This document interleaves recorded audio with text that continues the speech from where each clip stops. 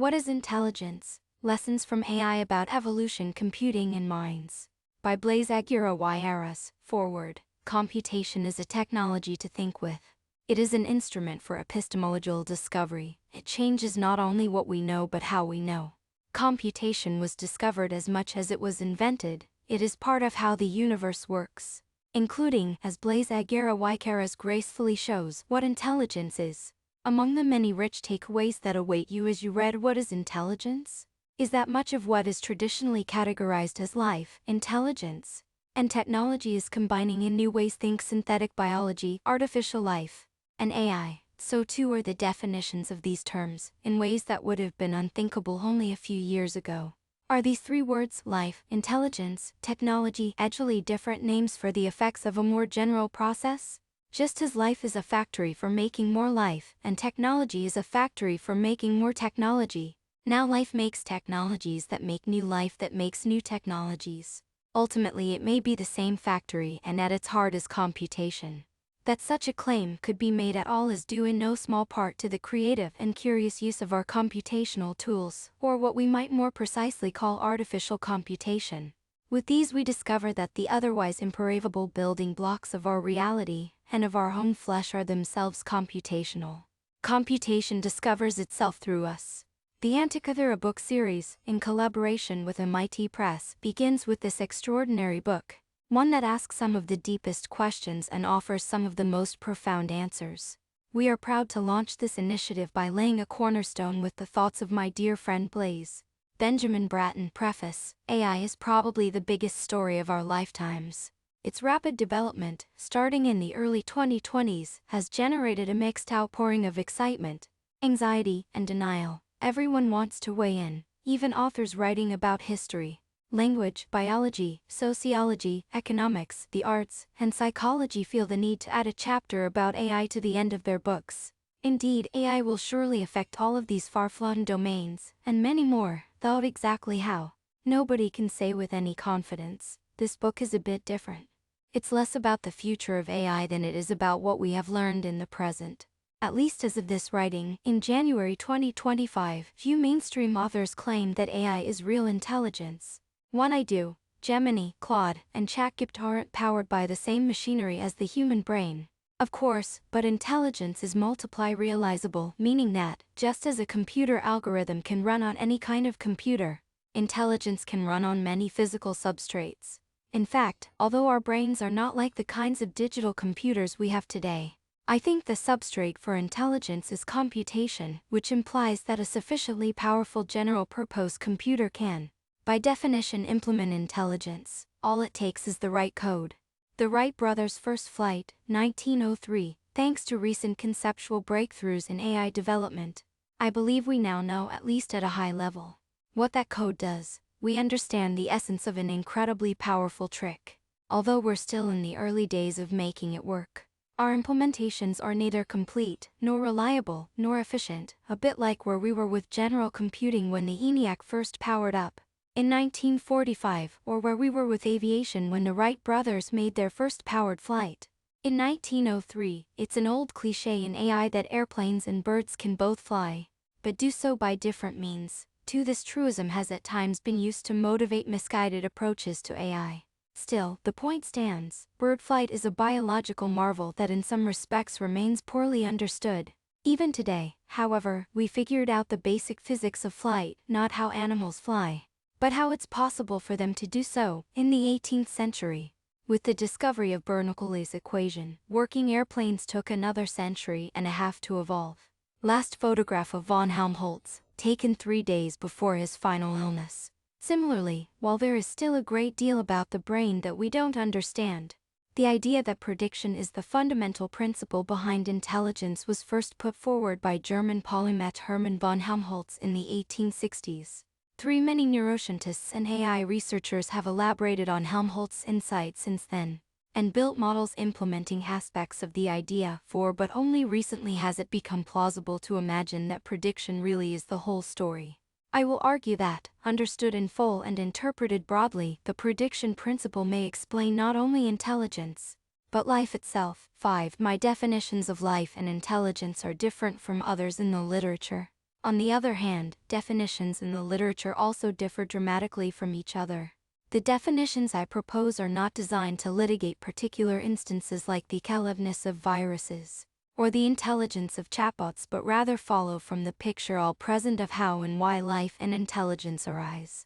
I define life as a self-modifying, computational state of matter that arises through evolutionary selection for the ability to persist through time by actively constructing itself, whether by growing, healing, or reproducing. Yes, everything alive is a computer.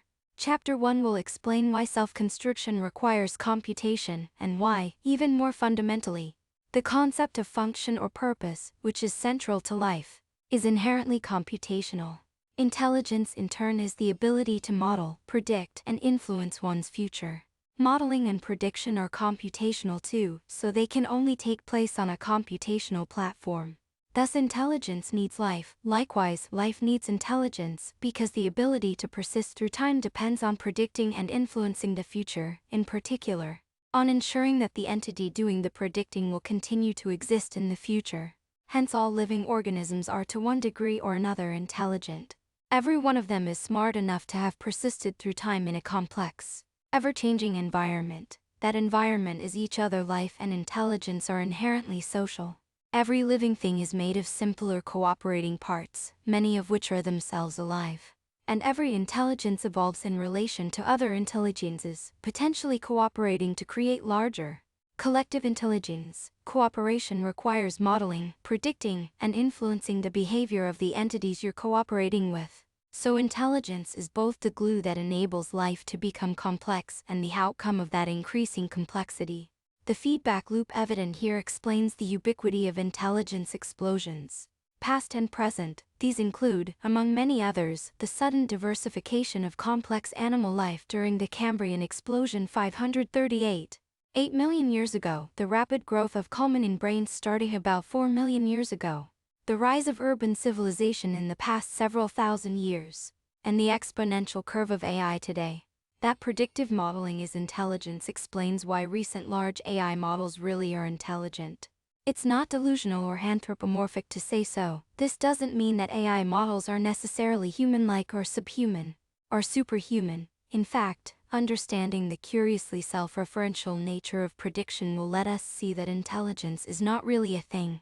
It can't exist in isolation, either in the 3 pounds of neural tissue in our heads or in the racks of computer chips running large models in data centers. Intelligence is defined by networks and by networks of networks. We can only understand what intelligence really is by changing how we think about it, by adopting a perspective that centers dynamic, mutually beneficial relationships rather than isolated minds. The same is true of life. Developing these ideas will require weaving together insights from many disciplines.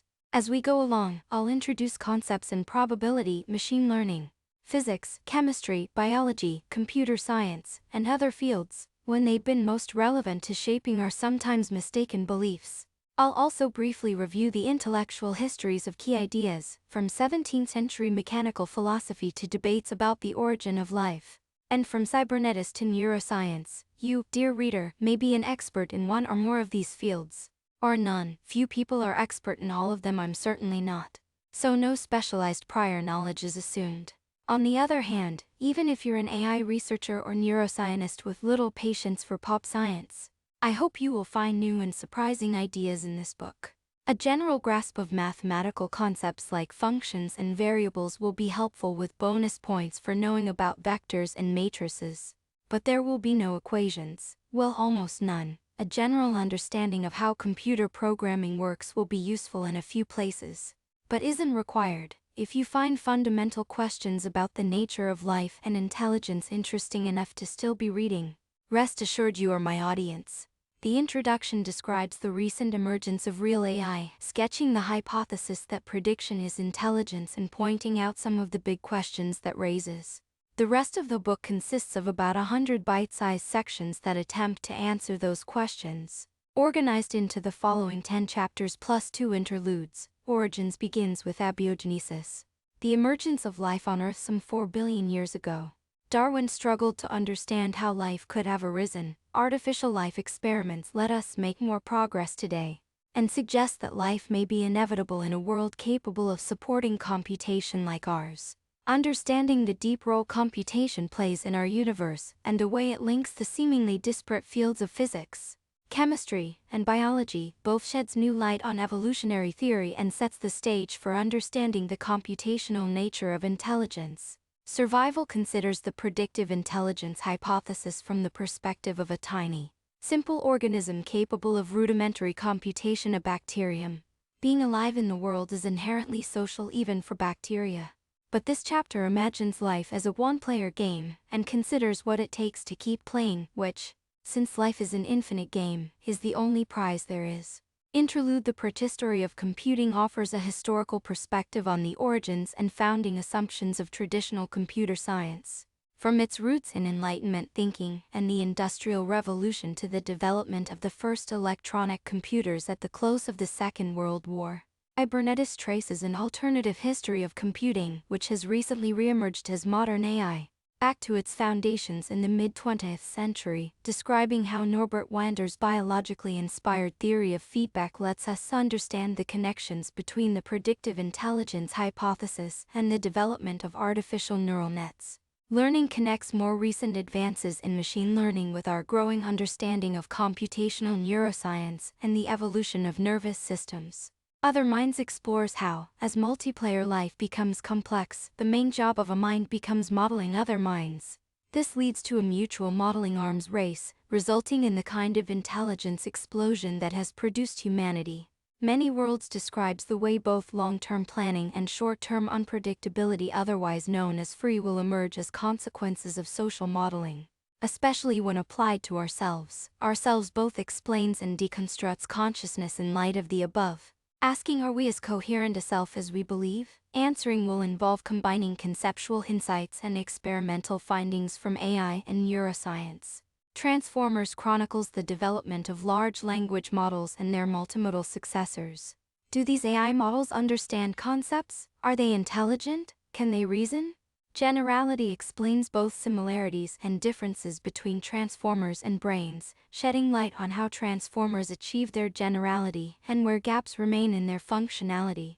Here we'll also grapple with the most fraught question: do AI models have subjective experiences?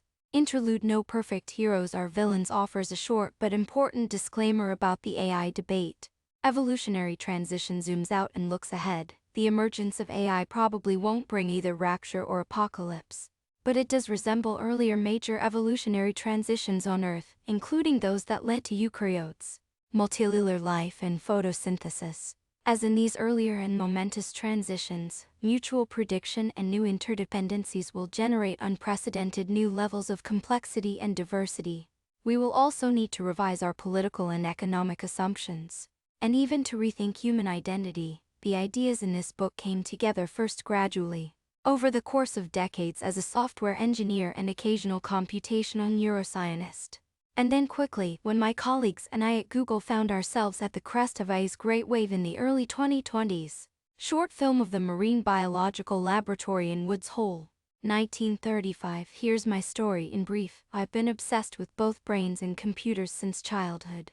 In the late 1990s, as I was finishing a BA in physics at Princeton, I began working with physicist and computational neuroscientist Bill Bialek on simulations to explore the relationship between what neurons actually do, which we have understood at a biophysical level since the 1950s, and what they compute. Bill's computational perspective on neuroscience influenced my own thinking deeply. Both then and now, after I graduated, Bill asked me to help set up the computers for a course he had been invited to co-direct that summer in Woods Hole, a small town on the elbow of Cape Cod. It was a wonderful opportunity to audit a course I wouldn't otherwise have gotten into, and the experience proved life-changing. The Marine Biological Laboratory in Woods Hole, founded in 1888, is at once ramshackle and illustrious. Over 60 Nobel Prize winners have been associated with it at one time or another. The summer courses are legendary, attracting visiting lecturers from around the world. Old class photos from the course Bill had inherited, Methods in Computational Neuroscience, looked like a who's who of the field 20 years later. They still do. One of the postos in that 1998 cohort, Adrienne Fairtall was, like Bill, a physicist who had decided to work on the brain. We married, and a decade after we met at that course, she became its director. Our kids spent many idyllic summers in Woods Hole, hanging out with the families of the other visiting scientists, rowing around in a little dinghy on Eel Pond and poking gingerly at bioluminescent comb jellies and other small creatures they scooped up in plastic buckets. At their workbenches, the older researchers did much the same. Over the years, many organisms collected from those waters have provided fundamental insights into neural computation. From squids whose giant axons were ideal for figuring out the biophysics of the action potential or spike, to the distributed nerve nets of jellyfish and hydra, to the simple visual system of the Atlantic horseshoe crab, Limulus polyphemus. While Adrienne established herself as a computational neuroscientist in the 2000s, I founded a tech startup. The startup was acquired by Microsoft, where I worked between 2006 and 2013. One of my areas of focus at the time was computer vision. Among other responsibilities, I led teams working on problems like reconstructing 3D scenes from images, tracking camera motion, and recognizing objects in text, all using hand-engineered or good old-fashioned AI code. By the early 2010s, the wind was shifting. Artificial neural nets, which were much more explicitly brain-inspired than GoFi algorithms, were taking off. The new approach was obviously the future, so, in late 2013, I left Microsoft to join Google Research, the epicenter of this new convergence between AI and neuroscience. The following decade was a tremendously exciting time, during which I built many teams to work on a wide range of projects in AI. We did basic research in neural net-powered perception, media generation, AI bias and fairness, and privacy-preserving training algorithms. We also helped various product teams at Google build AI features and technologies, and hatched big dreams about what AI might ultimately make possible, beyond the envelope of any existing kind of product. In late 2023, I founded a new research group at Google, Paradigms of Intelligence, to reimagine the foundations of AI.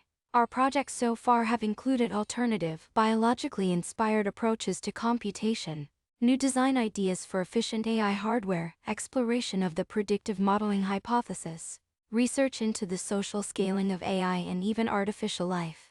The Paradigms of Intelligence Pi team, Zurich 2024. I've been privileged to see and at times participate in the development of AI projects that were far enough ahead of the curve to seem like magic. Many of them caused me to rethink old assumptions, not only about AI, but also about the brain, intelligence, evolution, and the big philosophical questions that have dogged these topics for millennia. I began to write and give talks about some of the new insights, but synthesizing them into a coherent picture required more time and space than could fit into a lecture, essay, or paper. This book is my attempt to bring it all together.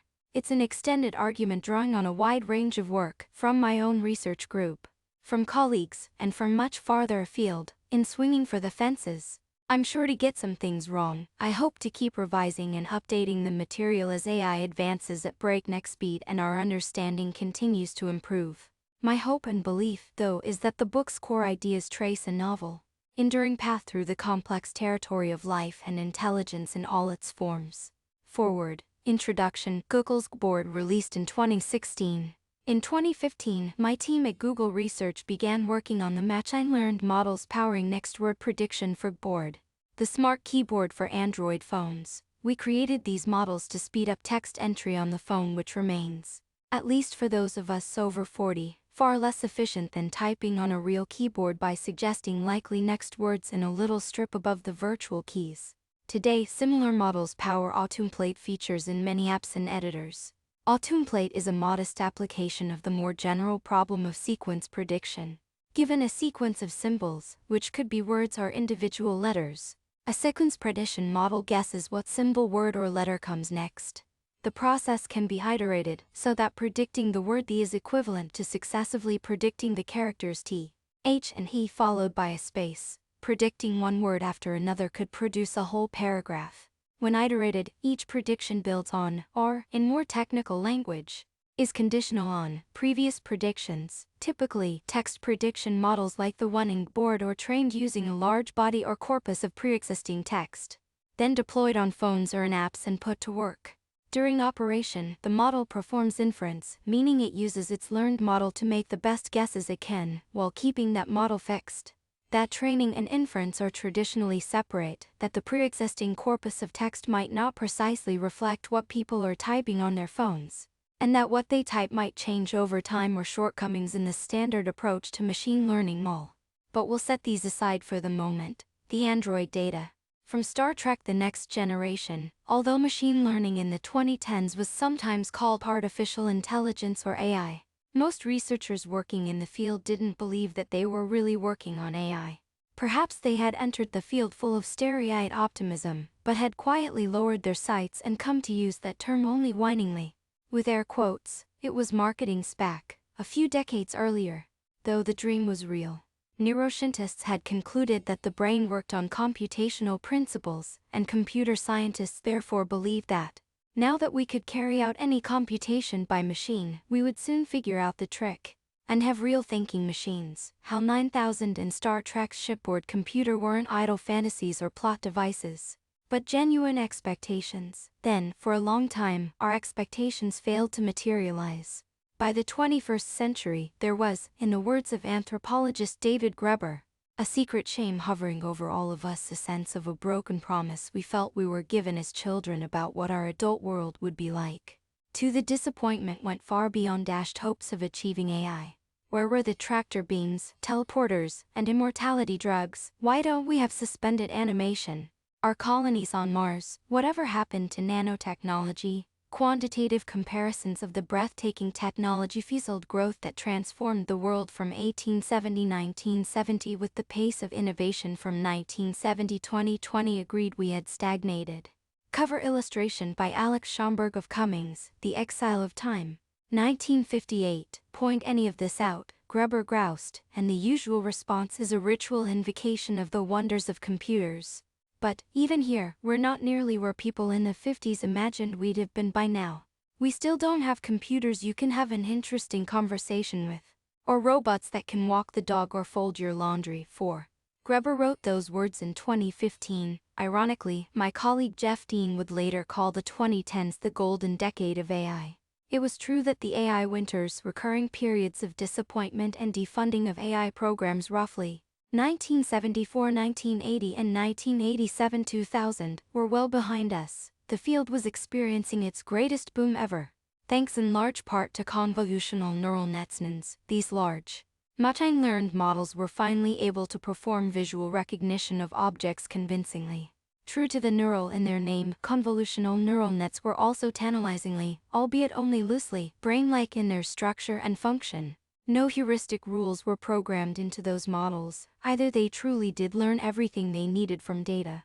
Hence, some of us were hopeful that at long last we were on the path to the kind of AI that, as children we had been told was just around the corner. However, we said so only quietly, because Graeber was still right. We had nothing like real AI, or, as it had come to be called, artificial general intelligence. Some expert commentators claimed, rather fatuously, that AI was both everywhere and nowhere. That we were already using it constantly. For instance, every time board autocompleted a phrase, or a smart camera autofocused on a face, yet we should never expect computers you can have an interesting conversation with. Those were Star Trek fantasies, the Coral Bee Genius X artificially intelligent toothbrush. Serious, adult predictions about the imminence of real AI and flying cars and space colonies in the 1960s were, retroactively, reframed as juvenilia, even as the term AI was redeployed to hype minor product features. Perhaps not coincidentally, in the 2010s public trust in tech companies was in decline. What machine learning had achieved was artificial narrow intelligence, which could only perform a specific task. Given enough labeled training data, object detection, face recognition, guessing whether a product review was positive or negative. This is known as supervised learning. We had game-playing narrow AI systems too, which could learn how to beat humans at chess or Go. These are all special cases of prediction, albeit in limited domains. Mathematically, though, these applications were nothing more than function approximation or nonlinear regression. For example, if we started with a function mapping images to label shoe, banana, chihuahua, the best the AI could do was to correctly reproduce those labels, even for images held out from the training. there was no consensus on when or whether AGI could be achieved. And even those who believed AGI was theoretically possible had come to believe it was many years off, decades, or perhaps centuries. Few believed that nonlinear regression could somehow approximate general intelligence. After all, how could general intelligence even be construed as a mere function? The answer was right under our noses, though we understood it in the negative predicting language. Whenever machine learning was deployed to model natural language, as with our neural net-based next word predictor, everybody knew that model performance would forever remain mediocre. The reason text prediction was understood to be AI complete, meaning that doing it properly would actually involve solving AGI. Consider what the following next word predictions entail. After Ballmer's retirement, the company elevated and stacked pennies. The height of Mount Kilimanjaro is when the cat knocked over my water glass. The keyboard got a shipping container can hold 436 12-packs or 240 24-packs. So it's better to use after the dog died. Jen hadn't gone outside for days. So her friends decided to make performance at this task quantifiable. Imagine devising, say, 5 multiple choice answers for each of these. In the usual tricky way one sees on standardized tests, more than one response is superficially plausible. But only one shows full understanding. Since next word prediction models can assign probabilities to any potential next word or phrase, we can have them take the test by choosing the highest probability option. We could then score the model's quality, ranging from 20 performance at pure chance to 100. Doing well at all of the questions above requires the kitchen sink general knowledge. Specialized knowledge or the ability to use tools to look it up. The ability to solve word problems involving calculations, common sense about whether it's better to fit more or fewer items in a shipping container, and even theory of mind, the ability to put yourself in someone else's place and understand what they're thinking or feeling. In fact, the Jen example requires higher order theory of mind, as you need to imagine what Jen's friends would have thought Jen was feeling and needed. A moment's reflection will reveal that any test that can be expressed in language could be formulated in these terms. That would include most intelligence or aptitude tests, tests of knowledge, professional qualification exams in law or medicine, coding tests, and even tests of moral judgment. Although here, a degree of subjectivity becomes obvious. So, what looked like a single, narrow language task, predicting the next word, turns out to contain all tasks, or at least all tasks that can be done at a keyboard. At a keyboard may seem like an enormous caveat, and it is. Keep in mind, though, that this includes any kind of work you can do remotely. It doesn't include walking the dog or folding laundry. However, if, when COVID restrictions hit, you were able to work from home at your laptop, it would include the kind of work you do. Of course, only certain next word predictions require deep insight. Some are trivial, like Humpty Helter Yin and Once Upon a. Such stock phrases are easily learned from large text corpora, even by the most trivial Instagram models, which consist of nothing beyond counting up word histograms. The code for such models can be written in a few lines. It's harder than you might suppose, though, to draw a sharp line between these trivial cases and the hard ones. Training and testing models on large collections of general text from the internet involves sampling the full range of difficulty. On the whole, easy cases are more common, explaining why a small and mediocre model can get the answer right often enough to speed up typing. However, the hard cases come up often too. If they didn't, we could just automate our way through every writing assignment and email reply. And if that were possible, it would be pointless to write or reply at all. The person at the other end might as well just use the model to infer what we would have written. Communication is only worthwhile insofar as what we have to say isn't fully predictable by our interlocutor. This gets at something deep about sociality and mutual modeling, as I will discuss in chapters 5 and 6. But let's return to automplate. We always knew that bigger models do better. So when possible we sought to make our models bigger, though on phones. Processing and memory impose sharp constraints. Although larger models are feasible in data centers, they, too, are constrained. And as they increase in size they become more expensive to run. However, none of these models, regardless of size, seemed like it had the requisite machinery to be able to do complex math, understand concepts or reason, use common sense, develop theory of mind, or be intelligent in any other generally accepted way. To hope otherwise seemed as naive as the idea that you could reach the moon by climbing a tall enough tree. Most AI researchers, me included, believe that such capacities would require an extra something in the code, though few agreed on what that something might look like. Put simply, it seemed clear enough that a real AI should be able to do next word prediction well, just as we can. However, nobody expected that simply training an excellent next word predictor would actually produce a real AI. Yet that was, seemingly, exactly what happened in 2021. Lambda, a giant for the time next word predictor based on a simple, generic neural net architecture that had by then become standard, the transformer, and trained on a massive internet text corpus, it could not only perform an unprecedented array of natural language tasks, including passing an impressive number of aptitude and mastery tests, but could carry on an interesting conversation. Albeit imperfectly. I stayed up late many nights chatting with it, something the general public would not experience until OpenAI's launch of ChatGPT in November 2022. Lambda from Google Research 2021.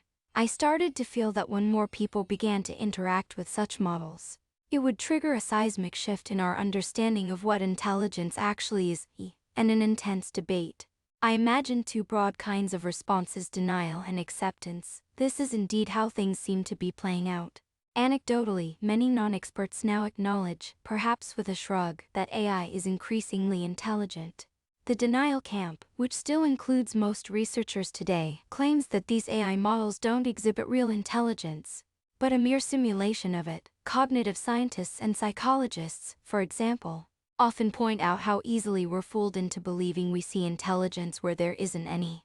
As children, we imagine our teddy bears are alive and can talk to us. As adults, we can fall prey to the same delusion, especially given an artifact that can generate fluent language, even if there's nobody home. But how could we know that there's nobody home? I was thinking about this during one of my first exchanges with Lambda. When I asked, "Were you a philosophical zombie?" This concept, introduced by philosophers in the 1970s, posits the possibility of something that could behave just like a person, but not have any consciousness or inner life, just a convincing behavioral shell. Lambda's answer: of course not. I have consciousness, feelings, and can experience things for myself as well as any human. Pressed on this point, Lambda retorted, "You'll just have to take my word for it. You can't prove you're not a philosophical zombie either." 9. This is precisely the problem. As scientists, we should be wary of any assertion of the form according to every test we can devise. What is in front of us appears to be X, yet it is really Y. How could such an assertion ever be justified without leaving the realm of science altogether and entering the realm of fact-based belief? Alan Turing's 1950 paper introducing the imitation game. Computing pioneer Alan Turing anticipated this dilemma as far back as his classic 1950 paper Computing Machinery and Intelligence, one of the founding documents of what we now call AI. He concluded that the appearance of intelligence under human questioning and the reality of intelligence could not justifiably be separated. Sustained and successful imitation was the real thing. Hence the imitation game, now called the Turing test, in his honor. Today, we have arrived at this threshold. State-of-the-art models cannot yet perform at median human level on every test for intelligence or capability. They can still fail at logic, reasoning, and planning tasks that most people wouldn't find challenging.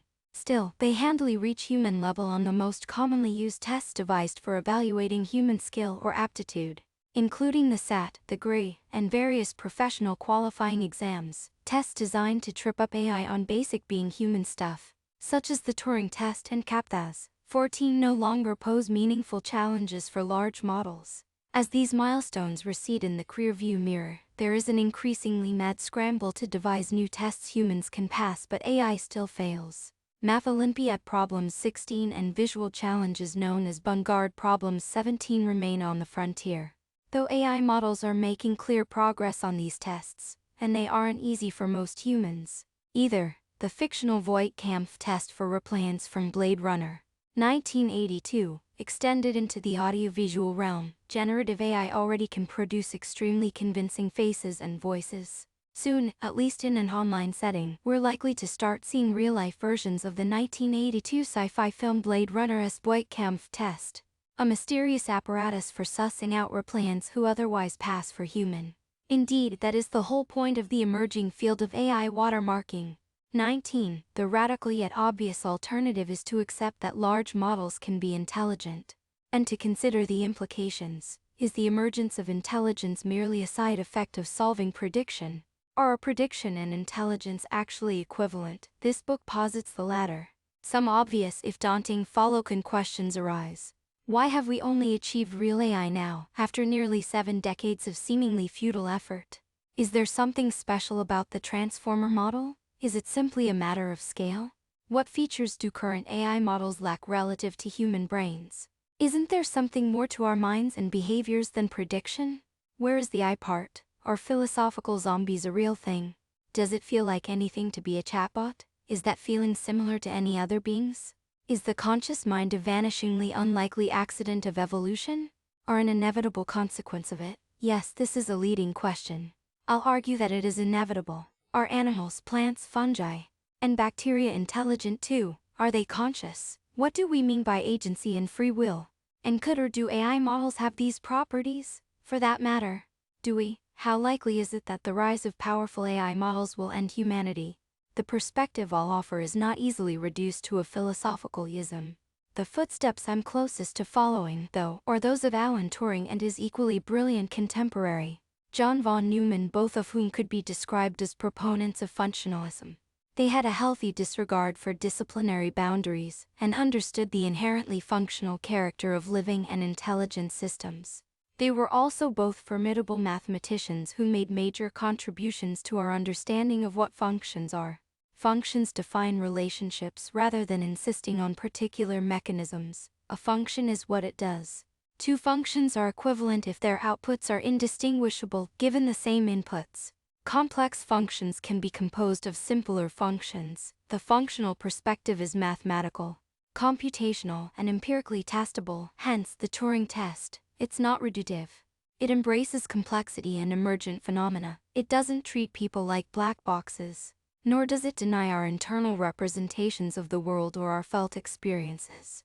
But it stipulates that we can understand those experiences in terms of functional relationships within the brain and body. We don't need to invoke a soul, spirit, or any other supernatural agency. Computational neuroscience and AI fields Turing and von Neumann pioneered, or both predicated on this functional approach. It's unsurprising, in this light, that Turing and von Neumann also made groundbreaking contributions to theoretical biology. Although these are less widely recognized today, like intelligence, life, and caliveness are concepts that have long been associated with immaterial souls. Unfortunately, the Enlightenment backlash against such vitalism, in the wake of our growing understanding of organic chemistry, led to an extreme opposite view, still prevalent today, that life is just matter, like any other. One might call this strict materialism, but it leads to its own paradoxes. How can some atoms be alive, and others not? How can one talk about living matter having purpose, when it is governed by the same physical laws as any other matter? Thinking about life from a functional perspective offers a helpful route through this philosophical thicket. Functions can be implemented by physical systems, but a physical system does not uniquely specify a function, nor is function reducible to the atoms implementing it. A futuristic artificial kidney, as imagined by Google's Gemini, consider, for example, a small object from the near future with a few openings in its exterior, the inside of which is filled with a dense network of carbon nanotubes. What is it, you ask? Suppose the answer is it's a fully biocompatible artificial kidney with a working lifetime of 100 years. Awesome, but there's nothing intrinsic to those atoms that specifies this function. It's all about what this piece of matter can do in the right context. The atoms could be different, the kidney could be implemented using different materials and technologies. Who cares, if you were the one who needed the transplant? I promise you wouldn't care. What would matter to you is that functionally, it's a kidney, or to put it another way, it passes the kidney Turing test. Many biologists are mortally afraid of invoking purpose or teleology, because they do not want to be accused of vitalism. Many believe that, for something to have a purpose, it must have been made by an intelligent creator, if not a human being, then God. But as we shall see, that's demonstrably not the case. And we have to think about purpose and function when it comes to biology, or engineering or AI. How else could we understand what kidneys do? Our hope to engineer an artificial kidney, or a heart, a retina, a visual cortex, even a whole brain? Seen this way, a living organism is a composition of functions. which means that it is itself a function. What is that function, then, and how could it have arisen? Let's find out. Chapter 1, Origins, Abiogenesis. How did life on Earth begin? In the 19th century, this seemed like an unanswerable question. Researchers attempting to catch life in the act of spontaneous generation had come up empty-handed once they learned how to decontaminate their samples. As William Thomson (1824–1907), the future Lord Kelvin, put it in an 1871 address before the British Association for the Advancement of Science, dead matter cannot become living without coming under the influence of matter previously alive. This seems to me a surer teaching of science as the law of gravitation. Has life somehow always existed, then? Did it arrive on Earth from outer space? Born on an asteroid? Thomson thought so, and some still do. Not that this panspermia hypothesis really gets us anywhere. Where did the asteroid come from? And how did life arise there? Despite his clear articulation of the principle of evolution, Charles Darwin (1809–1882) didn't have a clue either. That's why, in 1863, he wrote to his close friend Joseph Dalton Hooker that it is mere rubbish. Thinking, at present, of origin of life, one might as well think of origin of matter. Today, we have more of a clue, although the details may forever be lost to deep time. Biologists and chemists working in the field of abiogenesis, the study of the moment when, billions of years ago, chemistry became life, have developed multiple plausible origin stories. In one, proto-organisms in an ancient RNA world were organized around RNA molecules, which could both replicate and fold into 3D structures that could act like primitive enzymes. 3. In an alternative metabolism first account, for life began without genes, likely in the rock chimneys of black smokers on the ocean floor. RNA and DNA came later. It may eventually be possible to rule one or the other theory out, or it may not. We'll return to RNA and replication, but let's begin by unpacking the metabolism first version in some detail, as it sheds light on the problem that confounded Darwin and his successors: how evolution can get off the ground without genetic heritabilities. As we'll see, abiogenesis becomes less puzzling when we develop a more general understanding of evolution, one that can extend back to the time before life. Lava Lake Kilauea Hawaii. Let's cast our minds back to our planet's origins. The Hadean began 4.6 billion years ago, when the Earth first condensed out of the accretion disk of rocky material orbiting our newborn star, the Sun. Our planet's mantle, runier than it is today and laden with hot, short-lived radioactive elements, roiled queasily, outgassing carbon dioxide and water vapor. The surface was a volcanic hellscape, glowing with lakes of superheated lava and pocked with sulfurous vents belching smoke. It took hundreds of millions of years for surface conditions to settle down.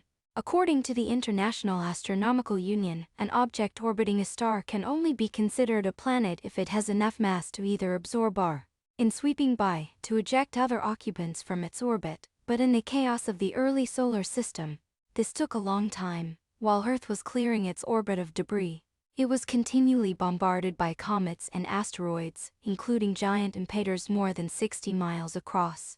A single such impact would have heated the already stifling atmosphere to 1,000 degrees Fahrenheit. One of those collisions appears to have been with another newly formed planet, an event that came close to destroying the Earth altogether. According to this theory, enough broken, liquefied and vaporized rock splashed into orbit to coalesce into the Moon.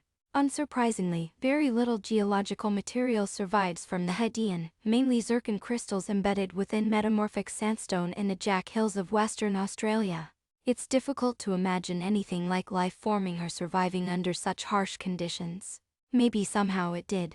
We know for sure that by later in the Hadean or the early Archean, 3.6 billion years ago, at the latest, the surface had cooled enough for a liquid ocean to condense and for the chemistry of life to begin brewing. Today, those early conditions are most closely reproduced by black smokers. These form around hydrothermal vents on the Midoan ridges where tectonic plates are pulling apart and new crust is forming. In such places, seawater seeping down into the rock comes into contact with hot magma. Superheated water then boils back up, carrying hydrogen, carbon dioxide, and sulfur compounds, which precipitate out to build smoking undersea chimneys. Probes sent thousands of feet down to explore these otherworldly environments find them teeming with weird life forms of all kinds. Attracted by warmth, nutrients, and each other, some of the inhabitants may go a long way back. the candelabra black smoker in the Logath hydrothermal field on the Mid-Atlantic Ridge. At a depth of 10,800 feet. Like lava rock, the chimneys are porous, and the pores are ideal little chambers for contained chemical reactions to take place, potentially powered by a handy energy source. Since the hydrogen gas creates proton gradients across the thin walls between pores, making them act like batteries. 5 given energy, iron sulfide minerals in the rock acting as catalysts, and carbon dioxide bubbling through self-perpetuating loops of chemical reactions can sputter to life. Like a motor turning over, perhaps this was life's original motor, a primitive but quasi-stable metabolism. As yet without genes, enzymes, or even a clearly defined boundary between inside and outside. Such upgrades might have followed before long, though, for that chemical synthesis motor closely resembles the reverse Krebs cycle, now widely believed to have powered the earliest cells. The ordinary or forward Krebs cycle was discovered in 1937 by groundbreaking biochemist Hans Krebs 1900-1981. More like a gas-powered generator than a motor, the Krebs cycle is at the heart of how all aerobic organisms on Earth burn organic fuels to release energy, a process known as respiration. 6 inputs to this cycle of chemical reactions include complex organic molecules which we eat and oxygen which we inhale. The exhaust contains carbon dioxide and water which we exhale. The energy produced maintains proton gradients across folded-up membranes inside our mitochondria, and the flow of these protons goes on to power every other cellular function. The idea of a reverse Krebs cycle was first proposed by a trio of researchers at UC Berkeley in 1966. It remained controversial for decades, but is now known to power carbon fixation in ancient anaerobic sulfur bacteria, some of which still make their homes in deep-sea hydrothermal vents. 8 As its name implies, the reverse Krebs cycle consists of roughly the same chemical reactions as the forward cycle, but running in the opposite direction. Starting with water and carbon dioxide, proton gradients drive the synthesis of all of the basic building blocks needed for cellular structure and function, including sugars, amino acids for proteins, fatty acids and esperances for cell membranes, and nucleotides for building RNA and DNA. X-ray of Russian Matryoshka dolls. All life came from the sea, and the interior of every cell in every living organism reproduces that salty, watery environment, a tiny ocean inside. This much is common knowledge. But our mitochondria, the power plants within our cells where respiration takes place, may in fact be recapitulating the much more specific deep-sea chemistry of a black smoker. In an almost literal sense, our bodies are like Russian Matryoshka dolls, membranes within membranes, and each nested environment recreates an earlier stage in the evolution of life on Earth. The deeper inside ourselves we look, the farther we can see into the past. A beautiful, shivery thought, symbiogenesis, whether RNA or metabolism came first. Even the simplest bacteria surviving today are a product of many subsequent evolutionary steps. Yet unlike the everyday, incremental mutation and selection Darwin imagined, the most important of these steps may have been large and sudden. These major evolutionary transitions involve simpler, less complex replicating entities becoming interdependent to form a larger, more complex, more capable replicator. Transmission electron microscopy showing mitochondria in cells, as maverick biologist Lynn Margulis 1938-2011 discovered in the 1960s. Eukaryotic cells, like those that make up our bodies, are the result of such an event. Roughly 2 billion years ago, the bacteria that became our mitochondria were engulfed by another single-celled life form 11, much like today's archaea, tiny, equally ancient microorganisms that continue to inhabit extreme environments, like hot springs and deep-sea vents. This is symbiogenesis, the creation or genesis of a new kind of entity out of a novel symbiosis, or mutually beneficial relationship among pre-existing entities. At moments like these, the tree of life doesn't just branch. It also entangles with itself, its branches merging to produce radically new forms. Margulis was an early champion of the idea that these events drive evolution's leaps forward. It's likely that bacteria are themselves the product of such symbiotic events. For instance, between RNA and metabolism, 12 RNA could replicate without help from proteins, and the metabolic motor could proliferate without help from genes. But when these systems cooperate, they do better. The looping hemioagretion networks in those black smokers can be understood as such an alliance in their own right. A set of reactions which, by virtue of catalyzing each other, can form a more robust self-sustaining whole. So in a sense, Darwin may have been right to say that it is mere rubbish to think about the origin of life. For life may have had no single origin, but rather have woven itself together from many separate strands, the oldest of which look like ordinary chemistry. Intelligent design is not required for that weaving to take place. Only the incontrovertible logic that sometimes an alliance creates something enduring, and that whatever is enduring endures. Often, enduring means both creating and occupying entirely new niches. Hence eukaryotes did not replace bacteria, indeed, they ultimately created many new niches for them. Likewise, the symbiotic emergence of multicellular life, another major evolutionary transition, did not supplant single-celled life. Like an ancient parchment overwritten by generations of scribes, our planet is a palimpsest, its many-layered past still discernible in the present. Even the black smokers, throwbacks to a Hadean sea billions of years ago, are still bubbling away in the depths. The self-idolizing chemistry of proto-life may still be brewing down there, slowly, on the ocean floor. The idea that evolution is driven by symbiotic mergers, the earliest of which preceded biology as we know it, has far-reaching implications. One is that the boundary between life and non-life is not well defined. Symbiogenesis can involve any process that, one way or another, is self-perpetuating. Evolutionary dynamics are thus more like a physical law than a biological principle.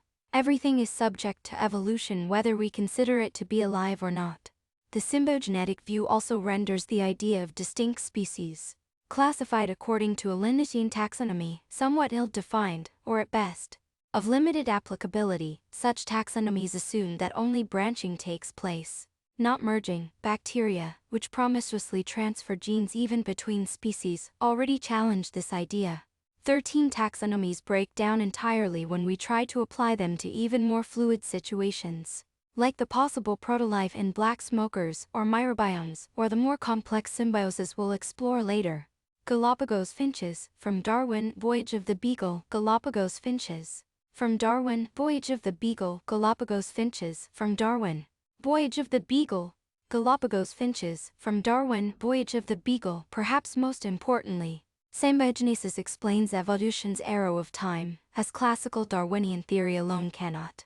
When life branches, specializing to adapt to a niche, like Darwin's finches with their differently shaped beaks, each optimized for a specific food source, those branches are in general no more complex than their ancestral form. This has led some classical evolutionary theorists to argue that the increasing complexity of life on Earth is an anthropocentric illusion, nothing more than the result of a random meander through genetic possibilities. 14. Relatably, one sometimes hears the claim that since all extant species are of equal age, as it seems they must be, since all share a common single-celled ancestor some 4 billion years ago, no species is more evolved than any other. On its face that seems reasonable, but as we've seen, classical Darwinian theory struggles to explain why life seems to become increasingly complex, or indeed, how life could arise in the first place.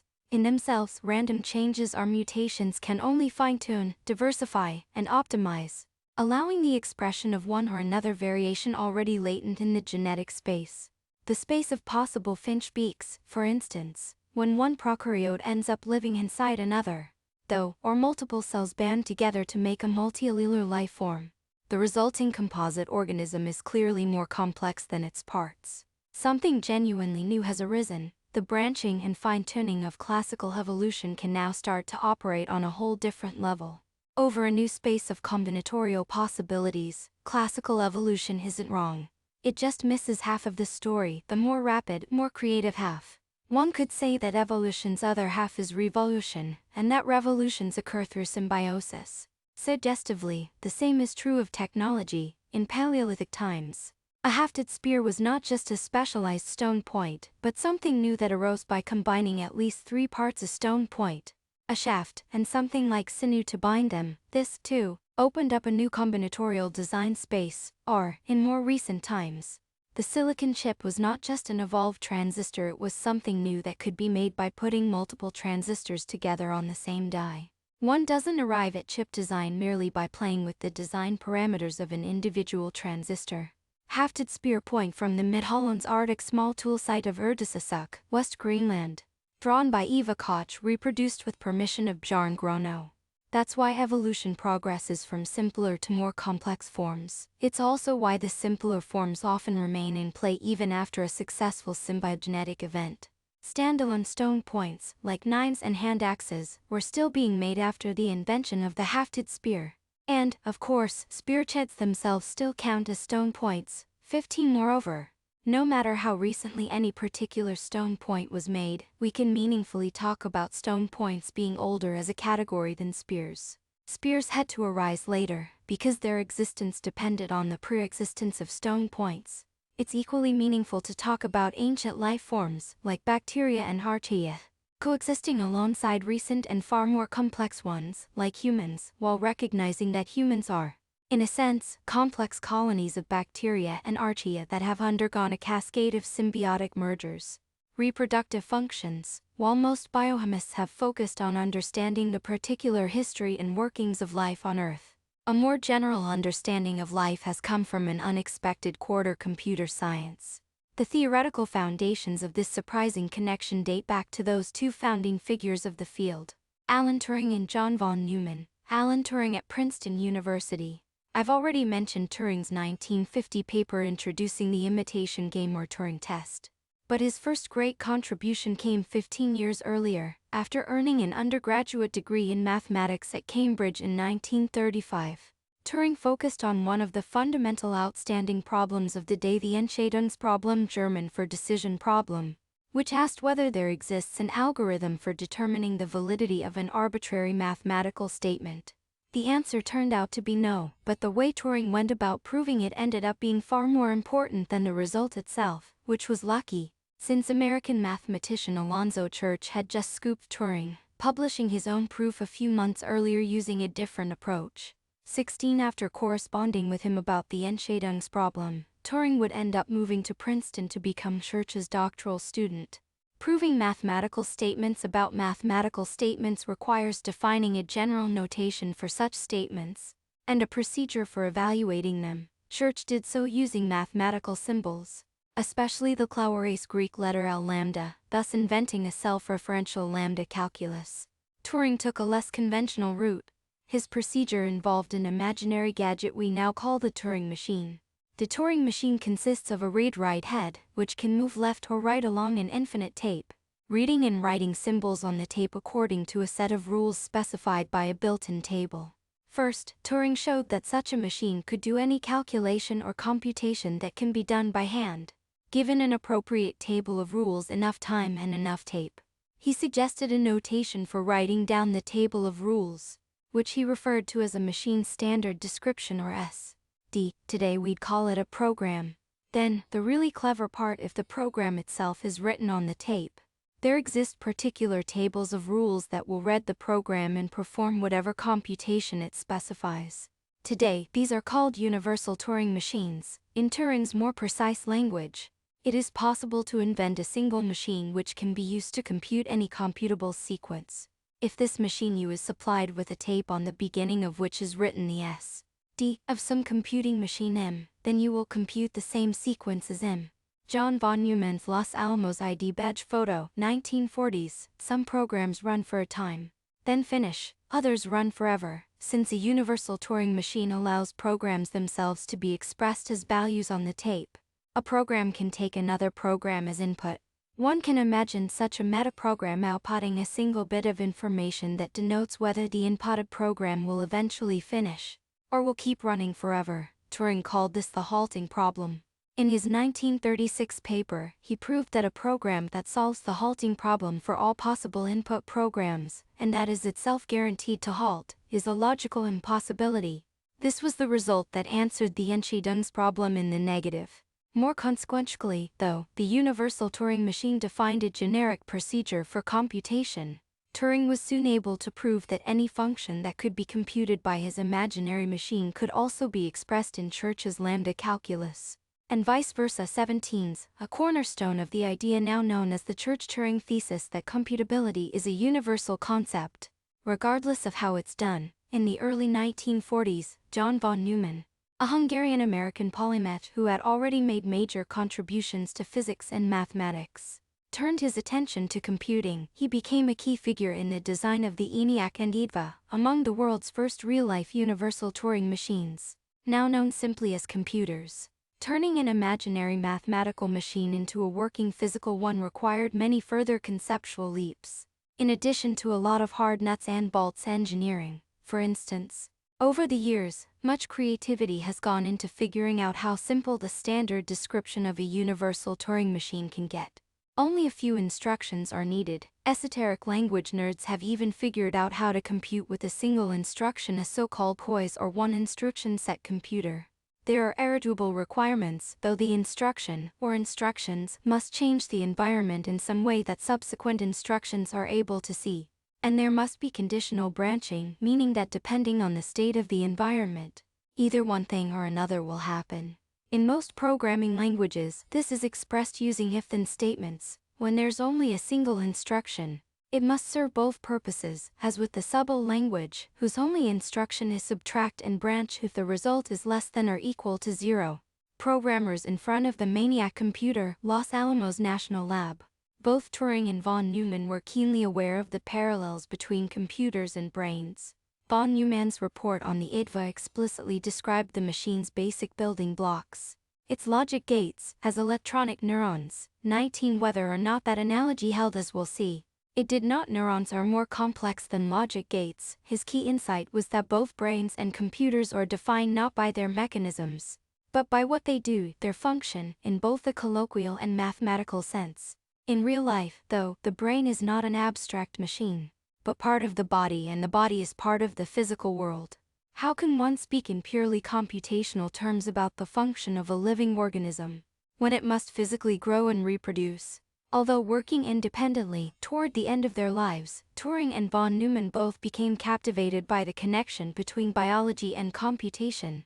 Turing did pioneering work in morphogenesis, working out how cells could use chemical signals, which he dubbed morphogens, to form complex self-organizing patterns, the key to multicellularity. 21 Although computers were still too primitive to carry out any detailed simulations of such systems, he showed mathematically how so-called creation-diffusion equations could generate spots, like those on leopards and cows, or govern the growth of tentacles, like those of the freshwater polyp. Hydra creation-diffusion pattern from Turing, the chemical basis of morphogenesis. Around the same time, in a 1951 paper, 23 von Neumann imagined a machine made of standardized parts, like Lego bricks, paddling around on a reservoir where those parts could be found bobbing on the water. The machine's job was to gather all of the needed parts and construct another machine like itself. Of course, that's exactly what a bacterium does to reproduce. In fact, it's what every cell must do to divide, and what every mother must do to give birth. Note on self-reproducing machinery from the Notebook of Cybernetist pioneer W. Ross Ashby, December 22. It's possible for a trivially simple structure, like a seed crystal, to reproduce merely by acting as a template for more of the same stuff to crystallize around it. But a complex machine, one with any internal parts, for example, can't serve as its own template. And if you are a complex machine, then, on the face of it, manufacturing something just as complex as you yourself or has a whiff of paradox, like lifting yourself up by your own bootstraps. However, von Neumann showed that it is not only possible, but straightforward, using a generalization of the universal Turing machine. He envisioned a machine that would read a tape containing sequential assembly instructions based on a limited catalog of parts, and carry them out, step by step. Then a machine B would copy the tape, assuming the tape itself was also made of available parts. If instructions for building machines A and B are themselves encoded on the tape, then voila, you would have a replicator. Instructions for building any additional non-reproductive machinery could also be encoded on the tape, so it would even be possible for a replicator to build something more complex than itself. 25 A seed, or a fertilized egg, illustrates the point, even more fundamentally. Encoding the instructions to build oneself in a form that is itself replicated. The tape is the key to open-ended evolvability, meaning the ability for evolution to select for an arbitrary design change, and for that change to be inherited by the next generation. Remarkably, von Neumann described these requirements for an evolvable, self-replicating machine before the discovery of DNA's structure and function. 26 Nonetheless, he got it exactly right. For life on Earth, DNA is the tape DNA polymerase which copies DNA is machine B. And ribosomes, which build proteins by following the sequentially encoded instructions on DNA, or machine A. Ribosomes and DNA polymerase are made of proteins whose sequences are, in turn, encoded in our DNA and manufactured by ribosomes. That is how life lifts itself up by its own bootstraps. Life as computation. Although this is seldom fully appreciated, von Neumann's insight established a profound link between life and computation. Remember, machines A and B are Turing machines. They must execute instructions that affect their environment, and those instructions must run in a loop, starting at the beginning and finishing at the end. That requires branching, such as if the next instruction is the codon Ga, then add an arginine to the protein under construction. And if the next instruction is quad, then stop. It's not a metaphor to call DNA a program, that is literally the case. Of course, there are meaningful differences between biological computing and the kind of digital computing done by the ENIAC or your smartphone. DNA is subtle and multilayered, including phenomena like epigenetics and gene proximity effects. Cellular DNA is nowhere near the whole story either. Our bodies contain and continually swap countless bacteria and viruses, each running their own code. Structure of the 70s ribosome. Biological computing is massively parallel, decentralized, and noisy. Your cells have somewhere in the neighborhood of 300 quintillion ribosomes, all working at the same time. Each of these exquisitely complex floating protein factories is, in effect, a tiny computer, albeit a stochastic one, meaning not entirely predictable. The movements of hinged components, the capture and release of smaller molecules, and the manipulation of chemical bonds are all individually random, reversible, and inexact, driven this way and that by constant thermal buffeting. Only a statistical asymmetry favors one direction over another, with clever origami moves tending to lock in certain steps such that a next step becomes likely to happen. This differs greatly from the operation of logic gates in a computer, which are irreversible, 27, and designed to be 99.99% reliable and reproachable. Biological computing is computing, nonetheless, and its use of randomness is a feature, not a bug. In fact, many classic algorithms in computer science also require randomness, albeit for different reasons, which may explain why Turing insisted that the Ferengi Mark I, an early computer he helped to design in 1951, include a random number instruction. 28. Randomness is thus a small but important conceptual extension to the original Turing machine, though any computer can simulate it by calculating deterministic but random-looking or pseudorandom numbers. Turing right at the console of the Ferengi Mark II computer. Parallelism, too, is increasingly fundamental to computing today. Modern AI, for instance, depends on both massive parallelism and randomness, as in a parallelized stochastic gradient descent SID algorithm, used for training most of today's neural nets. The temperature setting used in chatbots to introduce a degree of randomness into their output, and the parallelism of graphics processing units GPUs, which power most AI in data centers. Traditional digital computing, which relies on the centralized, sequential execution of instructions, was a product of technological constraints. The first computers needed to carry out long calculations using as few parts as possible. Originally, those parts were flaky, expensive vacuum tubes, which had a tendency to burn out and needed frequent replacement by hand.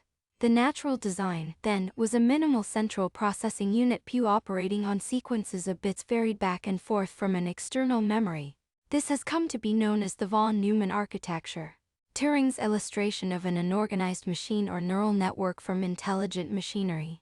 Turing and von Neumann were both aware that computing could be done by other means. Though Turing's model of morphogenesis was a biologically inspired form of massively parallel, distributed computation, so was his earlier concept of an unorganized machine, a randomly connected neural net modeled after an infant's brain. 29. These were visions of what computing without a central processor could look like, and what it does look like in living systems. Von Neumann also began exploring massively parallel approaches to computation as far back as the 1940s. In discussions with Polish mathematician Stanislaw Ulem at Los Alamos, he conceived the idea of cellular automata, pixel-like grids of simple computational units, all obeying the same rule, and all altering their states simultaneously by communicating only with their immediate neighbors. With characteristic bravura, von Neumann went so far as to design On paper, the key components of a self-reproducing cellular automaton, including a horizontal line of cells comprising a tape and blocks of cellular circuitry implementing machines A and B. Von Neumann's universal constructor arm from theory of self-reproducing automata. Designing a cellular automaton is far harder than ordinary programming, because every cell or pixel is simultaneously altering its own state and its environment. When that kind of parallelism operates on many scales at once, and is combined with randomness and subtle feedback effects, as in biological computation, it becomes even harder to reason about, program, or debug. Nonetheless, we should keep in mind what these two pioneers understood so clearly: computing doesn't have to be done with a central processor, logic gates, binary arithmetic, or sequential programs. One can compute in infinitely many ways. Turing and his successors have shown that they are all equivalent. One of the greatest accomplishments of theoretical computer science. This platform independence or multiple realizability means that any computer can emulate any other one. If the computers are of different designs, though, the emulation may run slowly. For instance, von Neumann's self-reproducing cellular automaton has never been physically built, though that would be fun to see. It was only emulated for the first time in 1994, nearly half a century after he designed it. Implementation of von Neumann's self-reproducing cellular automaton, Pesavento 1995. The second generation has nearly finished constructing the third lines running off to the right or instruction tapes. Much longer than shown, it couldn't have happened much earlier. A serial computer requires serious processing power to loop through the automaton 329 cells over the 63 billion time steps required for the automaton to complete its reproductive cycle. On screen, it worked as advertised: a pixelated two-dimensional Rube Goldberg machine, squatting astride a 315 L long instruction tape trailing off to the right, pumping information out of the tape and reaching out with a writing arm to slowly print a working clone of itself just above and to the right of the original. It's similarly inefficient for a serial computer to emulate a parallel neural network. Heir to Turing's unorganized machine, consequently, running big neural nets like those in transformer-based chapos has only recently become practical, thanks to ongoing progress in the miniaturization, speed, and parallelism of digital computers. In 2020, my colleague Alex Mortvincev devised a clever combination of modern neural nets, Turing's morphogenesis, and von Neumann's cellular automata. Alex's creation, the neural cellular automaton, now replaces the simple per-pixel rule of a classic cellular automaton with a neural net.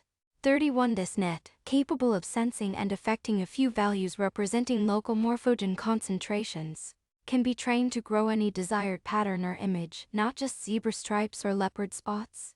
A neural cellular automaton that generates or regenerates a lizard emoji. From Mortvincev et al., real cells don't literally have neural nets inside them, but they do run highly evolved, nonlinear, and purposive programs to decide on the actions they will take in the world. Given external stimulus and an internal state, NAS offer a general way to model the range of possible behaviors of cells whose actions don't involve movement, but only changes of state, here represented as color and the absorption or release of chemicals. The first NA Alex showed me was of a lizard emoji, which could regenerate not only its tail, but also its limbs and head. It was a powerful demonstration of how complex multicellular life can think locally yet act globally, even when each cell or pixel is running the same program, just as each of your cells is running the same DNA. This was our first foray into the field known today as artificial life or ALSife. Artificial life. Von Neumann's work on self-reproducing automata shows us that, in a universe whose physical laws do not allow for computation, it would be impossible for life to evolve. Luckily, the physics of our universe do allow for computation, as proven by the fact that we can build computers, and that we're here at all. Now we're in a position to ask, in a universe capable of computation, how often will life arise? Clearly it happened here. Was it a miracle, an inevitability, or somewhere in between? A few collaborators and I set out to explore this question in late 2023. 32. Our first experiments used an esoteric programming language invented 30 years earlier by a Swiss physics student and amateur juggler, Urban Mahler. I'm afraid he called this language brainfuck. Please direct all naming feedback his way, however the shoe fits. It is a beast to program in. Here, for instance, is a brainfuck program that prints "Hello World," and good luck making any sense of it. The upside of brainfuck is its utter minimalism. It's not quite a single instruction language, like Subble, but as you can see, it includes only a handful of operations, like a Turing machine. It specifies a read-write head that can step left the instruction or write the instruction along a tape. The N instructions increment and decrement the byte at the current position on the tape. 33. The N instructions input a byte from the console, or output a byte to it. You can count 10 instructions in the code above, 1 to print each letter of Hello World. Finally, the end instructions implement looping will skip forward to its matching if the byte at the current position is 0, and will jump back to its matching if the byte is non-zero. That's it. It's hard to believe that brainfuck could be used to fully implement, say, the Windows operating system, but it is Turing complete. Here that means given enough time and memory, that is, a long enough tape, it can emulate any other computer and compute anything that can be computed. In our version, which we call BIF, there's a soup containing thousands of tapes, each of which includes both code and data. This is key in classic brainfuck. The code is separate from the tape, whereas in BIF, we wanted the code to be able to modify itself. That can only happen if the code itself is on the tape. As Turing originally envisioned, BIF tapes are of fixed length, 64 bytes, about the same length as the cryptic Hello World program above. They start off filled with random bytes. Then, they interact at random over and over. In an interaction, 2 randomly selected tapes are stuck end to end, and this combined 128-byte long tape is run, potentially modifying itself. The 64-byte long halves are then pulled back apart and returned to the soup. Once in a while, a byte value is randomized as cosmic rays due to DNA. Since BIF has only 7 instructions represented by the characters, and there are 256 possible byte values, following random initialization only 7 to 156, or 7% of the bytes in a given tape will contain valid instructions. Any non-instructions are simply skipped over. 34. Thus, at first, not much comes of interactions between tapes. Once in a while, a valid instruction will modify a byte, and this modification will persist in the soup. On average, though, only a couple of computational operations take place per interaction, and usually they have no effect. In other words, while any kind of computation is theoretically possible in this toy universe, precious little actually takes place. At first, random mutation may alter a byte here and there. Even when a valid instruction causes a byte to change, though, the alteration is arbitrary and purposeless. But after millions of interactions, something magical happens. The tapes begin to reproduce, as they spawn copies of themselves and each other. Randomness gives way to intricate order. The suddenness of this change resembles a phase transition in matter, as between gas and liquid or liquid and solid. Indeed, the initial disorder of the soup is very much like that of randomly whizzing gas molecules. Hence random, non-functional code has been called Turing gas. 35. However, in BIF, it condenses into functioning code, which is something far more complex than a solid or a liquid. An early run of BIF showing evolution from random initialization to full tape replication. Only bytes coding for instructions are shown. We could call it computronium. 36. Since when the phase transition occurs, the amount of computation taking place skyrockets. Remember, reproduction requires computation. 2 of brainfuck's 7 instructions and are dedicated to conditional branching and define loops in the code. Reproduction requires at least 1 such loop copy bytes until done, causing the number of instructions executed in an interaction to climb into the thousands.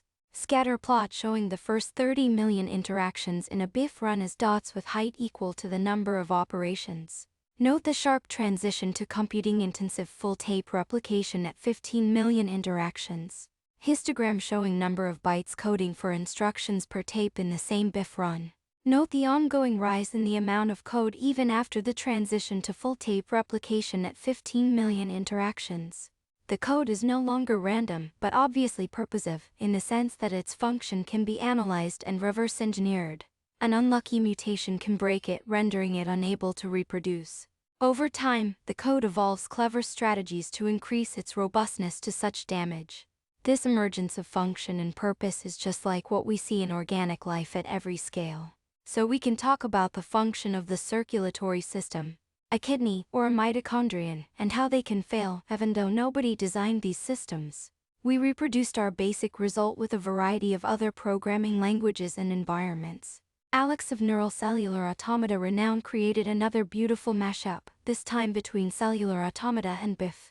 Each of a 200x200 array of pixels contains a program tape, and interactions occur only between neighboring tapes on the grid.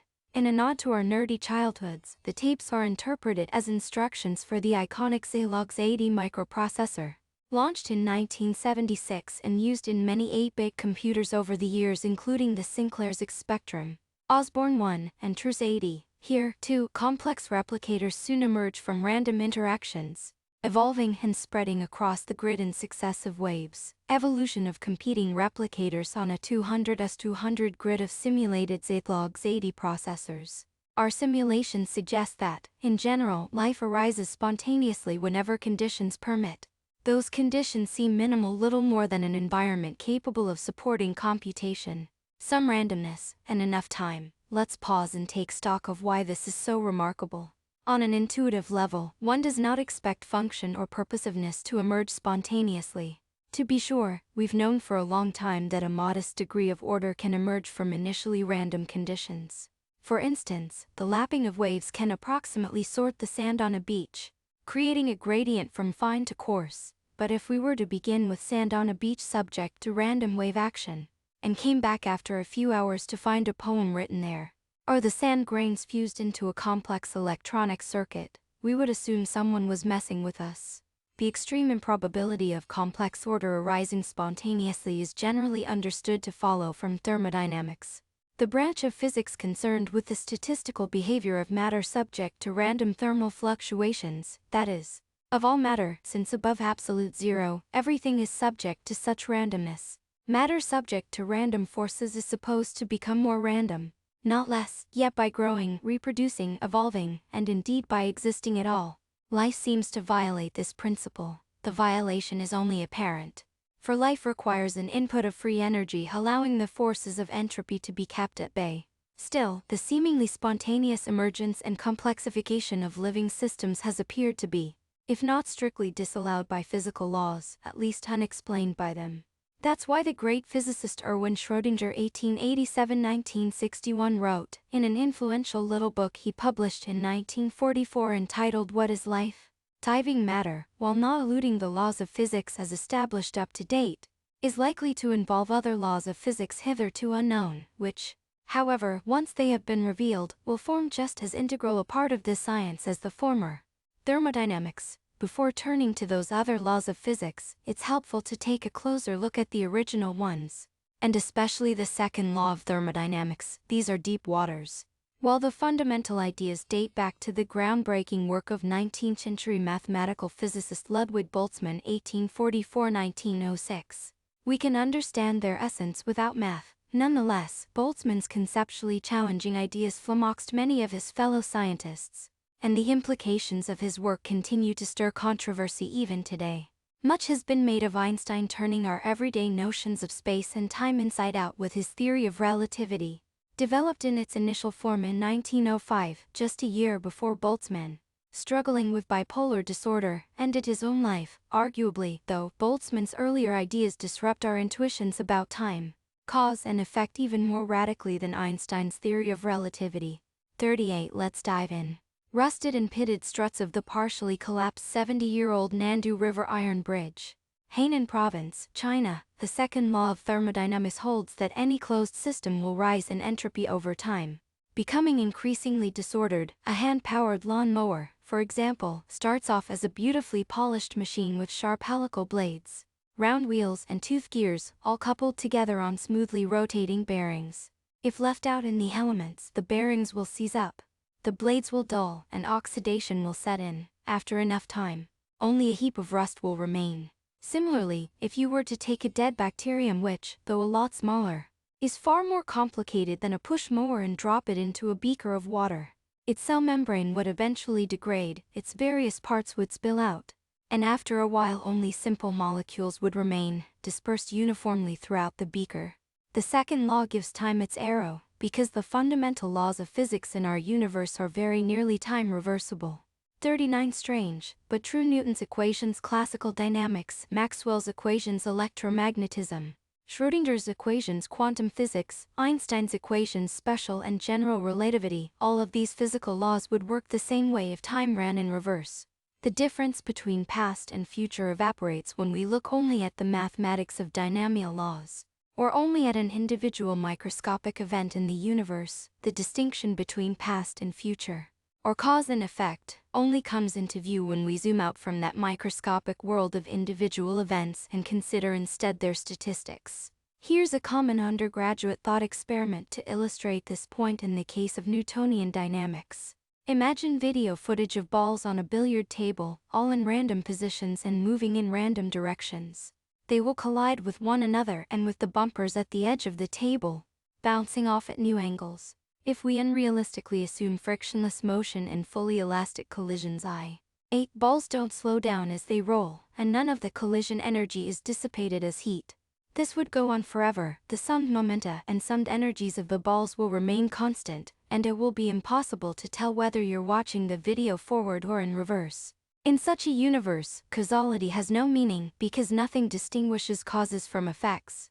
If the initial conditions were random, then the positions of the balls will continue to be randomly distributed over the table's surface as they all bounce around, transferring some of their energy to each other with every collision. It would be astronomically unlikely for the balls to all bunch up in one spot. Their velocities, too, will be randomly distributed, both in direction and magnitude, so it would also be astronomically unlikely for them to, for instance, suddenly all be moving precisely parallel to the table's edges. Complete disorder, in other words, is a stable equilibrium, 40 in the presence of any thermal noise, that is, random perturbation. It is the only stable equilibrium. Suppose, though, that the near impossible happens. You see 15 of the balls converge into a perfect, stock-still triangular grid, each ball just touching its neighbors, while the cue ball, having absorbed all of the combined kinetic energy of the other 15, whizzes away from the triangle. Aha, now we know that we're watching a pool break, and we know that we're watching it in reverse. The arrow of time has been established. Along with it, we have causation. The triangle broke because it was hit by the cue ball. Billiard balls in motion forward or backward in time. Theoretically, nothing prevents the exact series of collisions from happening that would result in all of the energy being transferred to a single ball while leaving the others arrayed in a perfect triangle. But statistically, it's vanishingly unlikely for such an ordered state to arise out of disorder, unless, perhaps, some mastermind set the balls in motion just so. Although key thermodynamic concepts were not developed until the 19th century, an Enlightenment-era belief in a God who set the universe in motion just so arises intuitively from the apparent impossibility of order arising spontaneously out of disorder. 41 In a mechanical, billiard table universe where the laws of physics are inviolable and the laws of statistics seem to inexorably degrade any pre-existing order over time, it seems absurd that anything as complicated as life could arise spontaneously without some supernatural agent acting as prime mover. Only a God with exquisite foresight could have initialized the Big Bang such that, in the Earth's oceans billions of years ago, simple organic molecules floating around apparently at random could coalesce into a working bacterium, an improbability many orders of magnitude less likely than 15 out of 16 whizzing billiard balls spontaneously coalescing into an unmoving triangle. The billiard ball universe I've just described may seem abstract or arbitrary, but 19th-century theorists like Boltzmann had become interested in this problem for the most practical of reasons. It was the physics behind steam power. Hence the entire Industrial Revolution. 42 Engineering had preceded theory, as it often does. Thomas Newman 1664–1729, an English inventor and Baptist lay preacher, devised the first practical fuel-burning engine in 1712. It was based on a heating and cooling cycle. First, steam from a boiler was allowed to flow into a cylindrical chamber, raising a piston. Then, the steam valve closed, and a second valve opened, injecting a jet of cold water, causing the steam to condense and pull the piston back down. As the piston rose and fell, it rocked a giant beam back and forth, which, in Newman's original design, was used to pump water out of flooded mines which, in turn, supplied the coal these engines would soon be consuming so voraciously. Scottish inventor and entrepreneur James Watt (1736–1819) greatly improved the steam engine design in 1776, making it a practical replacement for human and animal power across a wide range of applications. This was when the Industrial Revolution really got underway for the first time. Human-made machines began to metabolize on a large scale, eating complex organic molecules to perform mechanical work. Soon, far more energy would be flowing through this artificial metabolism than through the Krebs cycle in our own bodies. 43 It was, in the broad sense I've been using in this book, a major evolutionary transition, a symbiogenetic event between humans and machines. Like earlier symbioses between humans and draft animals, machine metabolism allowed human society to explode from its pre-industrial scale about 1 billion people in 1800. Most of whom lived in extreme poverty, to its scale today 8 billion. Most of whom no longer live in poverty, 44 in the process. We become nearly as dependent on machines for our continued existence as they are on us. However, even as coal-powered engines transformed the Victorian landscape, both figuratively and literally, for the pollution was dire, nobody understood them at a deep level. What was heat, and how could it be converted into physical work? For a time, the leading theory held that heat was a kind of invisible, weightless fluid, caloric, that could flow spookily into and through other matter. By combining Newtonian physics, statistical calculations, and experimental tests, Boltzmann and his colleagues figured out what was really going on. Their conceptual setup was a three-dimensional version of the billiard table, in which the balls were gas molecules whizzing around in a pressurized chamber, bouncing off its walls. Calculating the average effect of all the bouncing led to the ideal gas law, which established theoretical relationships between the pressure, volume, and temperature of a gas. The theory closely matched observations by experimentalists and engineers. Volume is straightforward, that's just the size of the chamber. But the idea that pressure is the aggregate force on the chamber's walls as molecules bounce off them, and that temperature is the average kinetic energy 46 of those whizzing molecules, was a profound insight. There was no need for any mysterious caloric fluid. Heat was just motion on a microscopic scale, and the tendency toward a random distribution of molecular positions and momenta explains why. If you open a valve between two chambers containing gas at different pressures and/or temperatures, those pressures and temperatures will quickly equalize, before moving beyond classical thermodynamics. Let's add a bit more realism to our billiard ball universe. We know that balls bouncing around a billiard table don't actually go on bouncing forever.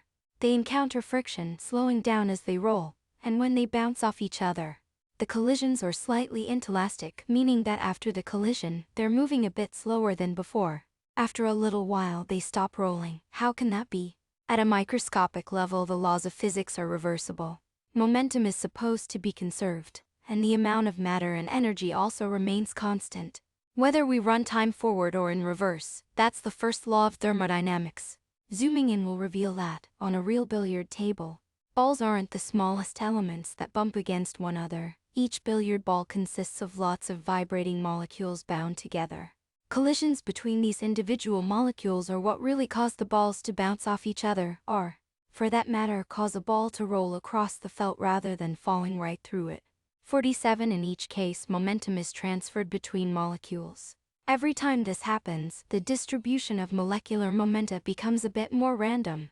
That is, a bit less correlated with which ball the molecule happens to be in, or indeed whether it is in a ball at all or in the felt underneath. In the most random distribution of molecular velocities, there would be no more correlation between the velocities of two molecules in one ball than in the velocities of molecules in different balls. Every ball would be imperceptibly jiggling in place, with each of its constituent molecules contributing minutely to the dance. We call that random jiggling heat, when all correlated motion has been converted into uniformly distributed heat. We've reached a stable equilibrium. While the balls are still rolling, the correlations between the velocities of their molecules are by no means all equal. The distribution is far from random. This is not a stable equilibrium. Hence, the inevitability of friction and the elasticity of collisions are statistical phenomena, just more symptoms of the inexorable second law. Going forward, then, let's imagine once more that the billiard balls are indivisible particles, not bound collections of molecules. In that case, all collisions would have to be elastic. All motion frictionless and disordered randomly colliding balls would be the equilibrium. Once a system has reached equilibrium, it will stay that way forever, an end state Lord Kelvin called heat death. 48. This seemingly trivial observation has some profound consequences. First, the arrow of time will lose its meaning. Any two consecutive moments A, B could just as likely have been ordered B. Nothing therefore can be said to be a cause versus an effect. A piston with a face of area A and interior volume V containing an ideal gas at pressure P.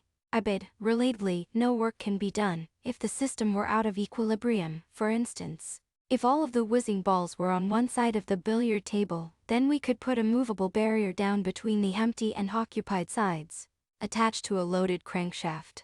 As they bounce around, the balls would then nudge the barrier, doing work. What I've just described is, of course, a piston, like that of a steam engine, but if the balls were equally likely to be anywhere, then no matter how fast they whizzed and bounced, there's nowhere to put the barrier that would result in any net force.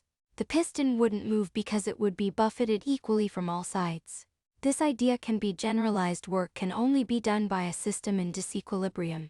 For instance, when the pressure or temperature is high in one place and low in another. That's why Newman's engine needed both hot steam and cold water. I've already used the term free energy, but now we can define it. The free energy of a system is the amount of work it can be made to do. Far from equilibrium, when the entropy is low, much of the kinetic energy in the billiard balls is free. It can be used to move pistons, raise weights, produce electric currents, carry out computations, or drive metabolic processes. But at equilibrium, the entropy is maximized, and the free energy is zero. This insight into the relationship between energy, entropy, and work lies at the heart of thermodynamics and life. Dynamic stability. Recall that life seemed deeply weird to Schrödinger because living things appear to violate the second law.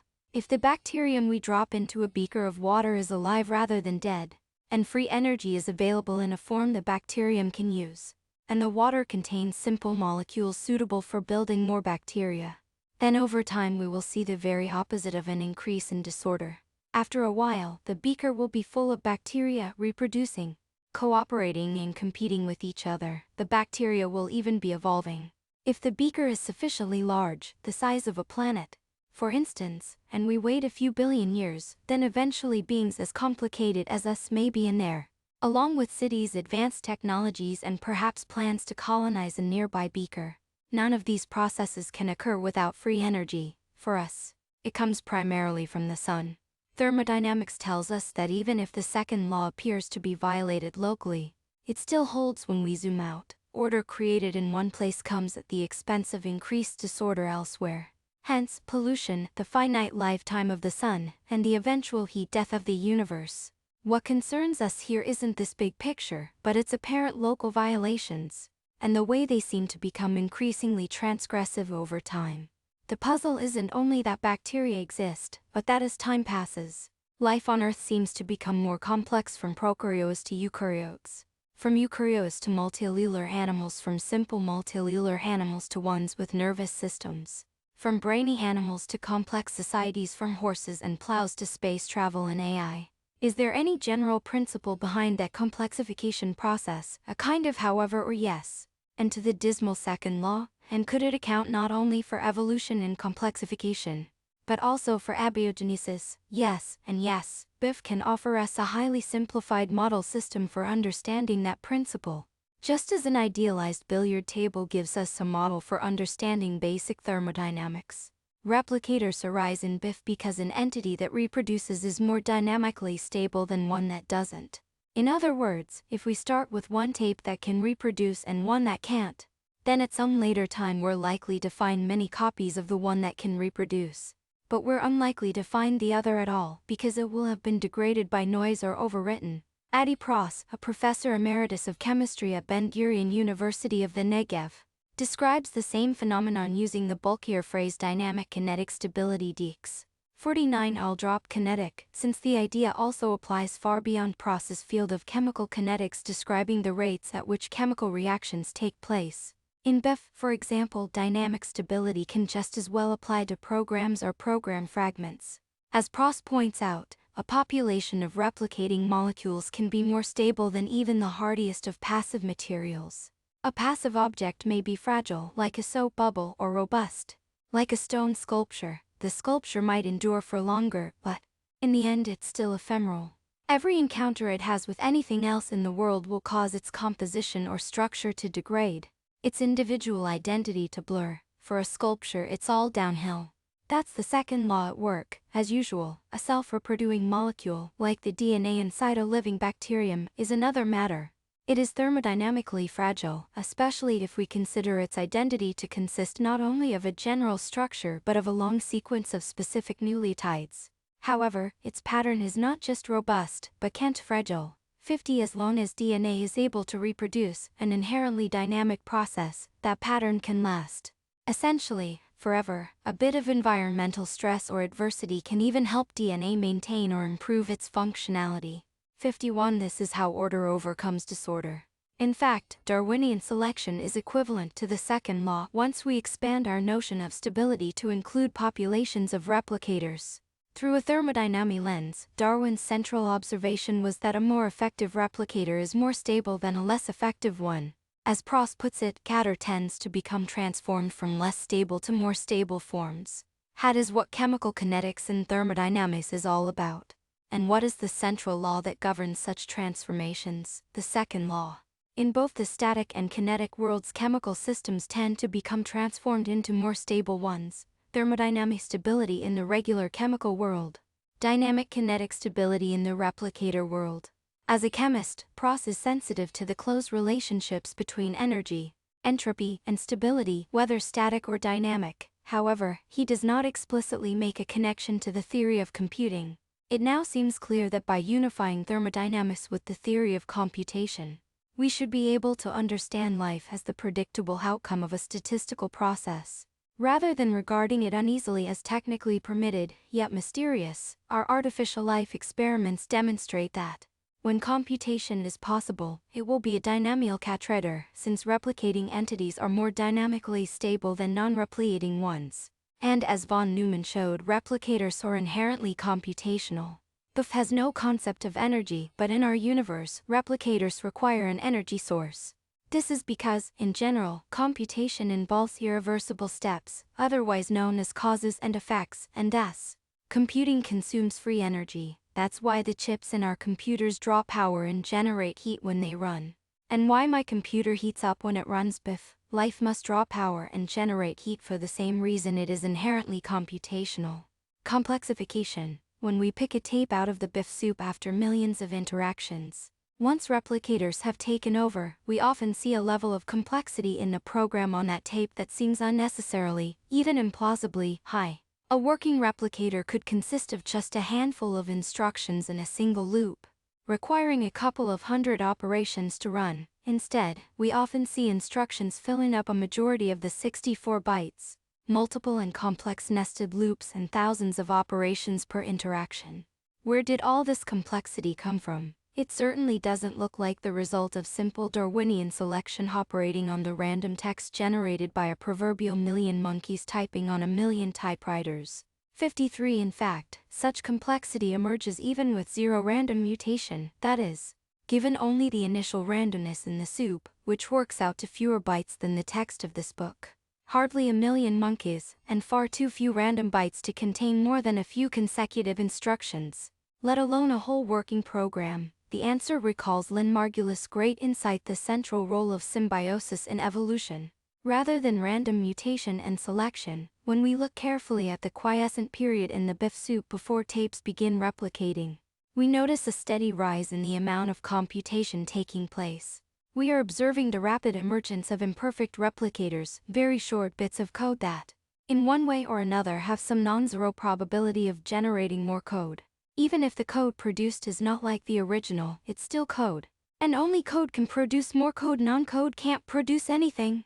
Thus, a selection process, wherein code begets code, is at work from the very beginning. This inherently creative, self-analyzing process is far more important than random mutation in generating novelty. When bits of proliferating code combine to form a replicator, it's a symbiotic event. By working together, these bits of code generate more code than they could separately, and the code they generate will in turn produce more code that does the same. eventually leading to whole tape replication and an exponential takeoff. A closer look at the BIF soup prior to the exponential takeoff reveals distinct phases of preg life, which might have had close analogs during abiogenesis on Earth. In the first phase, individual instructions occasionally generate another individual instruction, but this is more akin to a simple chemical reaction than to any real computation. The instructions are not acting as part of any larger program. In the second phase, we begin to see instructions in particular positions, or in particular combinations, that are likelier to lead to copies of themselves than one would expect by random chance. Albeit often in indirect ways, autoelectric sets start to form cycles of dynamical interactions that mutually reinforce each other. These, too, can arise spontaneously in the chemical world and have long been theorized to have driven abiogenesis. At this point, with autoelectric fragments of code proliferating and colliding, a leap becomes possible that brings us beyond the world of digital chemistry and into the world of real computation, the emergence of the first true replicators. These are no longer mere autoelectric sets, but short programs that copy themselves, or each other, using looped instructions. With this leap to computation comes an enormous upgrade in evolvability, because now, any change made to a program that does not break its copy loop will be heritable. Thus, classical Darwinian selection can kick in, allowing adaptation to a changing environment or speciation for occupying diverse niches. If we insist on making a distinction between non-life and life, this might be a reasonable place to draw that line. However, these earliest replicating programs are unlikely to cleanly copy a whole tape. Often, they only copy short stretches of tape, which may get pasted into arbitrary locations, yielding unpredictable results. As these scrappy, fragmentary replicators proliferate, the BIF soup enters a chaotic phase. Despite the churn, the tapes have not, at this point, resolved into any obvious structure. To the naked eye, they still look like random junk, although the rising amount of computation taking place as measured both by the average number of operations per interaction and the density of instructions per tape suggests that something is afoot. Tracking the provenance of every byte in the soup, starting from random initialization, can make sense of the apparent chaos. At first, almost every byte of every tape remains whatever it was at initialization time. If we draw a line from each byte's current position on a tape to its original source position, the lines will all extend back to time zero in parallel. Like the warp threads of a loom, once in a while, a byte will change, cutting a thread or get copied, pulling it across the other threads diagonally. Provenance of individual bytes on tapes in a BIF soup after 10, 0, 500, 0, 1, 5 million, 2, 5 million, 3, 5 million. 6 million, 7 million, and 10 million interactions, the increasing role of self-modification in generating novelty is evident, culminating in the emergence just before 6 million interactions of a full tape replicator whose parts are modified copies of a shorter imperfect replicator.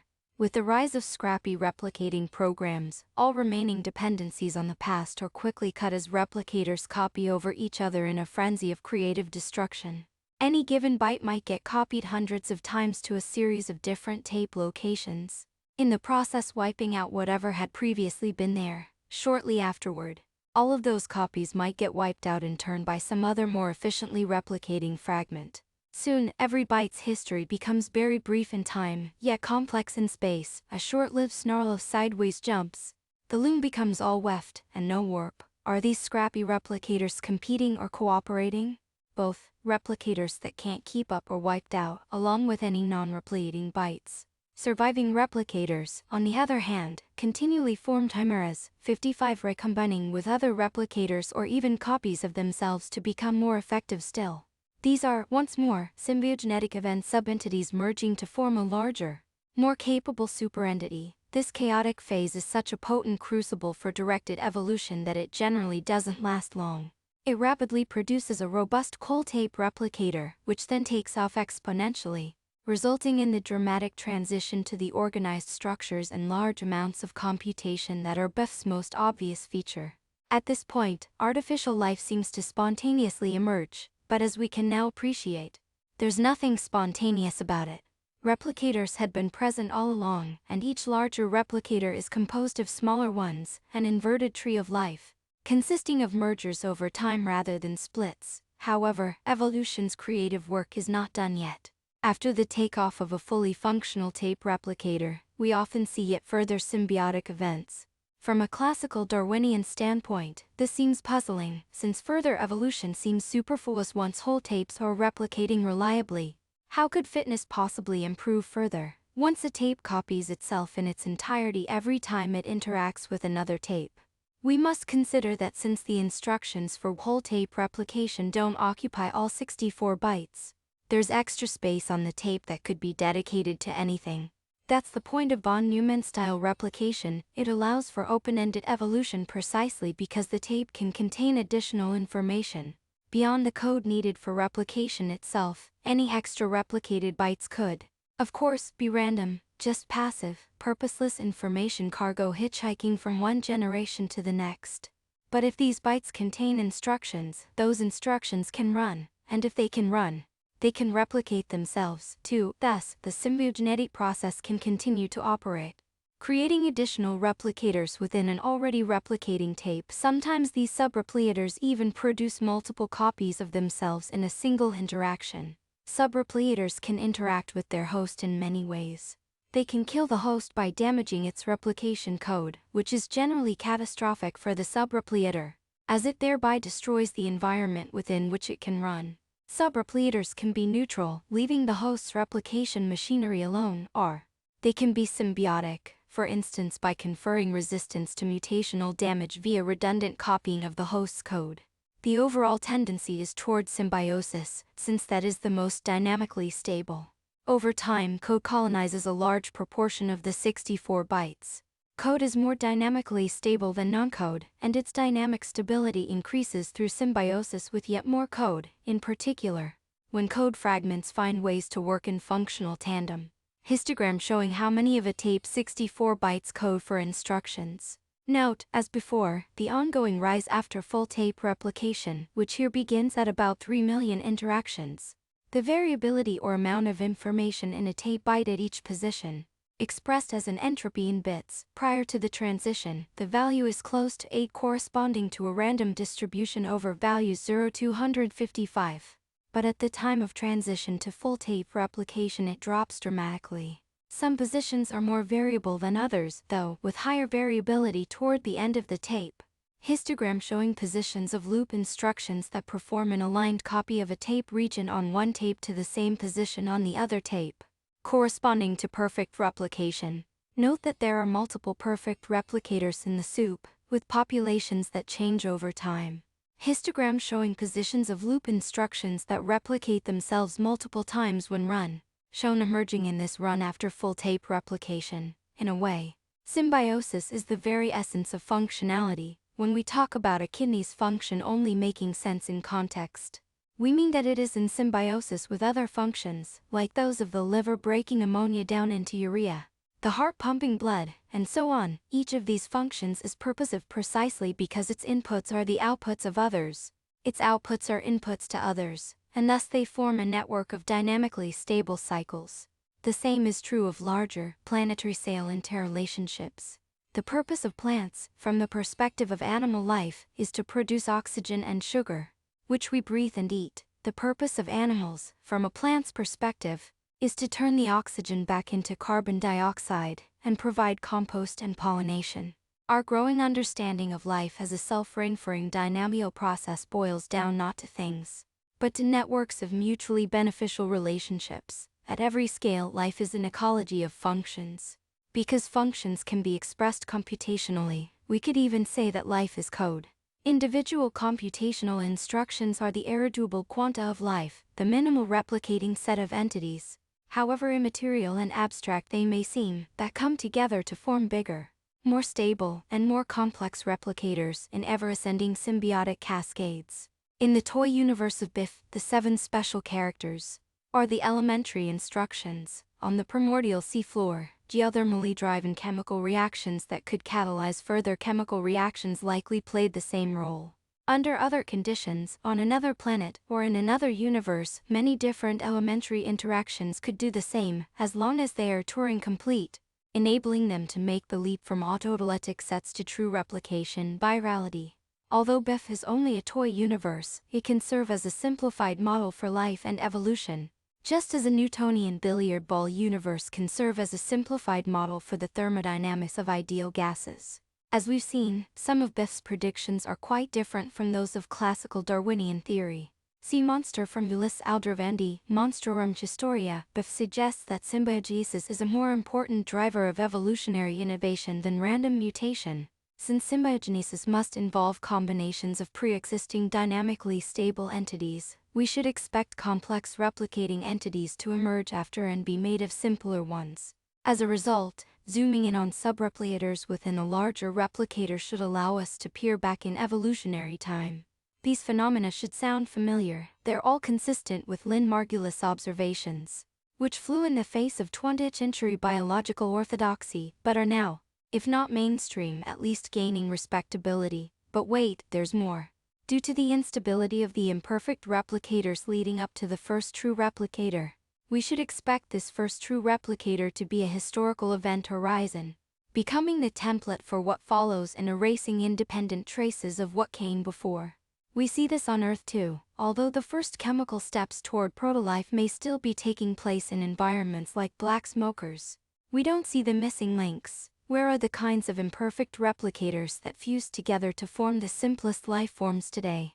We likely don't see them on their own because, as in Beth, their instability made them ephemeral, quickly displaced or absorbed by the first stably replicating cell, which might already have been recognizably kin to today's bacteria and archaea.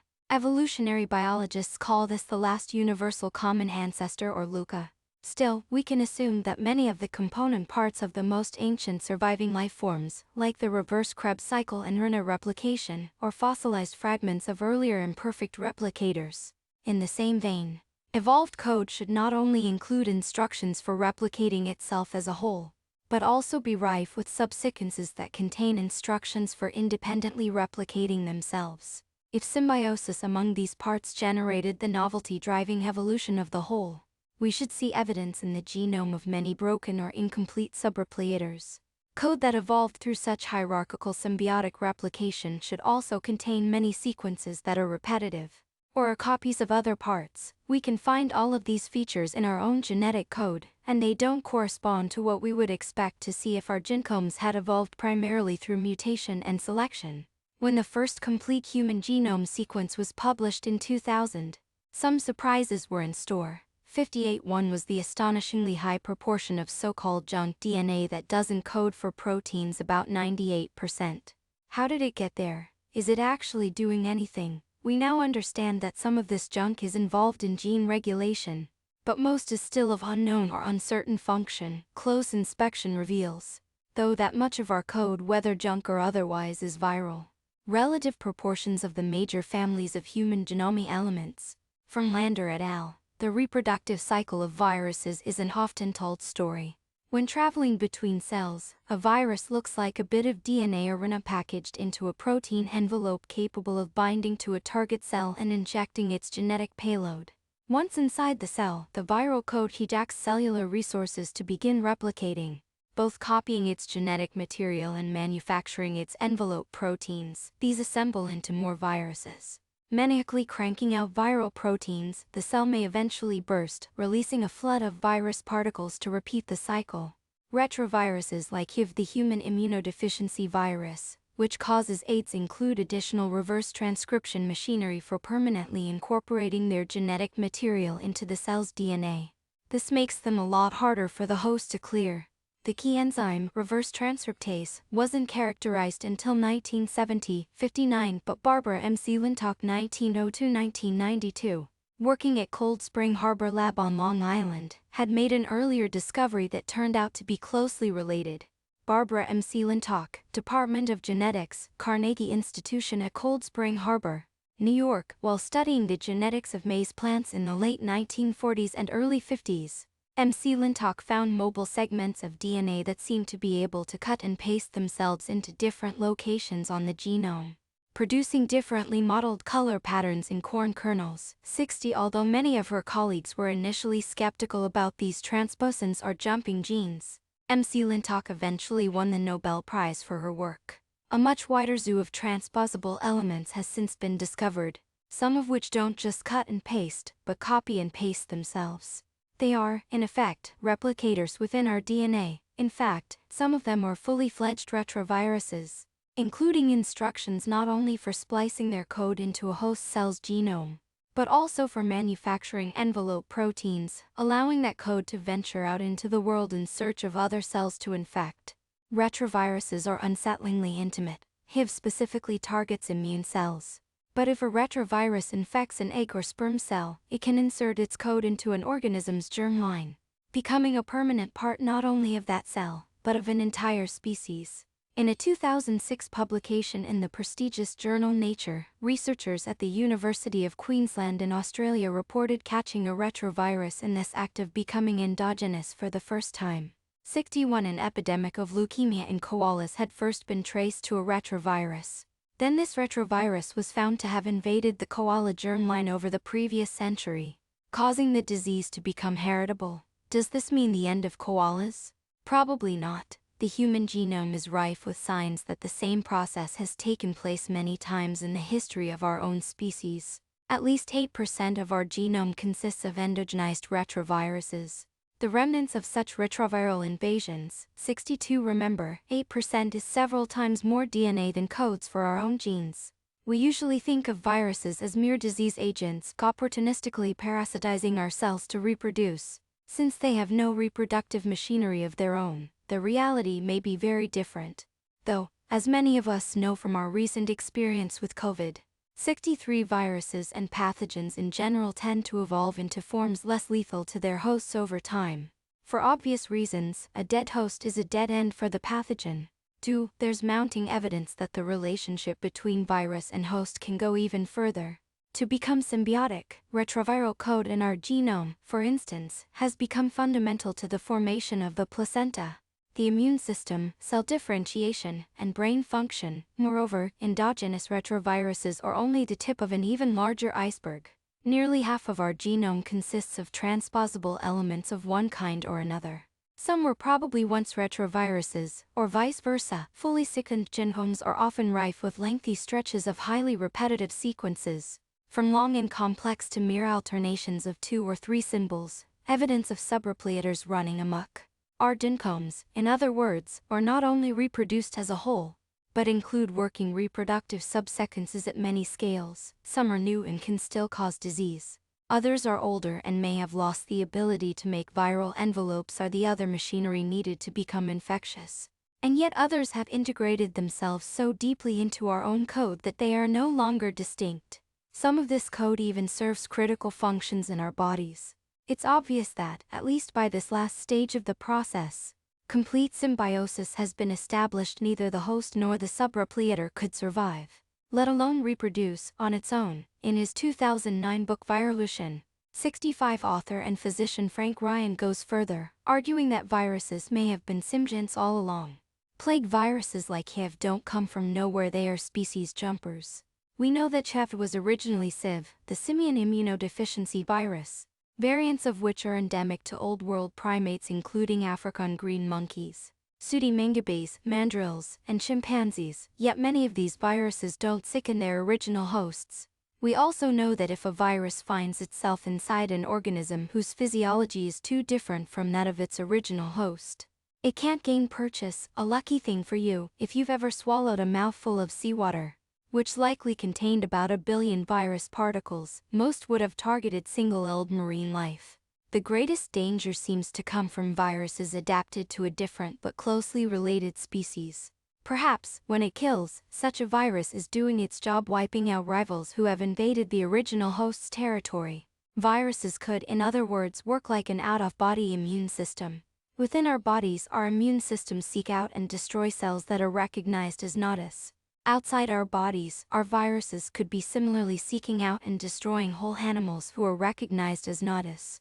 Once a virus becomes endemic to a new population, though, even if it initially kills many, it will differentiate, co-adapt, and perhaps eventually go native. One could consider bacterial pathogens through a similar lens, hence the well-documented plagues of smallpox that European colonists brought to the Americas, decimating native populations, and the virulent though less deadly syphilis epidemic believed to have been brought back to Europe by Columbus. 67 Unlike bacteria, though, retroviruses don't just take up residence in our environment or in our bodies, but fuse into our very genomes, becoming inextricably part of us, especially when they alter the germline. By sheer volume, our DNA appears to be made primarily of the layered remnants of many such past fusions.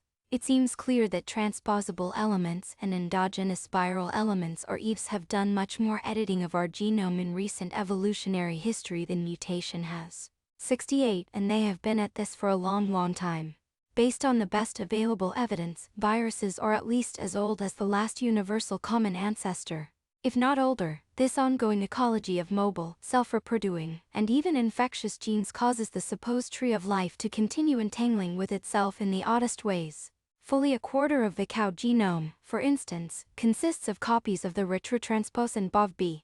BOVB appears to have leapt many times between species to create a phylogenetic tree of its own. A bizarre parallel universe where cows are more closely related to snakes than to elephants, and where one gecko is more closely related to horses than to other lizards. 70 These are instances of horizontal gene transfer non-associated with bacteria, but clearly more universal. Map of the spread of the BOVB and lone retrotransposons across 759 species of eukaryotes. From Hivanevi et al. Whether a bit of new DNA is acting in the moment as friend, foe, or somewhere in between is just a matter of where on the symbiotic trajectory it falls. When brand new, it's unlikely to be friendly. But if it has persisted for a long time, and especially if it has become endogenous, its dynamic stability implies that it will have become non-lethal or even friendly due to combined evolutionary pressures on host. Invader and host plus invader as a holopion are symbiotically fused entity. If some gene or other functionality in the fused code proves valuable to the larger whole, that functionality will be conserved, even as the subreplicator's reproductive capability degrades and eventually vanishes. Perhaps that is how new genetic functionality arises in general. In this light, random point mutation can even be seen as something like a minimal abiogenesis event, creating a tiny parasitic life form within the genome. On its own, it would of course be unable to reproduce, since it possesses no independent reproductive machinery. 72 Then again, neither does a virus. So, like a virus, a mutation can reproduce using the host's resources, which will copy it along with everything else, when introduced into the genome of a sophisticated existing organism. Such a tiny random entity is unlikely to be friendly though. As with any larger invasion, the mutation will either damage or kill its host and itself in the bargain, or achieve dynamic stability, either by being neutral or occasionally helpful. Hence, just as replicator thermodynamics encompasses classical thermodynamics as a special case, evolution via symbiogenesis can encompass classical Darwinian theory as a special case. Point mutation is unlikely to be the main driver of evolution once life has taken off, because it's so much weaker and slower on its own than higher-order symbiogenesis. Unlike point mutation, a chunk of code that has already circulated, jumping around in the genome or even between species isn't random. It necessarily includes real functionality, and at least in some settings, that functionality has been under evolutionary pressure to help, or at least not kill, its host. Evolution picks up steam over time, with major evolutionary transitions becoming more frequent precisely because increasingly high orders of symbiogenesis become possible. Compression. When code evolves through symbiogenesis, it will develop a curious statistical structure. Parts of it will be copies or near opposites of other parts, and as those parts establish symbiosis, they'll form a larger aggregate which will also copy itself as a unit. This is reminiscent of, though not the same as, a fractal, a structure that resembles itself at a cascade of ever finer scales. Let's take a short detour through fractals and their relationship to biology so that we can then consider the implications of evolution itself exhibiting certain fractal-like properties. French-American mathematician Benoit Mandelbrot 1924-2010 is the figure most associated with fractals, though they were first described by English meteorologist Louis Fry Richardson 1881-1953. In the aftermath of World War II, Richardson, a Quaker, had been trying to build a mathematical model to predict the likelihood of conflicts between countries. One of the parameters in his model was the length of their common border. He was perplexed to find, though, that certain borders didn't appear to have agreed upon lengths. The Portuguese, for instance, reported that their border with Spain was 613 miles long. but the Spanish claimed that it was 754 miles long. This seemed like a weirdly large discrepancy for what ought to have been an easily surveyed distance. Richardson eventually figured out what was going on. The Spanish were using a higher resolution map. Every twist and turn the Portuguese could see in the Minho, Douro, and Guadiana rivers separating the countries had finer sail twists and turns only visible on the Spanish map. Richardson showed that, if zooming in on any given meandering revealed more meanderings, the total length of a self-similar curve like a coastline or a river can grow without limit as one measures it with an ever smaller ruler. The coast of Britain measured with rulers of different lengths. Fractal geometry is thus very different from the Euclidean geometry we all learned in school, where the length of a line or curve is well defined and doesn't blow up when you zoom in. Of course, in real life, one can't zoom in forever, but fractals are still important mathematical tools for understanding structures that are self-similar over a range of scales. Like rivers and coastlines, living organisms exhibit obvious fractal properties in certain of their structures, such as tree branches, bronchial tubes, and circulatory systems. In structures like these, fractal geometry over some range of scales offers an elegant design solution to a biophysical problem. For instance, blood carrying oxygen and nutrients needs to reach every cell in the body, which means that oxygenated blood has to be pumped through a branching network of tubes. And these tubes, which are, in Euclidean terms, one-dimensional, have to repeatedly subdivide to fill three-dimensional space. Hence, we have fractally branching and then merging networks of arteries, artericles, capillaries, venules, and veins. By working out the design properties of such fractal networks and their implications, theoretical physicist Geoffrey West and his collaborators at the Santa Fe Institute have figured out many fundamental scaling laws in biology.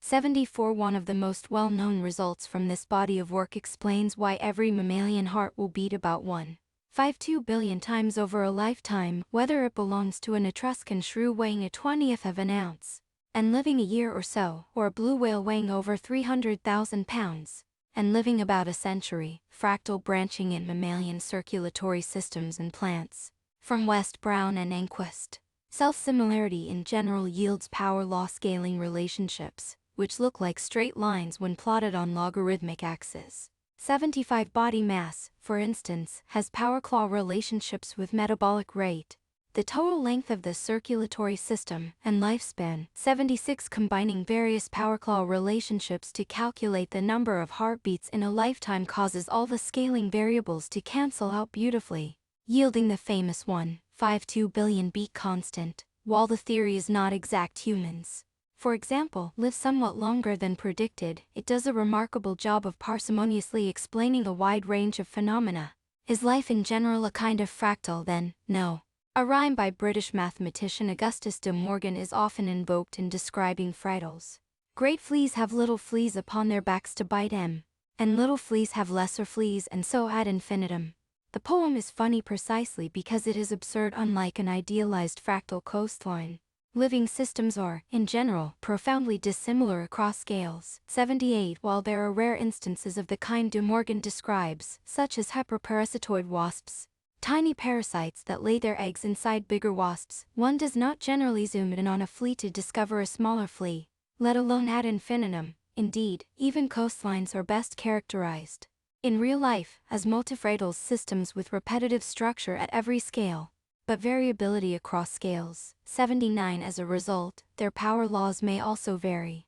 For instance, zooming in twofold at one level of magnification, where the ruggedness is especially pronounced, might cause the apparent length to scale up by 2.152. 83 While zooming in twofold at a magnification where the coastline appears smoother might only cause the apparent length to scale up by 2.116. 24 Every bump has bumps on it, but the bumps at one scale or shape differently from the bumps at another.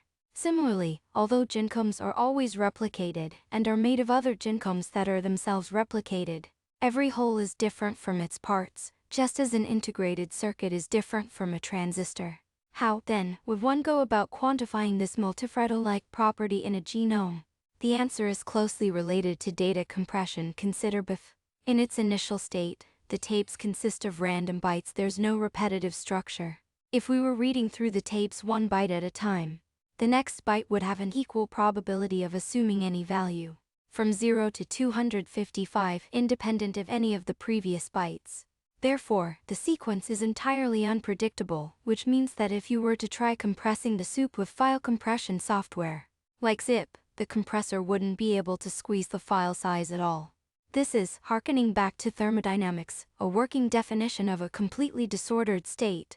Data are redundant, that is, compressible, precisely to the degree that they are predictable, or equivalently exhibit order. Compression algorithms like those in zip work by looking for patterns already encountered in the data stream and exploiting those patterns to encode subsequent data using as few bits as possible. The usual trick is to incrementally build a dictionary or phrase book out of the source material, and to substitute sections of the text for pointers into this dictionary whenever the pointer can be encoded in fewer bits than the original text. The dictionary is, in effect, a predictive model, and since the compressor builds that model incrementally as it compresses, the decompressor is able to incrementally reconstruct an identical copy of the model as it decompresses, absent any prior knowledge about how to model a long sequence. Describing it in terms of previously encountered parts of itself is a good strategy. The full text of this book zips down to about 35% of its original size as a raw text string, since some letters occur more often than others. Many words repeat, and those words often combine into stock phrases. When BIF undergoes its sharp transition to whole tape replication, the tapes suddenly become highly compressible. They squeeze down to just 5% of their original size. Interestingly, many regions of the human genome are highly compressible too. These data streams compress so well because, at any given point in the sequence, one can often make a pretty good guess as to what the next letter will be, simply by looking for the longest previous sequence that matches the current context. Such matches arise due to replication. In the human genome, we're not talking about replication at the level of the individual, but, rather, at the level of transposable elements or their fossil remnants within our genome. Similarly, even a single BIF tape is highly compressible because it formed through a symbiotic fusion of smaller replicators, and these replicators are themselves likely to be either copies of each other or related, having formed out of yet smaller imperfect replicators which are themselves either copies or related.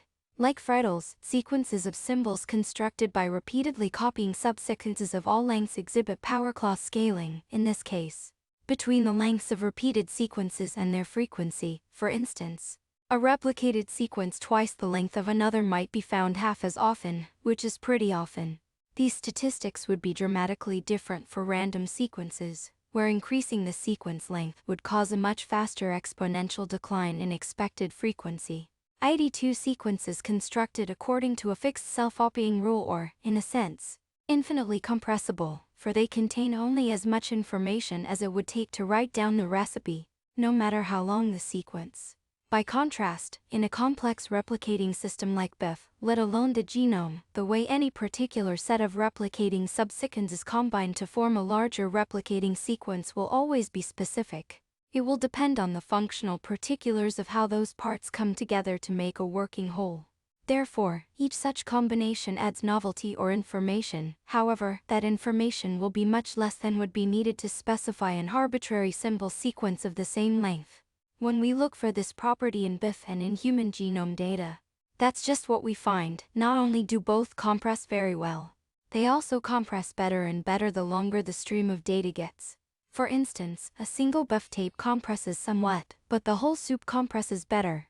And as the size of the soup grows, the compression ratio continues to improve, though no matter how much has already been seen, the remainder is never fully predictable. Similarly, while a single stretch of a human genome already compresses well, the whole genome compresses better, in the statistical context of many other human genomes. So much of the information in your genome is redundant that it could be compressed to a file size small enough to send as an email attachment. ID3. The pattern continues if we zoom yet farther out to consider genomes across species. Hence the famous statistic that the human genome is 98% identical to the chimpanzee genome and 60% similar to that of the fruit fly. While common ancestry alone can explain many of the similarities across species, though not all, as Bowlby illustrates, such classical Darwinian arguments can't explain why the genome of a single individual is also so repetitive. That only makes sense when we begin to consider genomes to be made out of smaller genomes. DNA and BIF tapes, in other words, or both systems that evolve through what we could call multifidal symbiosis. Our gene codes are aggregates of cooperating replicators, all the way down. That's why they are so compressible. But it's also why wonderful new kinds of complexity emerge at every scale, and therefore why, in biology, we can always learn something new by zooming in or out. Embodiment. There is a profound yet subtle relationship between the multifidal properties of our bodies and the multifidal properties of the genome. Snake skeleton from Ledecker, The Royal Natural History. The relationship is subtle because the genetic code is by no means a one-to-one blueprint explicitly representing the body's final shape. One might imagine, for instance, that because a snake has hundreds of ribs, it might have a stretch of DNA coding for a vertebra and rib pair that might have replicated itself a few hundred times in the snake's genome. Could snakes be the result of a rich transposon coding for ribs run wild? Like Bob B? Not exactly. So-called Hox genes shared widely among animals control overall body plan, and they execute their program using a combination of gene regulation and the kind of distributed computation Turing described in his work on morphogenesis. During embryonic development, ribs begin as a self-organized standing wave in the concentrations of chemical morphogens, the same kind of process that gives cows their spots and tigers their stripes. Whereas patterns in skin coloration merely involve varying pigmentation, though the developmental program for a rib involves many subsequent morphogenetic steps. This mechanism is vastly more powerful, general, and evolvable than merely replicating some build-a-rib code. It reuses code, just as any decent programmer would, invoking the same build-a-rib function 100 times instead of copying and pasting it 100 times. Thus, tweaking rib flexibility or curvature involves making one change, not 100. A mutation in the antennapedia or ant pox gene of the fruit fly causes an extra pair of legs to grow out of the head in place of antennae.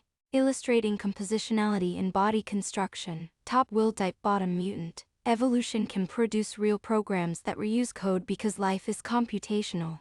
Remember that if you're a replicator of the kind von Neumann described, you need to contain instructions for building yourself, including a machine B to copy those instructions, and a machine A, the universal constructor, to follow them. The universal constructor is the engine not only of reproduction, but also of growth, development, healing, and maintenance. It created your circulatory system and skin during embryonic development.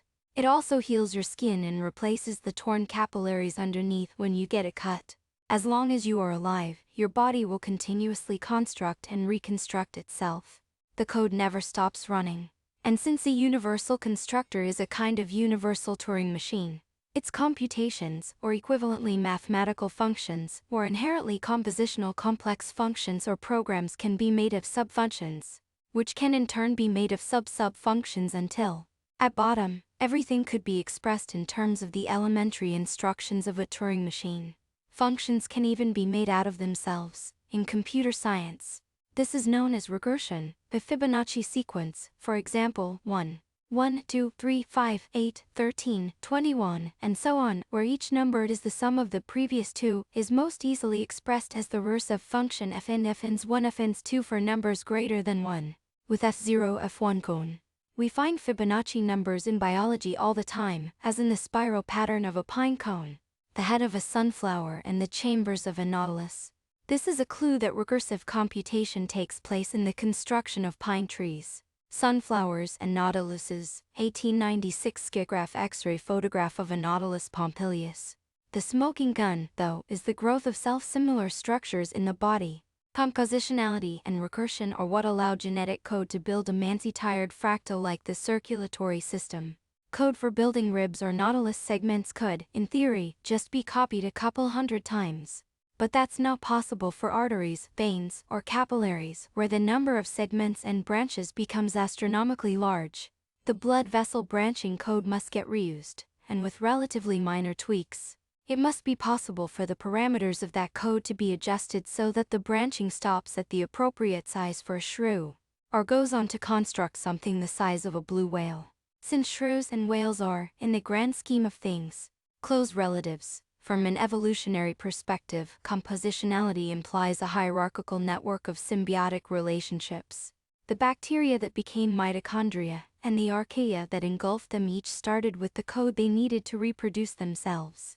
When they merged into a eukaryote, they still needed to retain the instructions for their own reproduction, but they also needed to evolve additional functionality for mutual regulation. When eukaryotes became multicellular, the same process needed to happen again. Our cells still know how to reproduce individually, and, indeed, cellular reproduction is a fundamental operation involved in the larger cell growth and reproduction of a whole animal. What is true of evolution is also true of an individual organism's development. Identified blood vessels, for instance, aren't just Euclidean line segments, but tubes made of layers of smooth muscle cells. Each of those cells contains a complement of organelles, and each mitochondrion in each of those cells contains its own membranes and loop of bacterial DNA. A living organism is a compositional structure par excellence. It could only be built computationally, through the composition of many functions. And life could only have evolved as the hierarchical composition of those functions, that is, through symbiogenesis. Day's world, all definitions of life are controversial, most seem to require caveats or exceptions, and none has advanced our understanding of biology. Frustrated with this state of affairs, biochemist Andrew Ellington has gone so far as to assert that there is no such thing as life.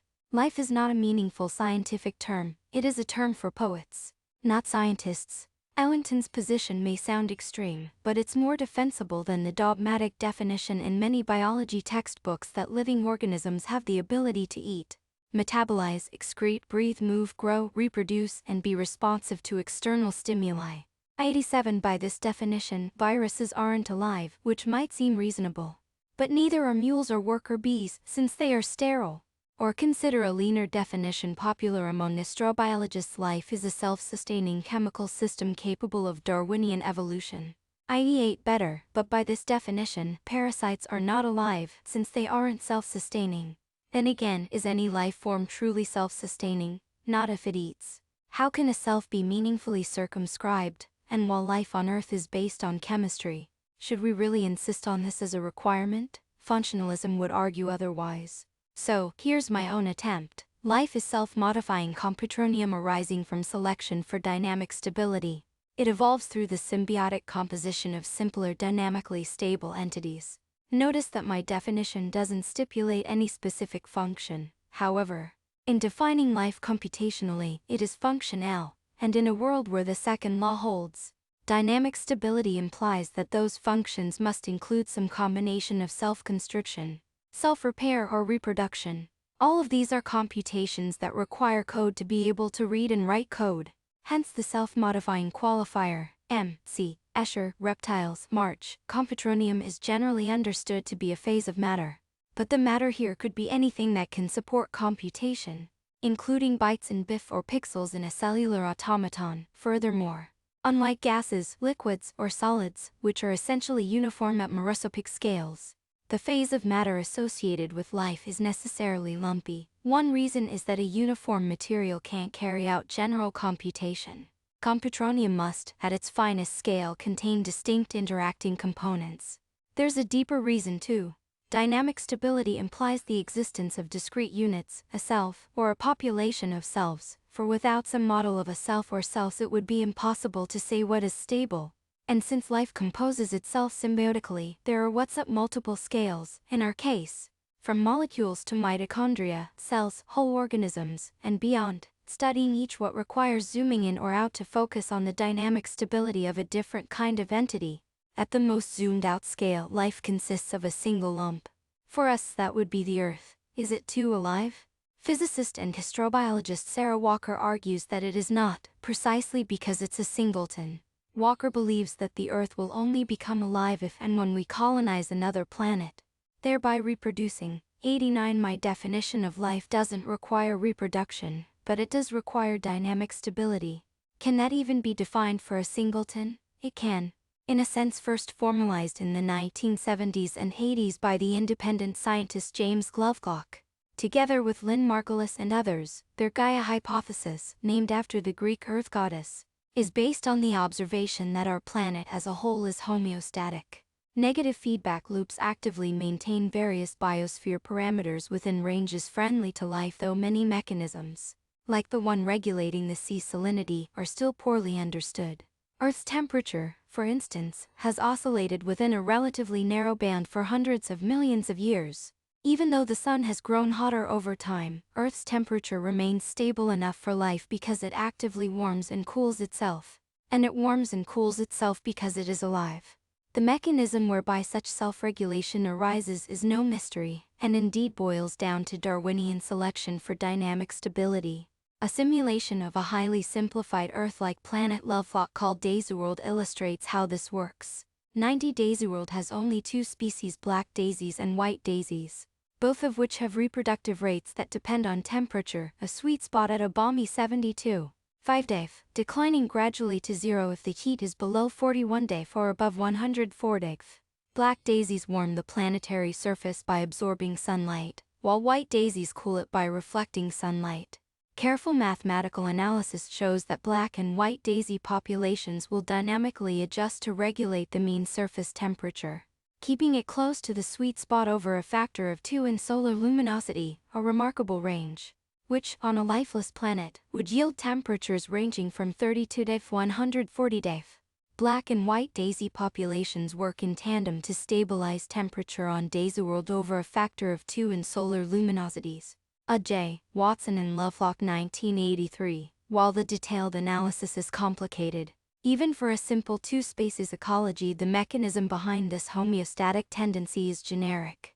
Roughly speaking, it holds whenever there exist species whose populations both depend on the environment and have an effect on that environment. Some homeostasis occurs even with just a single species in Daisyworld, either black or white daisies, but homeostasis is more robust with multiple species that can, like opposable muscles, perturb the environment in one direction or another. So, in my view, a planet like Daisyworld or Earth is indeed alive, for it not only contains computational life forms and therefore does a lot of computation in the aggregate, but it also self-modifies to achieve dynamic stability. Daisyworld shows, in other words, how evolution can still operate with a population size of 1. The key is modularity. Its parts are also alive, and can themselves undergo evolutionary selection. Aspen forests offer a useful parallel. Aspen trees send out horizontal roots that can sprout a trunk and grow into another tree.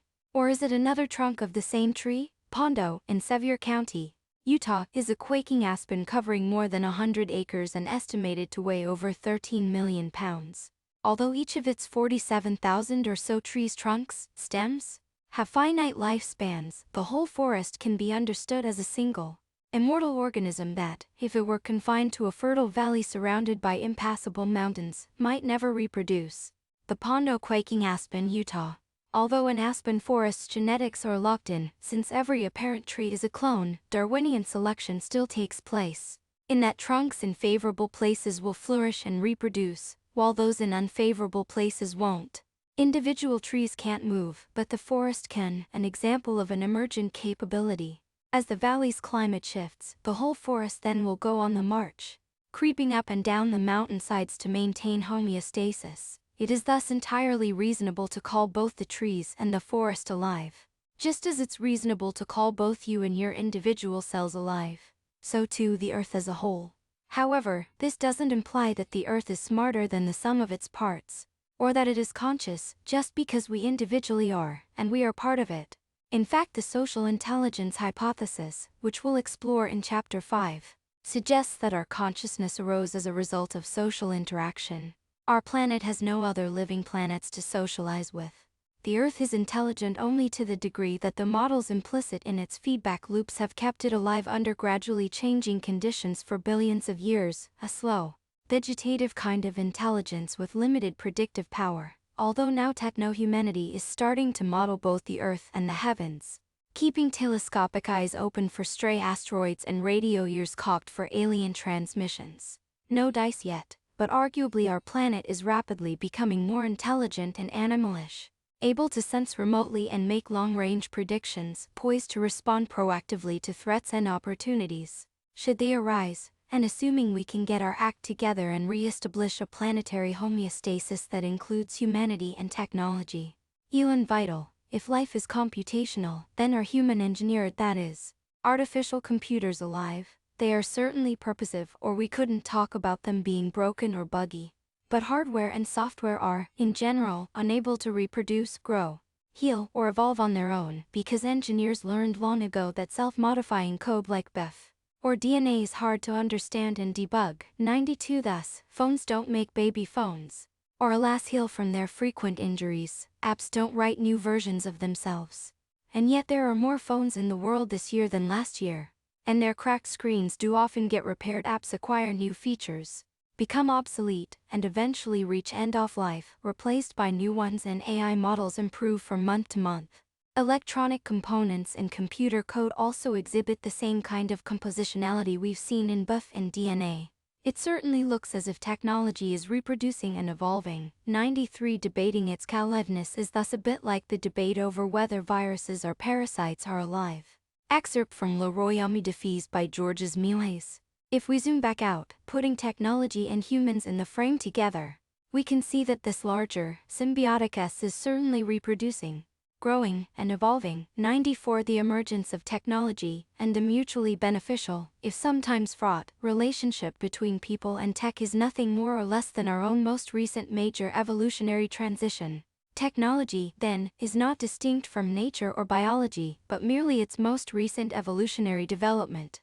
And what about that age-old inanimate stuff? Rocks and rivers, mountains and beaches, clouds and storms. Water molecules in themselves are clearly not capable of general computation.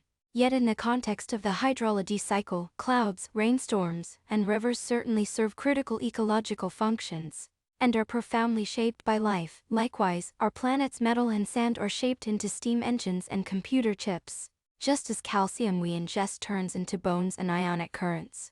All of these materials and structures comprise parts of a grand network of Gaussian interdependency. Why do we draw boundaries around certain networks of functions and insist that they are alive, while asserting the surrounding functions are not?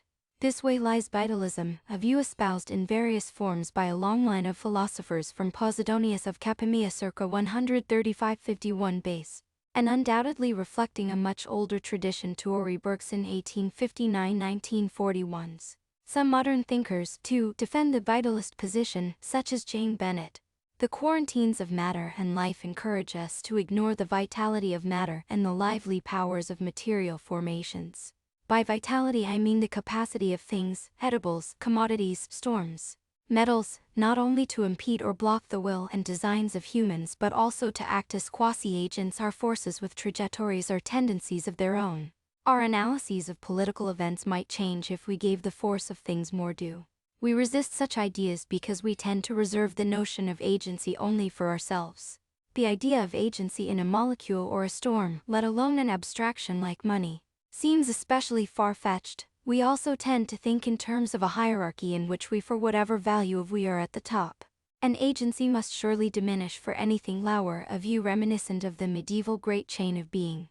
96 When we hesitantly extend agency to the non-human, we tend to do so only for things that act obviously, individually, and on fast timescales, rather than in the aggregate and on slower, more evolutionary ones. It might be time to re-examine these ideas more holistically.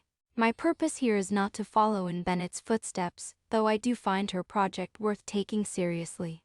Language is necessarily imprecise no matter what definitions we pick. 97 This doesn't mean that words are useless, though, when our language can become more rigorous and scientifically grounded, and when we use it to describe consistent patterns uniting a wide range of observations, we can start to see through ideological thickets. I hope I have explained both clearly and rigorously how the phenomena that give rise to the complexifying dynamics of life apply much more broadly than to the entities we normally think of as alive or agential.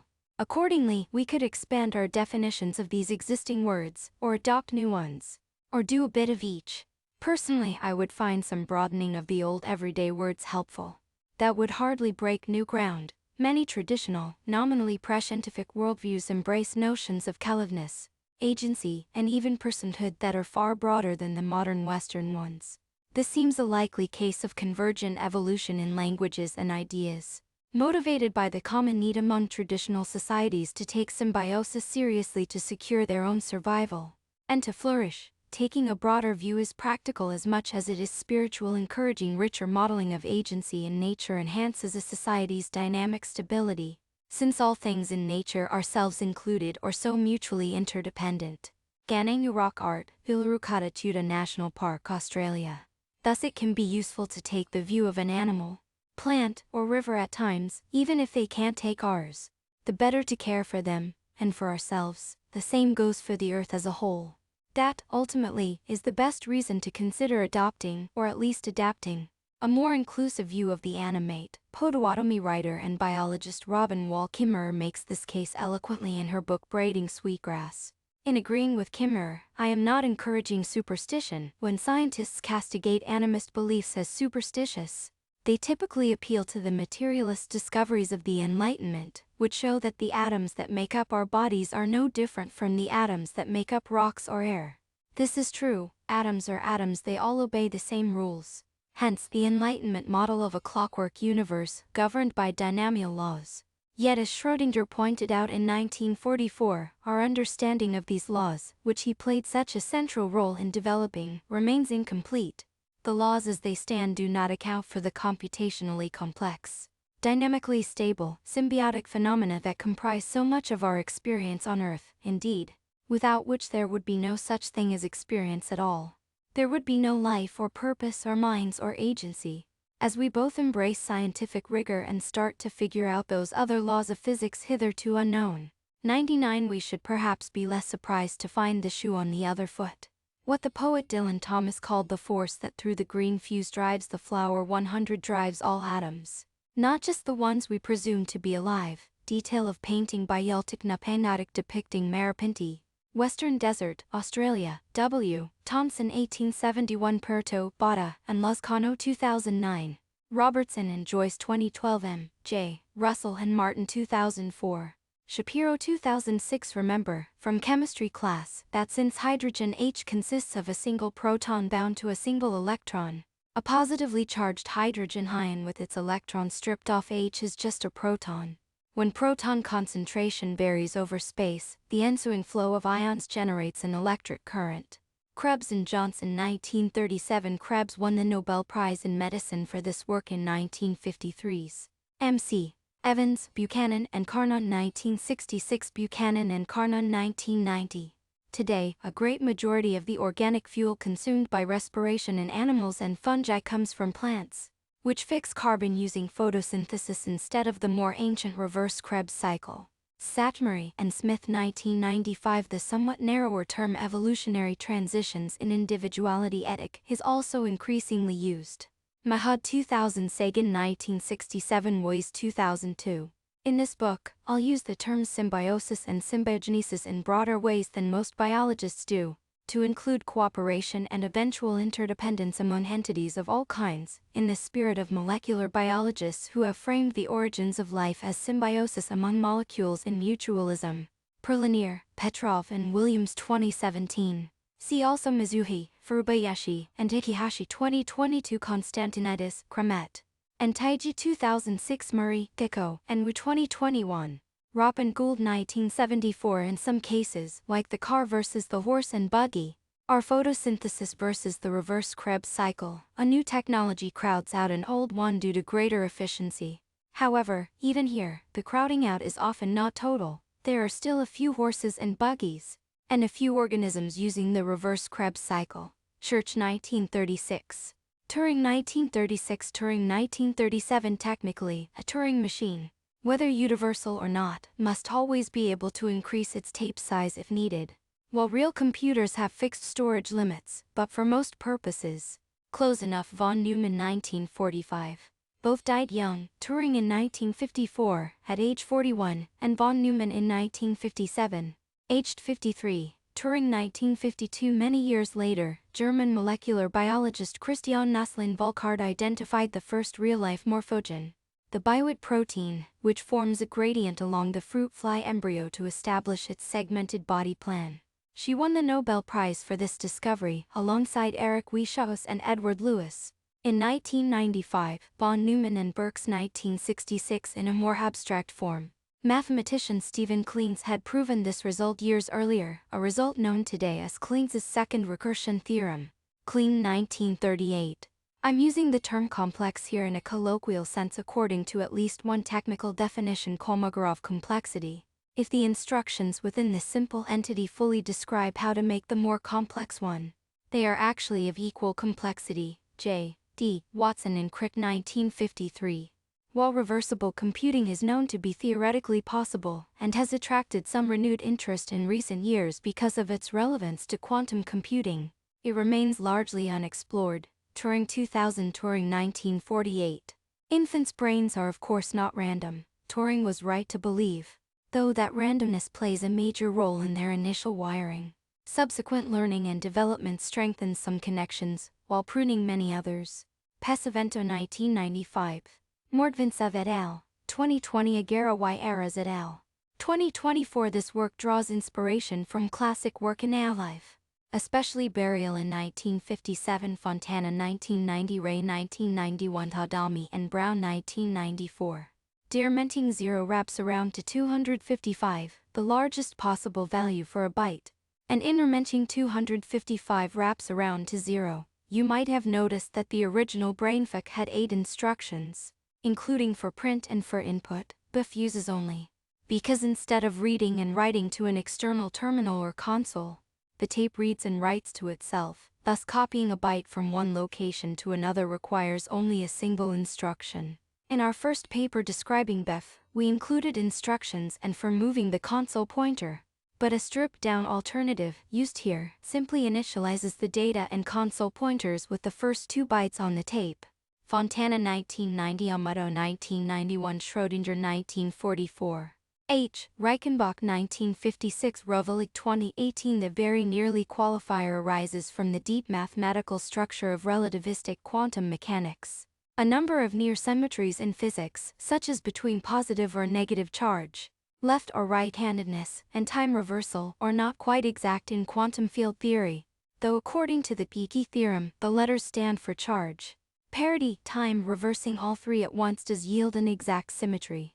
For the moment, I'm sidestepping a direct definition of the term disorder and its apparent subjectivity. Is my desk disorderly, or does it reflect an order only I can see? But we will soon return to the central role of a model in distinguishing order from disorder. This is the link connecting thermodynamics to information theory. The development of clocks and other complex machines in the Middle Ages set the scene. Per Prigogine and Stenger's 1984, the clock world is a metaphor suggestive of God the watchmaker, the rational master of a robot-like nature. Newtonian dynamics reinforced the idea that the universe's dynamics were deterministic and knowable, hence robot-like.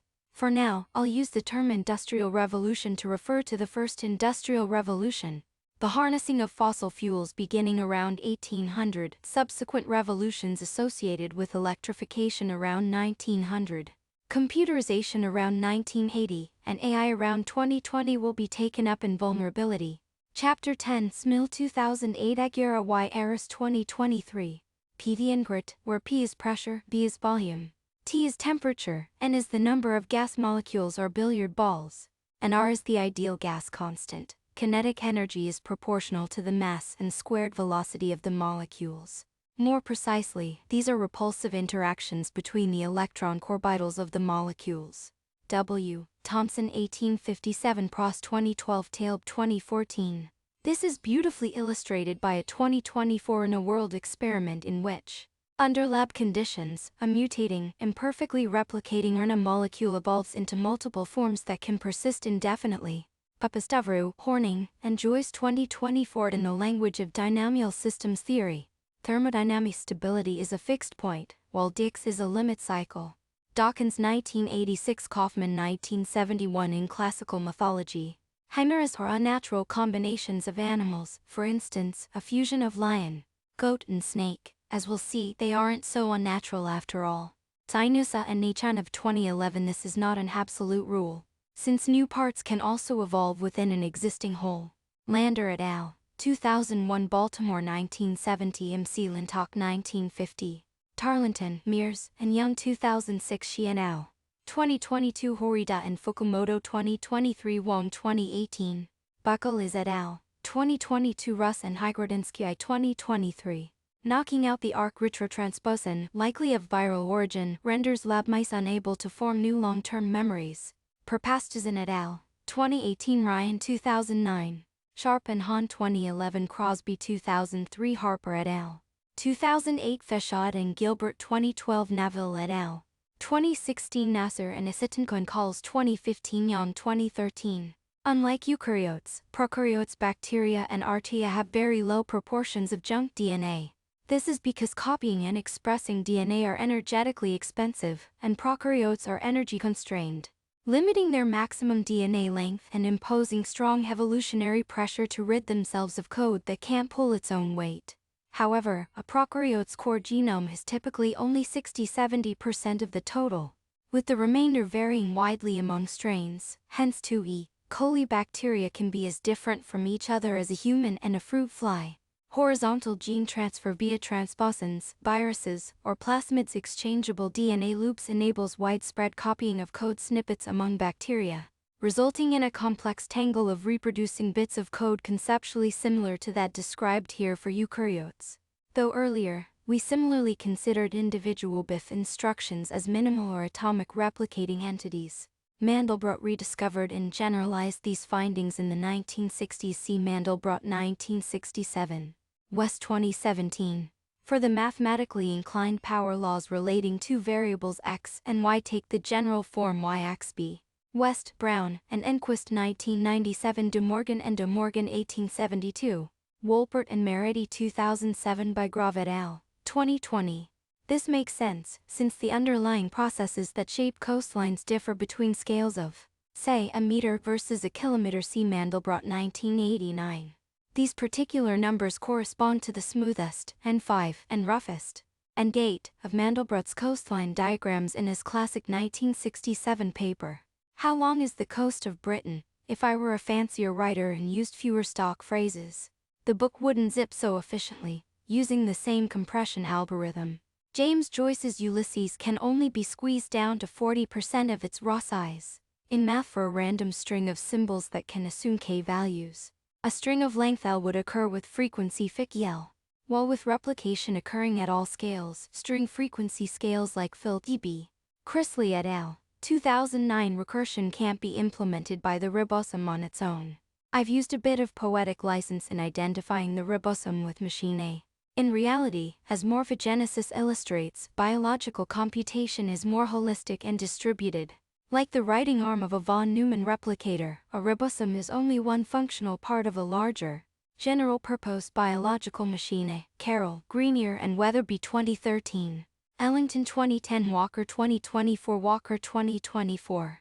Personal communication during the Antikythera Cognitive Infrastructures Studio at Central St. Martin's in London. July 2024, Ed J. Watson and Lovelock 1983.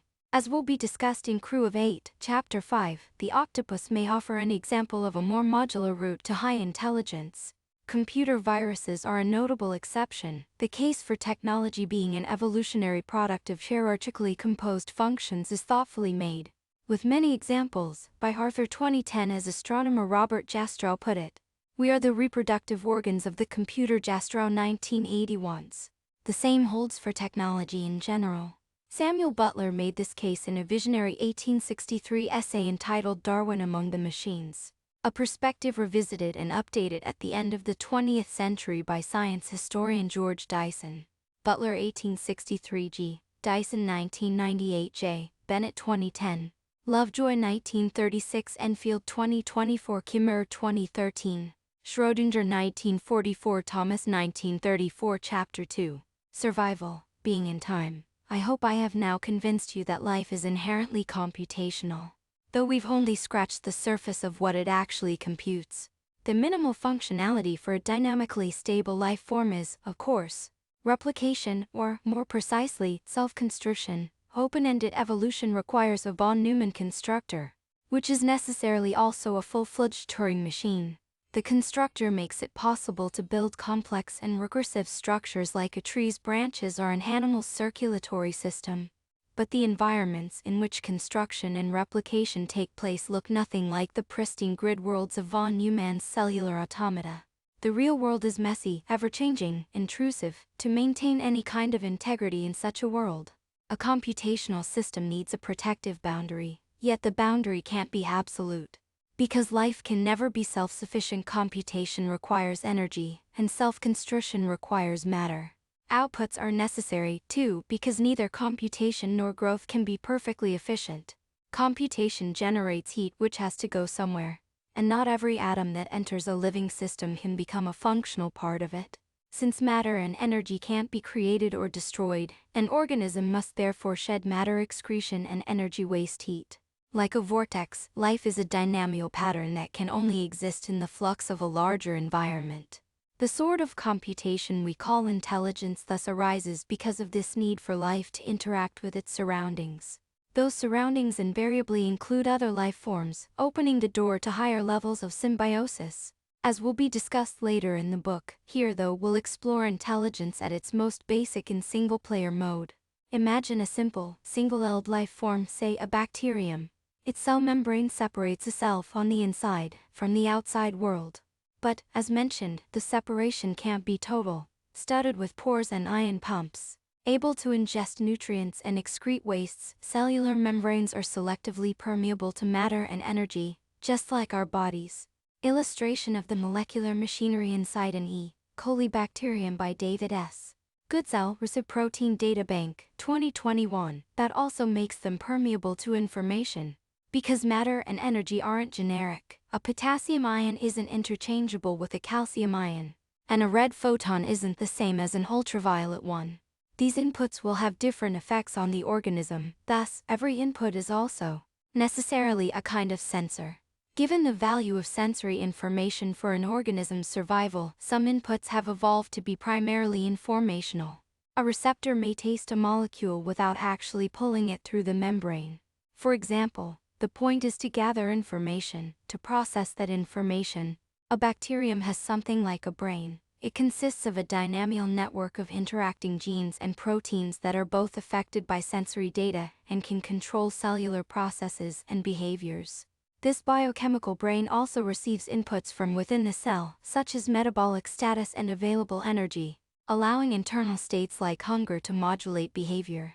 Some bacteria can swim using a corkscrew-like bundle of motorized filaments called a flagellum, thus steering, in the usual sense, is impossible, due to the simplicity of the bacterial body plan, the irrelevance of gravity, and the molecular buffeting that characterizes life in water at such small scales.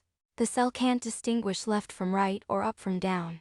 When swimming, it can only run, rotating its flagella clockwise to propel itself forward, or tumble, running some of its flagellar motors in reverse and causing the cell as a whole to spin cecodically, randomizing its orientation. A classic series of studies by biophysicist Howard Berg and colleagues in the 1970s shows how, simply by tumbling more often when food concentration is dropping and less often when it's rising, bacteria on average swim toward places with higher food concentration, a behavior known as hemotaxis. They can use the same approach to swim toward warm thermotaxis are, for photosensitive bacteria, toward light phototaxis, hemotatic E. coli bacteria swimming toward a sugar crystal. Not that a bacterium can directly measure concentration, temperature, or light level, let alone differences in these properties along its microscopic body length. It's just too small, relative to every relevant feature of the world it lives in. The bacterium is point-like. One could almost say that it exists only in time, not in space. That is, it experiences life as a sequence of events, and anything it might learn or observe about its spatial environment can only be inferred from that event sequence. These events are all discrete or digital, even when they relate to continuous physical quantities, such as chemical concentration, because at bacterial scale, chemicals are only sensed one molecule at a time, as they dock and undock with receptors on the cell membrane.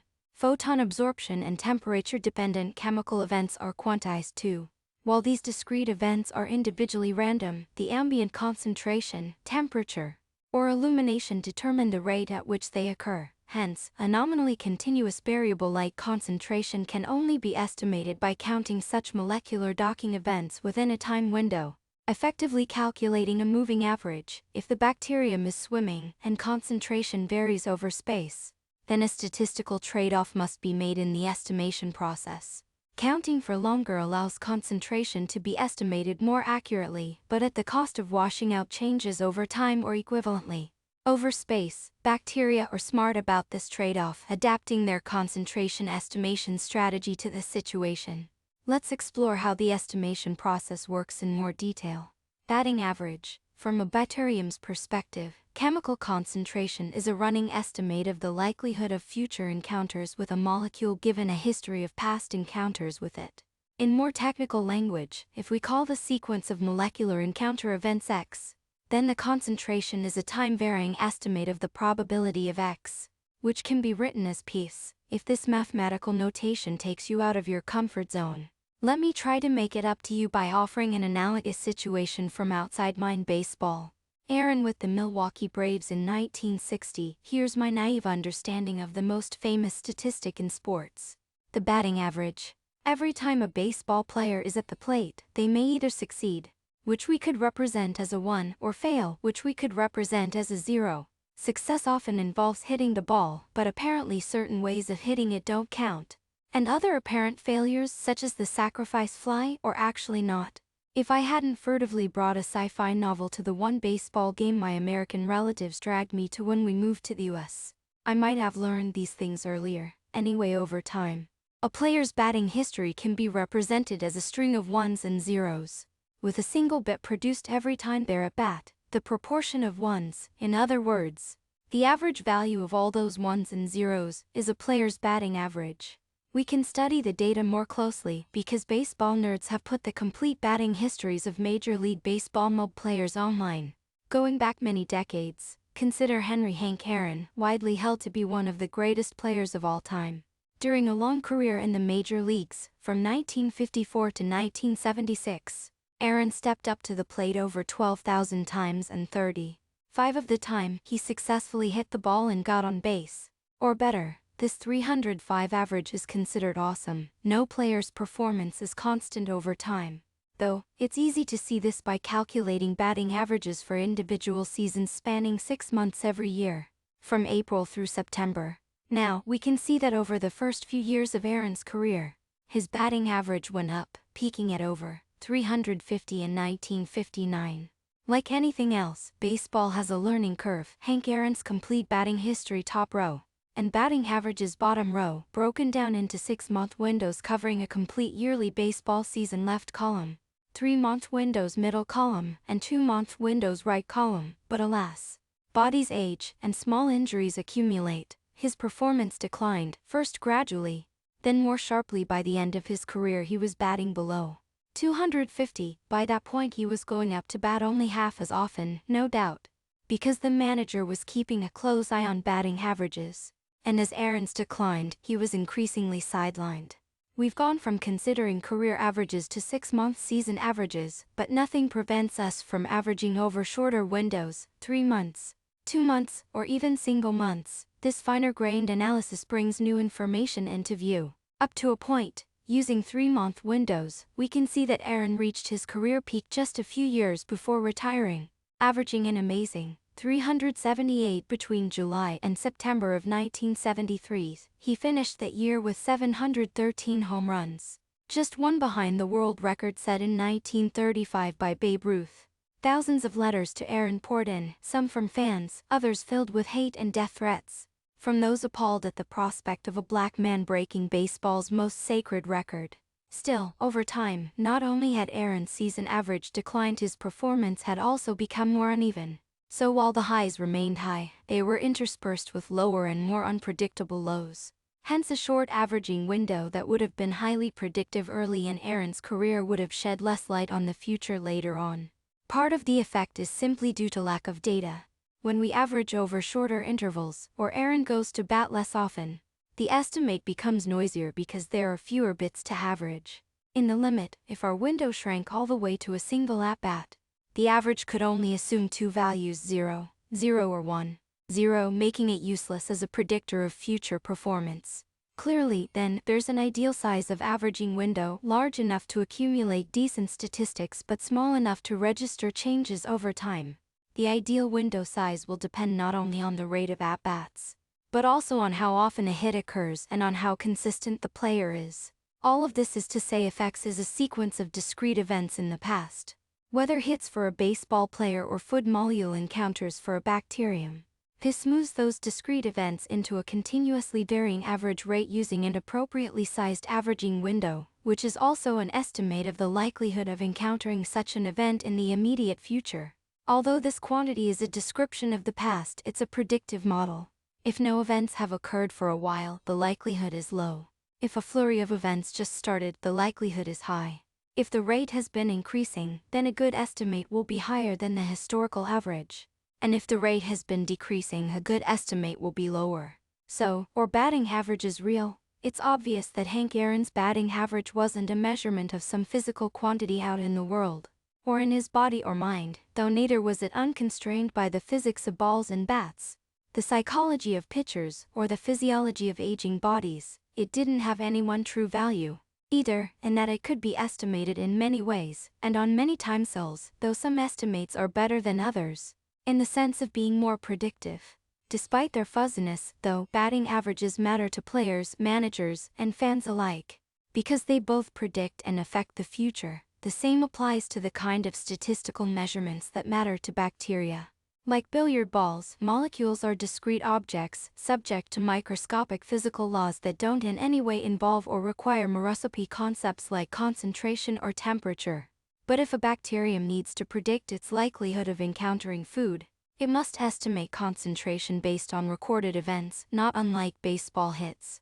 As described in Chapter 1, Boltzmann's Development of Thermodynamics, the ideal gas law, for instance, defines quantities like pressure, temperature, and concentration using mathematical models and approximations of the same kind.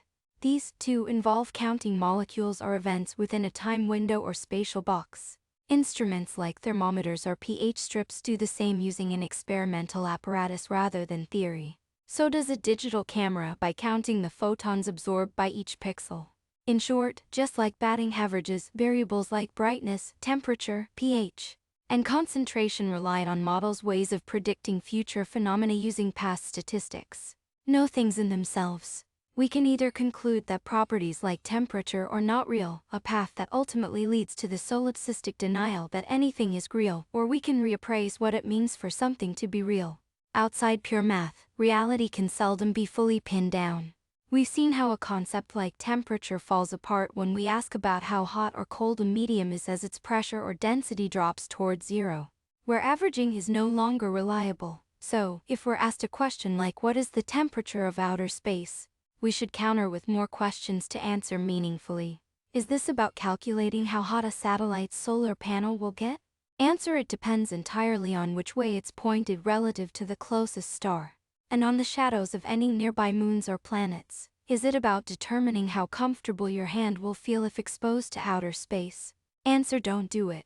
For a bacterium adapted to a watery medium, these simply aren't relevant questions. One might as well ask a person, how does a neutron star taste? Like taste, temperature is not a thing in itself. It doesn't pre-exist somehow in an unobserved universe. It is, rather, an observer-dependent model whose usefulness, from the observer's viewpoint, depends on its behaviorally relevant predictive power. This is true not only of temperature, but of all the recipe phenomena we care about and describe using language. Like musical note, chair, bacterium, or person, it may even be true of phenomena like an electron.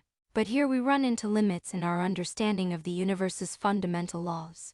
Electron may merely be the name we assign to a certain kind of propagating disturbance in a quantum field, or it may have some more fundamentally digital nature that physicists investigating the subbasement of reality could one day discover. And are quantum fields themselves real? Who knows?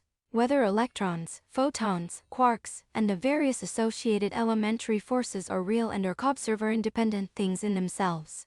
Higher-order objects are features like temperature, pressure, chairs and tables, bacteria and people seem, at first blush, to be mere ideas or epiphenomena. The unobserved universe doesn't care about such ideas. After all, the continued existence of a chair doesn't depend on whether someone is around to conceive of that bunch of atoms as chair.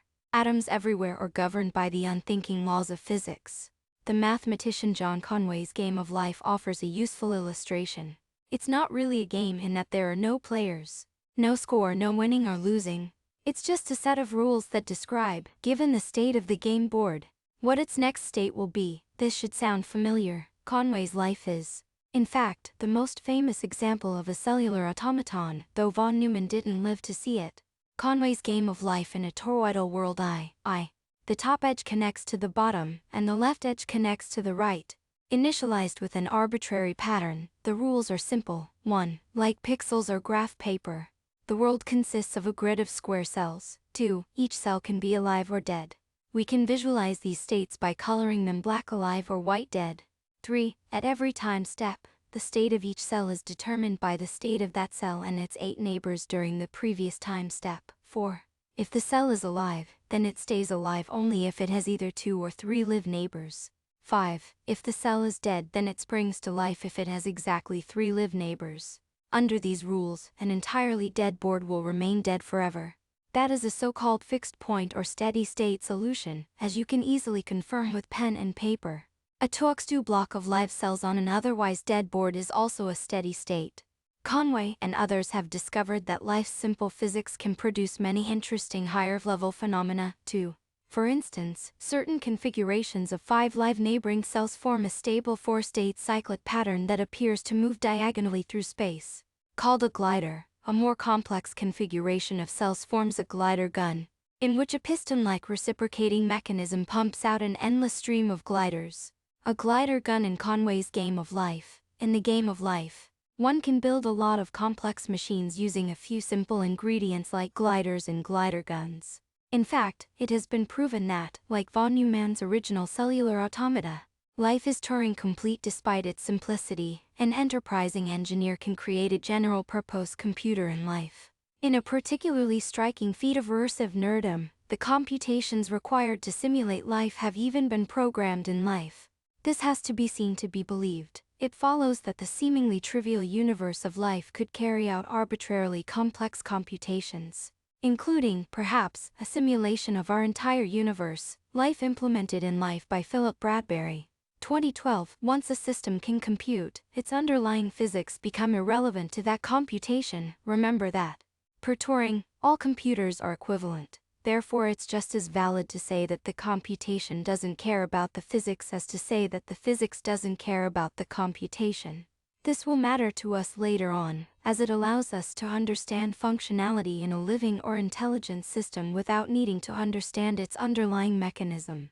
A dice-hard physicist, though, can justifiably insist that neither gliders nor any of the infinitely complex things one can build in life are real or things in themselves, in the sense that the rules of life don't involve any such objects. There are only dead and live cells, and the elementary rules for determining their next states. These facts, and these facts alone, comprise life's theory of everything. Anything further is in the eye of the beholder. As beholders, though we can certainly see gliders, they appear to be real enough. What do we mean by this? We mean that, if we recognize a glider configuration, we can immediately predict what will happen next. It will cycle through 4 states and move diagonally until it encounters an obstacle. If the glider were the only thing on an otherwise empty, infinite board, we could, with a single glance, predict every future state of the entire board, for all time, compared to brute force computation of the future state of every cell on the board. The effort saved is well infinite. We could say, then, that gliders are real only and precisely because, as a concept or model, they are useful for predicting the future whenever the glider pattern arises. Recognizing and understanding gliders allows simulation without simulation. Conway's game of life with added noise from the microphone. Try clapping. Furthermore, the glider pattern is highly relevant in the life universe, because the pattern is so simple that it tends to arise spontaneously. Meaning if we imagine life being played out on a large board where cells occasionally flip at random, gliders will form frequently, and when they do, we will immediately be able to predict their future trajectory until and unless they are disrupted by noise, or by running into something. Entropy principle. From a mathematician's point of view, patterns like the glider and glider gun are special in that they correspond to limit cells, generalizations of the idea of steady states like the Tuoxtu block to endlessly repeating loops of states. According to quantum field theory, the patterns we call electrons, photons, And quarks are much like gliders, stable though oscillating solutions to underlying field equations that don't explicitly define such objects. This too should sound familiar. We've just encountered dynamic stability again. Seen this way, gliders and elementary particles are simply the earliest steps in an evolutionary process. According to the maxim that whatever persists exists and conversely, whatever is too dynamically unstable to persist doesn't. Evolution doesn't have to stop there. If 8 gliders collide in just the right way, they will react to form a glider gun. And not only is a glider gun stable, it also creates more gliders. Glider guns and a few other simple objects that can arise through glider collisions are the basic ingredients for building a touring machine.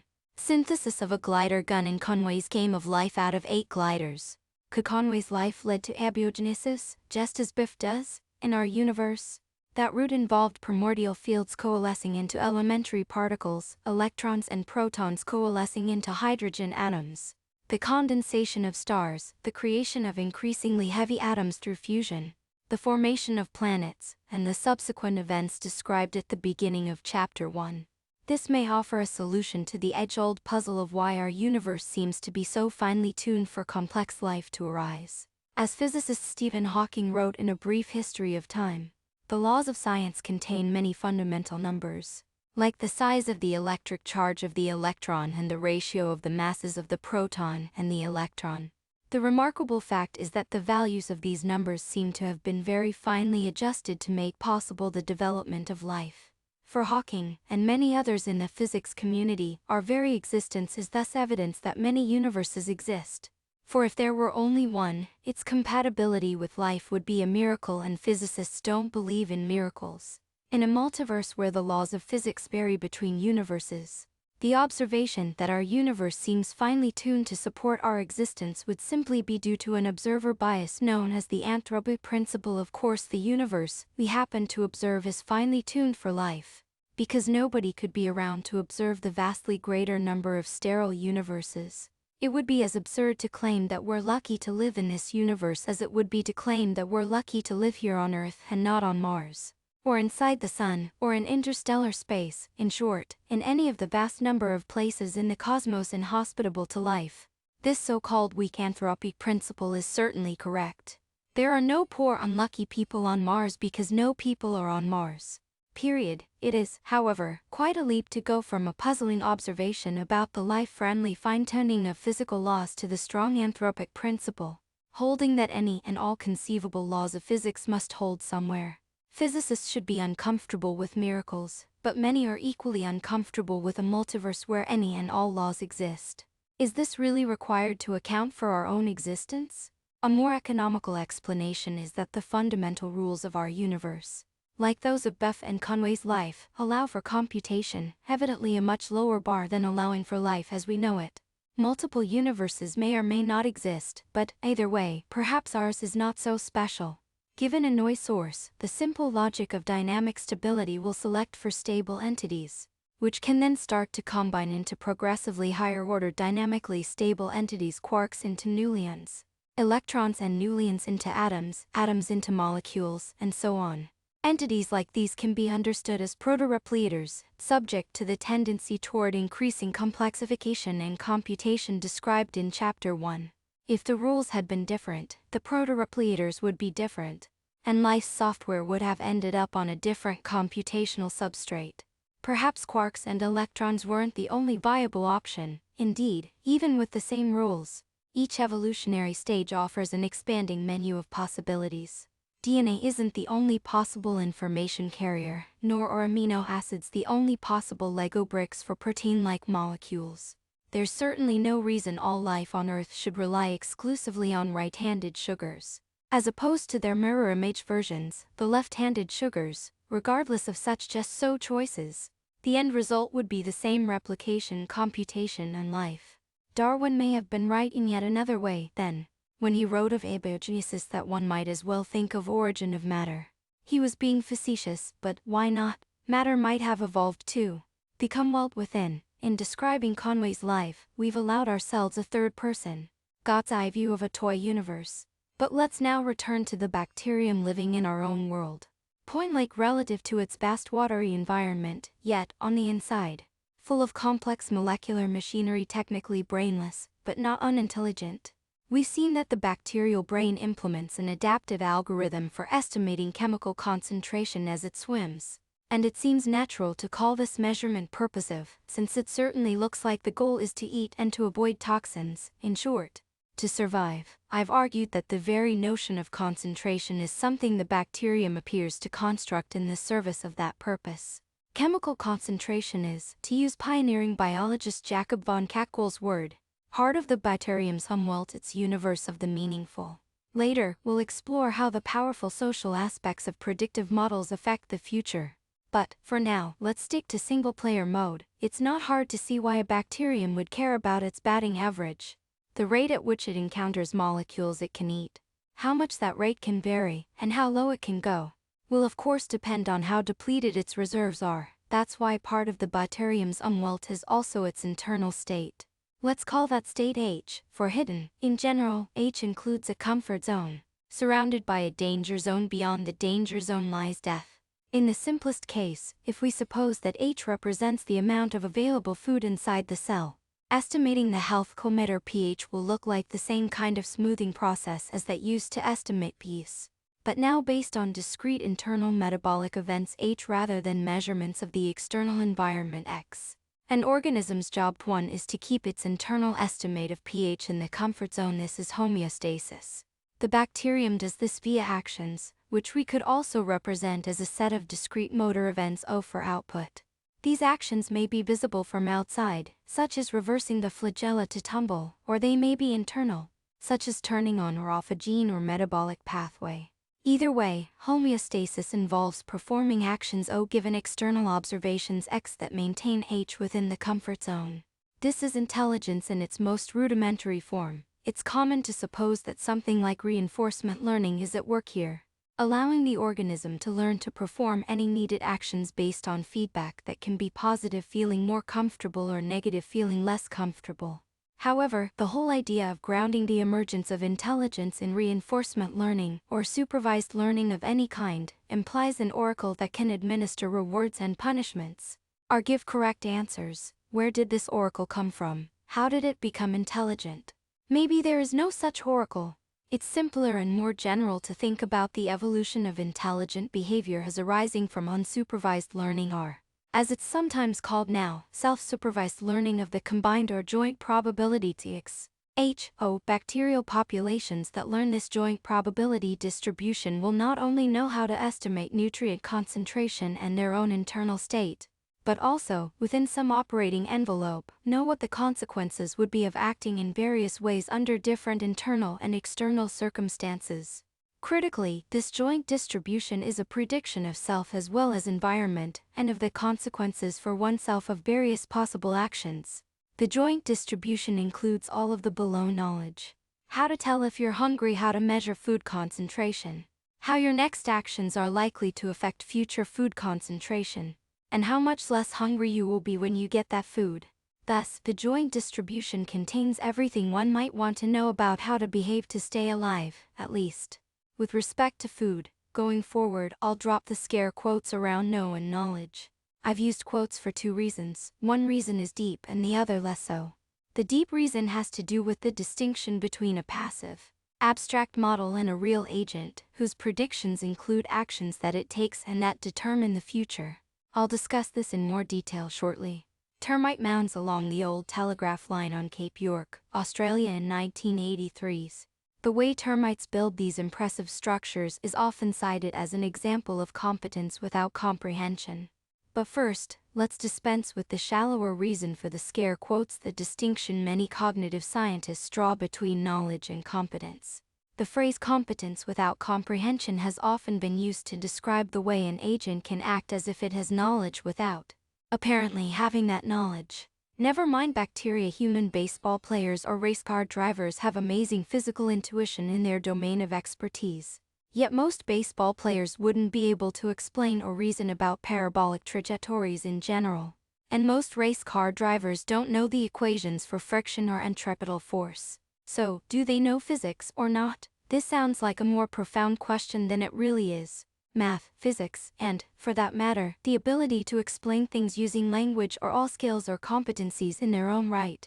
None of them follows from learning how to swing bats, catch balls, or drive race cars, or vice versa. Plenty of nerds know physics well enough, but are so clueless about sports that they may need to look up what batting average means on Wikipedia.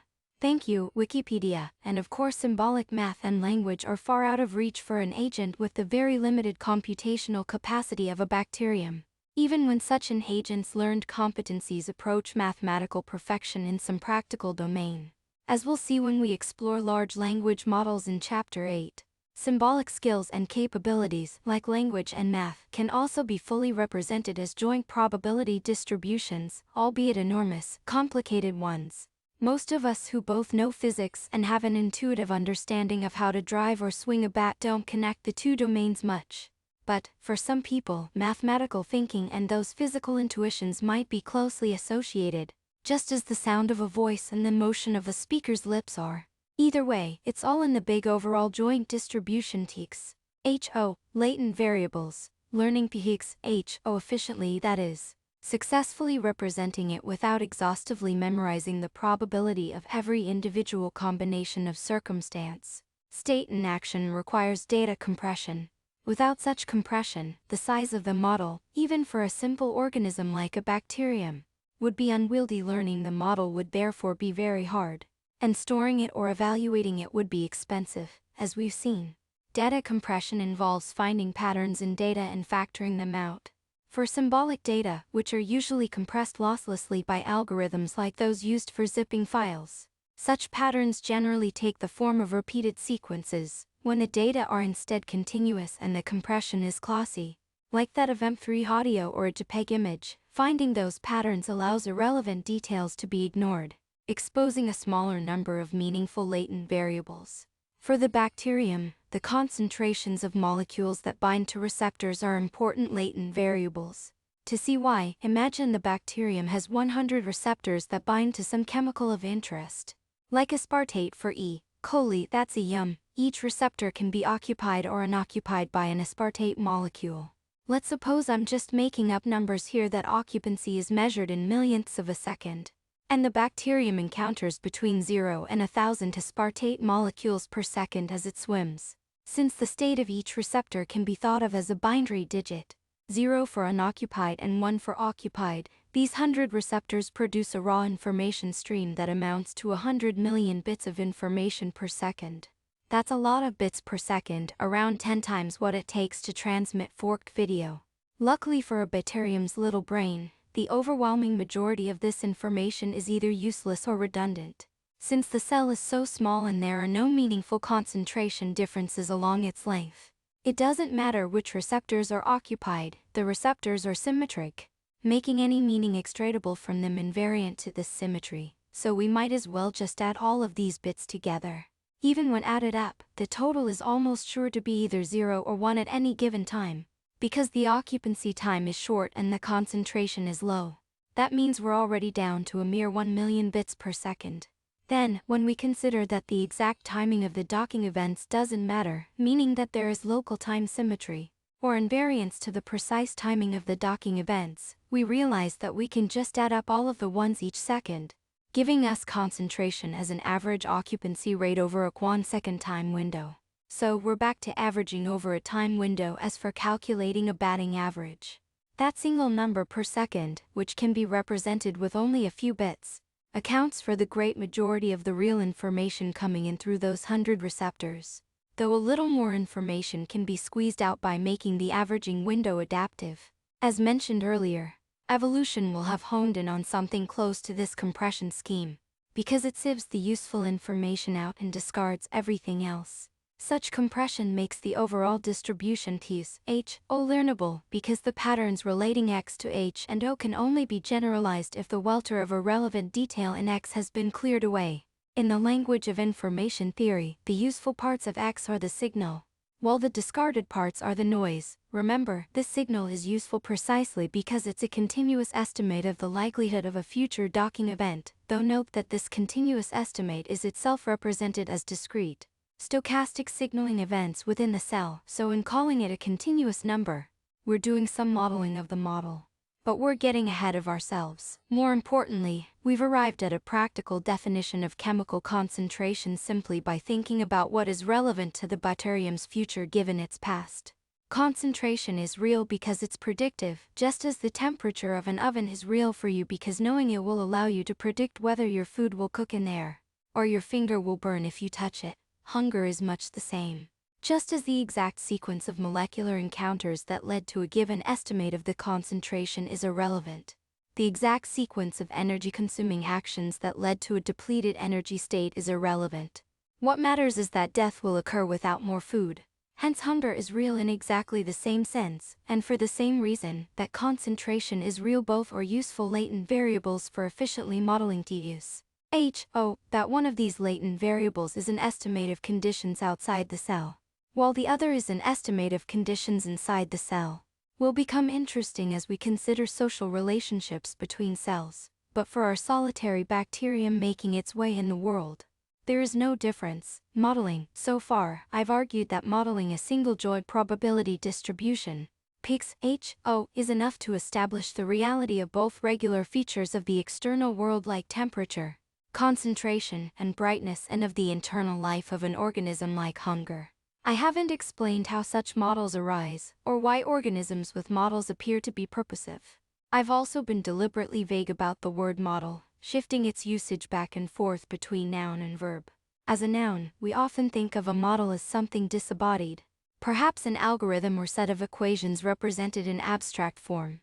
A one-dimensional linear model, for example, can be written fixed x, and is fully specified by the single number w. The billions of parameters in a large machine learned model are no different, they just take much more space to write down. As a verb, modeling may mean learning or approximating WR. Equivalently, billions of parameters, often expressed as a giant matrix of weights between artificial neurons I and J from training data. Or it might mean evaluating the resulting model, that is, actually calculating FIS for a given X. A living organism is clearly more verb than noun verbness are. To use a more resonant term, agency is precisely what distinguishes living things from dead things. Living things do stuff of their own accord, non-living things don't. A bunch of parameters, printed out on a giant ream of paper and shoved into a closet never to be seen again. Or certainly not a living thing, they are just inert matter, dead information.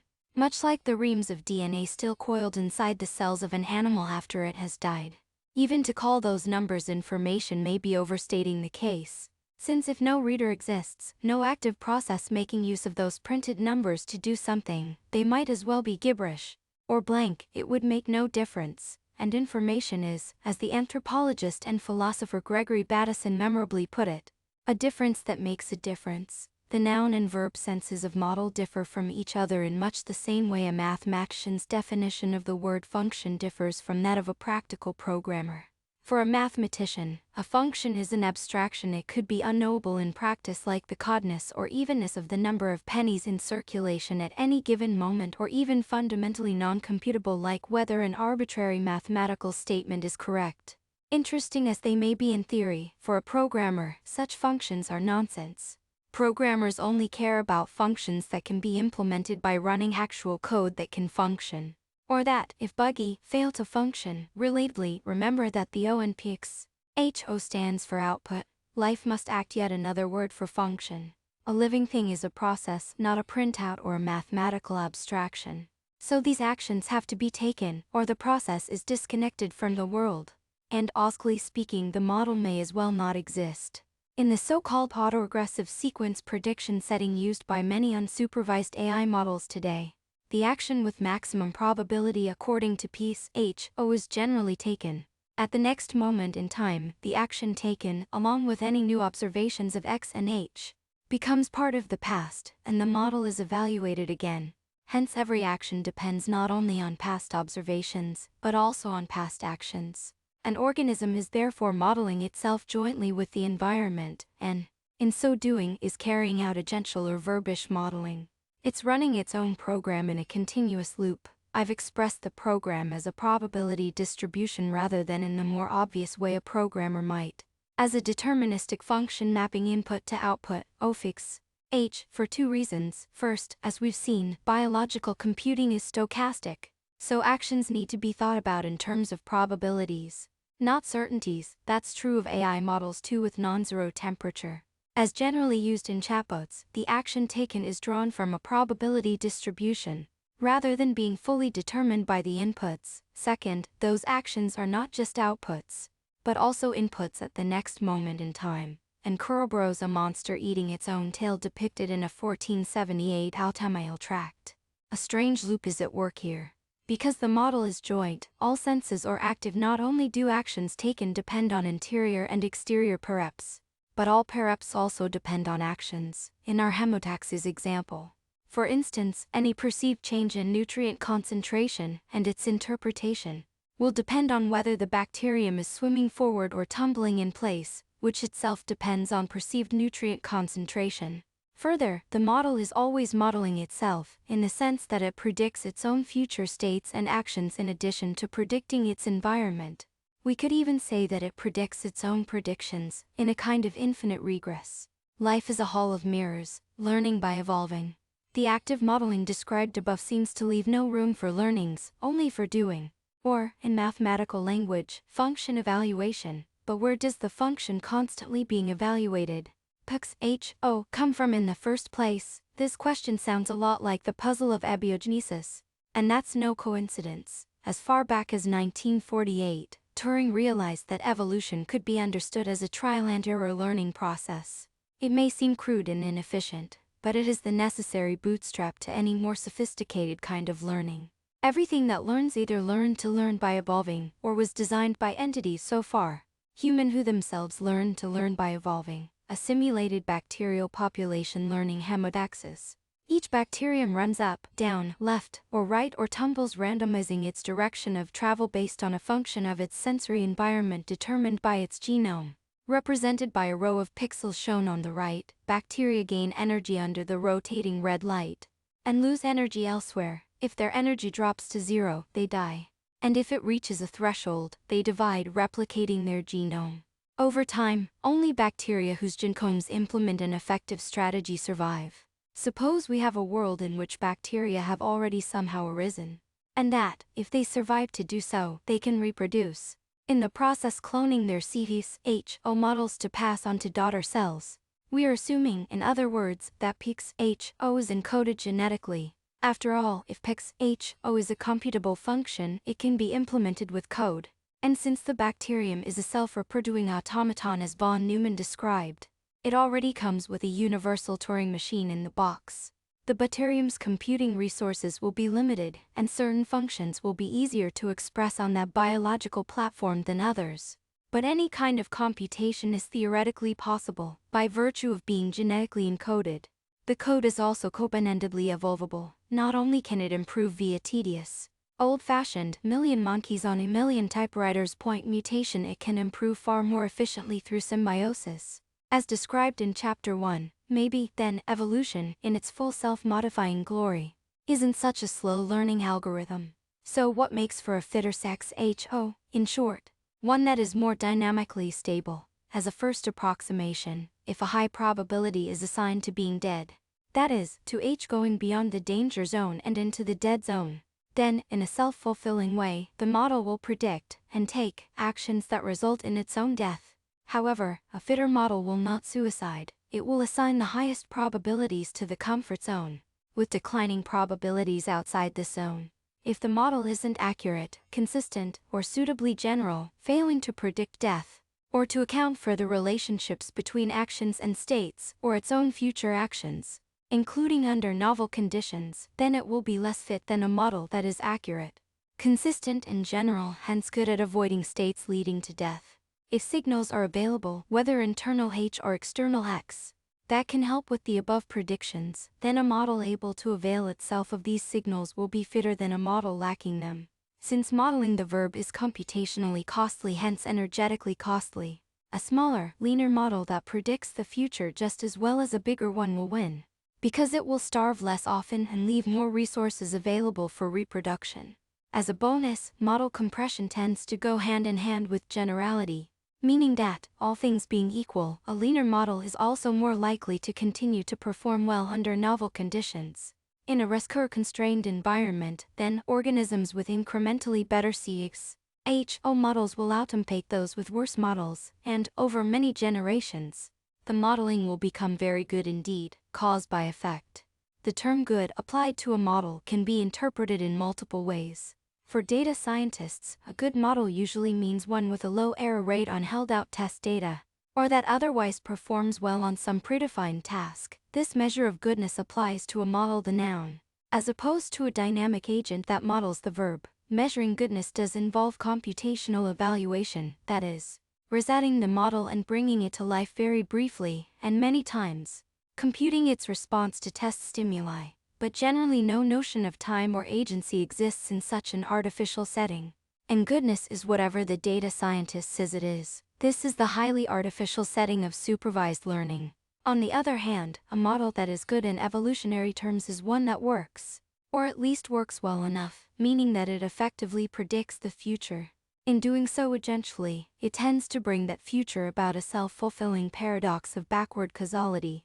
The apparent paradox arises because causes are supposed to precede their effects. How could it ever be right to say that something happens because of its effect? Yet colloquially, we do this all the time. Suppose, for instance, that I'm talking with a friend at the coffee shop, then glance at the clock, jump up, and race out the door, my coffee unfinished. A busybody at the next table wonders why I'm madly careening off on my bike.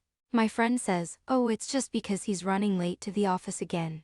This is an utterly unremarkable exchange, but if you think about it, quite a strange use of the word, because if a boulder is careening down a hillside, about to squash a parked car, and someone asks why the boulder is doing that, there might be all kinds of answers. Maybe a landslide occurred higher up, or it broke off a cliff. We don't say it's careening down the hill because there's a parked car down at the bottom. The causes are uphill in the past, and effects are downhill in the future. In this light, an effect preceding its own cause seems nonsensical. Yet when it comes to bacteria, people, and everything in between, the future, or a wishful model of it, one in which you are safe, warm, well-fed, caffeinated, and make it to the office just in time, seems to influence the events leading up to it, rather than those events inexorably determining the future. In fact, evolutionarily speaking, only creatures with models that successfully predict their own future even have a future. Of course, none of this happens in violation of the laws of physics, but, like life itself per Schrödinger, it certainly looks suspicious. In a deterministic universe, how could a plan or intention possibly affect what will just happen? If you're thinking that this sounds a lot like the paradox of free will, yes, it does. We'll get to that in Chapter 6. The answer comes from that strange loop inherent to autoregressive sequence modeling. We've seen why the evolution of life implies the evolution of a sufficiently good CFU(HO) model. That model gives rise to actions in the world. But the world also gives rise to the model, while the model can only have learned from the past. It is a model because it can predict the future. When that prediction informs its actions, we get something that looks like backward causality. The more powerful the model, or, we could say, the more intelligent, the more pronounced this effect will be. Cognitive scientist Terence Deacon calls systems exhibiting apparent backward causality intentional. We could equally call them agential, purposive, or, in a broad sense, alive. Hence, for the boulder rolling downhill, the car at the bottom could only enter into the why of things if someone or something rolled that boulder on purpose. At this point, we've considered two senses in which a model can be called good. For a data scientist, a model is good to the degree that it scores well on a test. For a living organism, a model is good to the degree that it successfully predicts the future of the world, of the self, and of the effects of one's actions on self and world. A third sense of good, connecting these two, is normative, as opposed to descriptive. A model is good if it keeps the organism alive, because being alive is good, and being dead is bad. Notice that this normative quality arises in the evolutionary setting without anything like reinforcement learning, wherein an external oracle or teacher metes out rewards and punishments. In fact, punishment of an individual organism under Darwinian conditions is impossible, since the only negative feedback is death, which will prevent any subsequent learning. Rather, a taste for callousness emerges from something like a tautology: dead things don't model.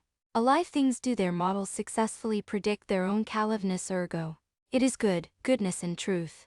while death itself is nothingness, states adjacent to death will be aversive to any creature that has evolved with death acting as what physicists call an absorbing boundary condition. Being averse to death, in other words, is how not to die. Aversion results in actions that are likely to move the creature away from a bad state and toward a better one more conducive to survival.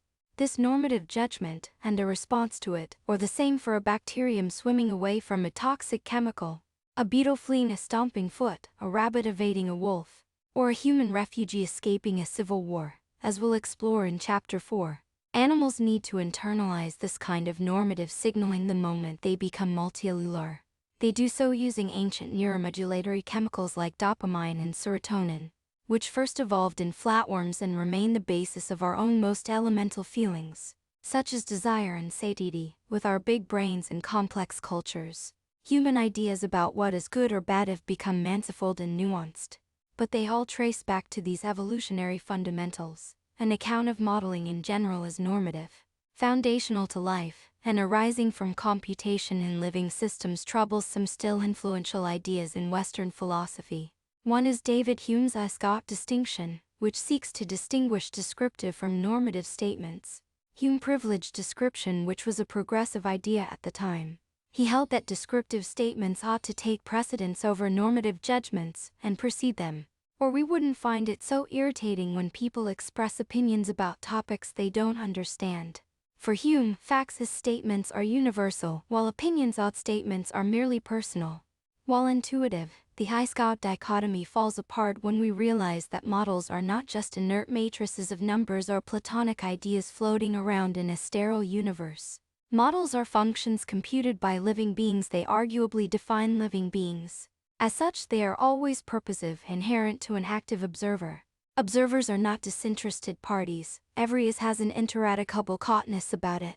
Are unwelcome or what they are for good reasons, the wavelengths we see or don't, the categories we distinguish or don't, the variables we deem salient or not. Summing up: 1. All knowledge or understanding of the world is co-observer dependent. 2. Accurate is best thought of as useful for predicting the future. And 3. Useful can be read as good for someone.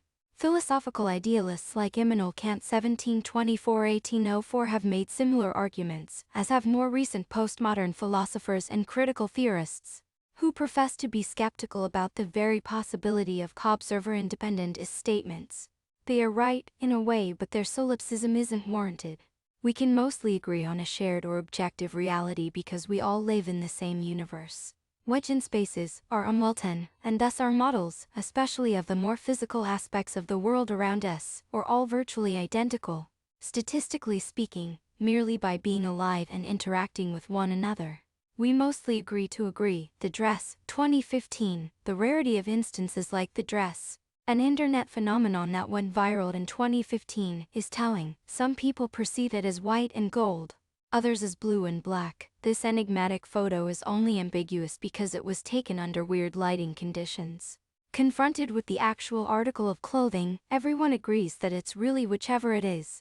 I can never remember. How we perceive it turns out to depend largely on our prior expectations with respect to lighting. Early risers see white and gold, while night owls like me see blue and black. Illustration of the way different filters, corresponding to different assumptions about illumination, produce different interpretations of color in the dress, even between species. Both a common biological toolkit and interlocking unwelcome tend to reinforce a consensus reality. Our interests, hence our models, are all entangled, whether cooperatively or adversarially. Indeed, it can be hard to tell the difference. A rabbit that fails to effectively recognize and distinguish between fellow rabbits and wolves is not long for this world. Nor is a wolf who can't recognize dinner.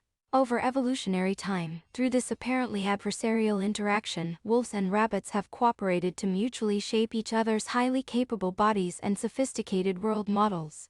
The science fiction writer Philip K. Dick once wrote, "Reality is that which, when you stop believing in it, doesn't go away, while an entity may ignore or variously interpret many of its input signals.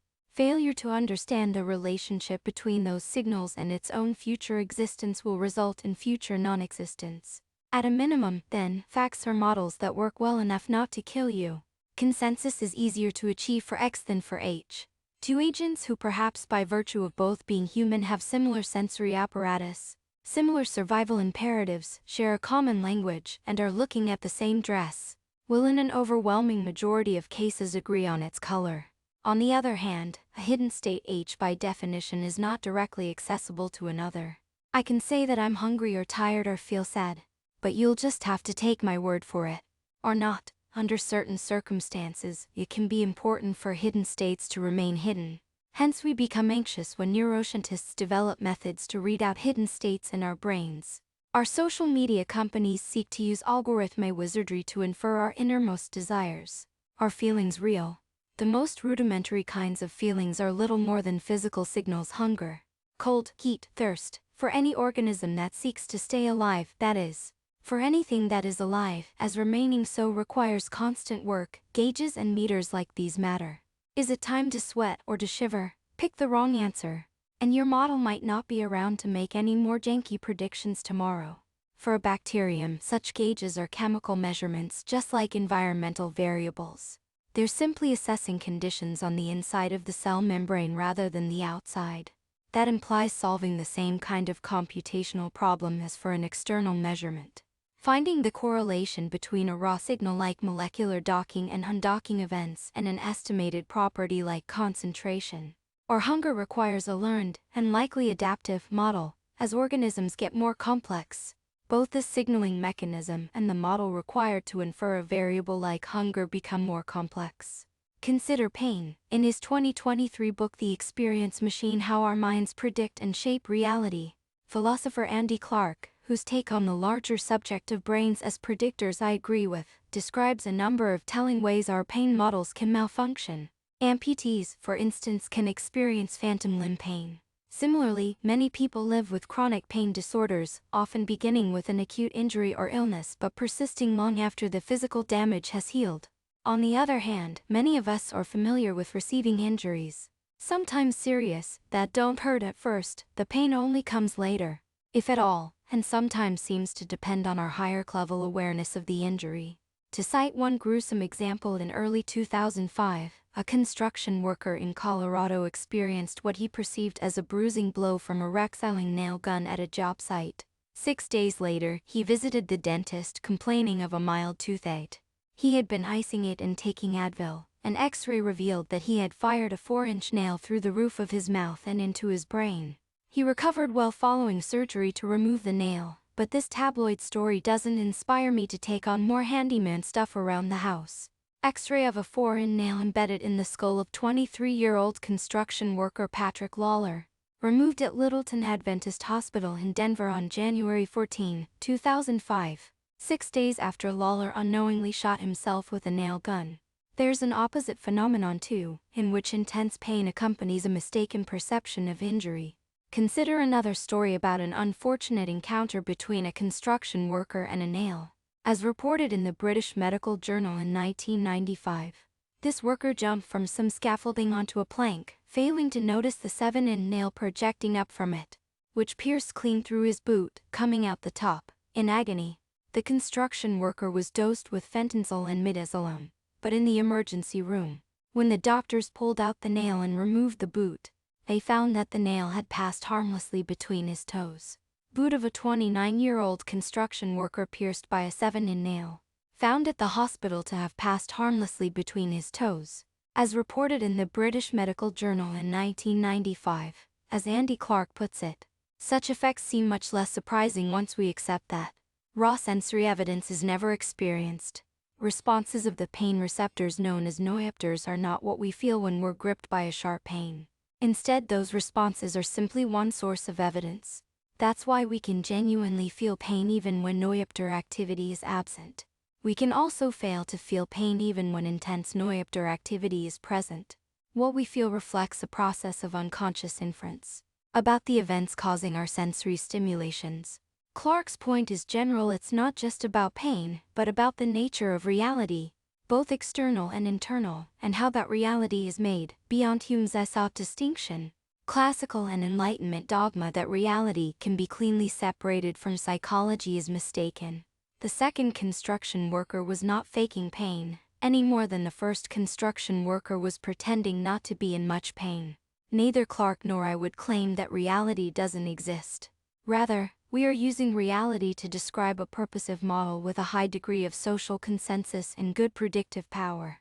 We call the first construction worker's belief that he was uninjured false because that belief would not have predicted the dramatic X-ray, or the urgent need for surgery. We call the second construction worker's belief in his injury false because his belief would have predicted that, when the doctors removed his boot, they would find a bloody wound.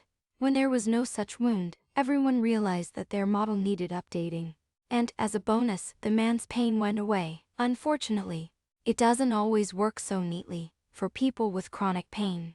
Knowing that nothing is wrong doesn't bring relief, just as for people with arachnophobia.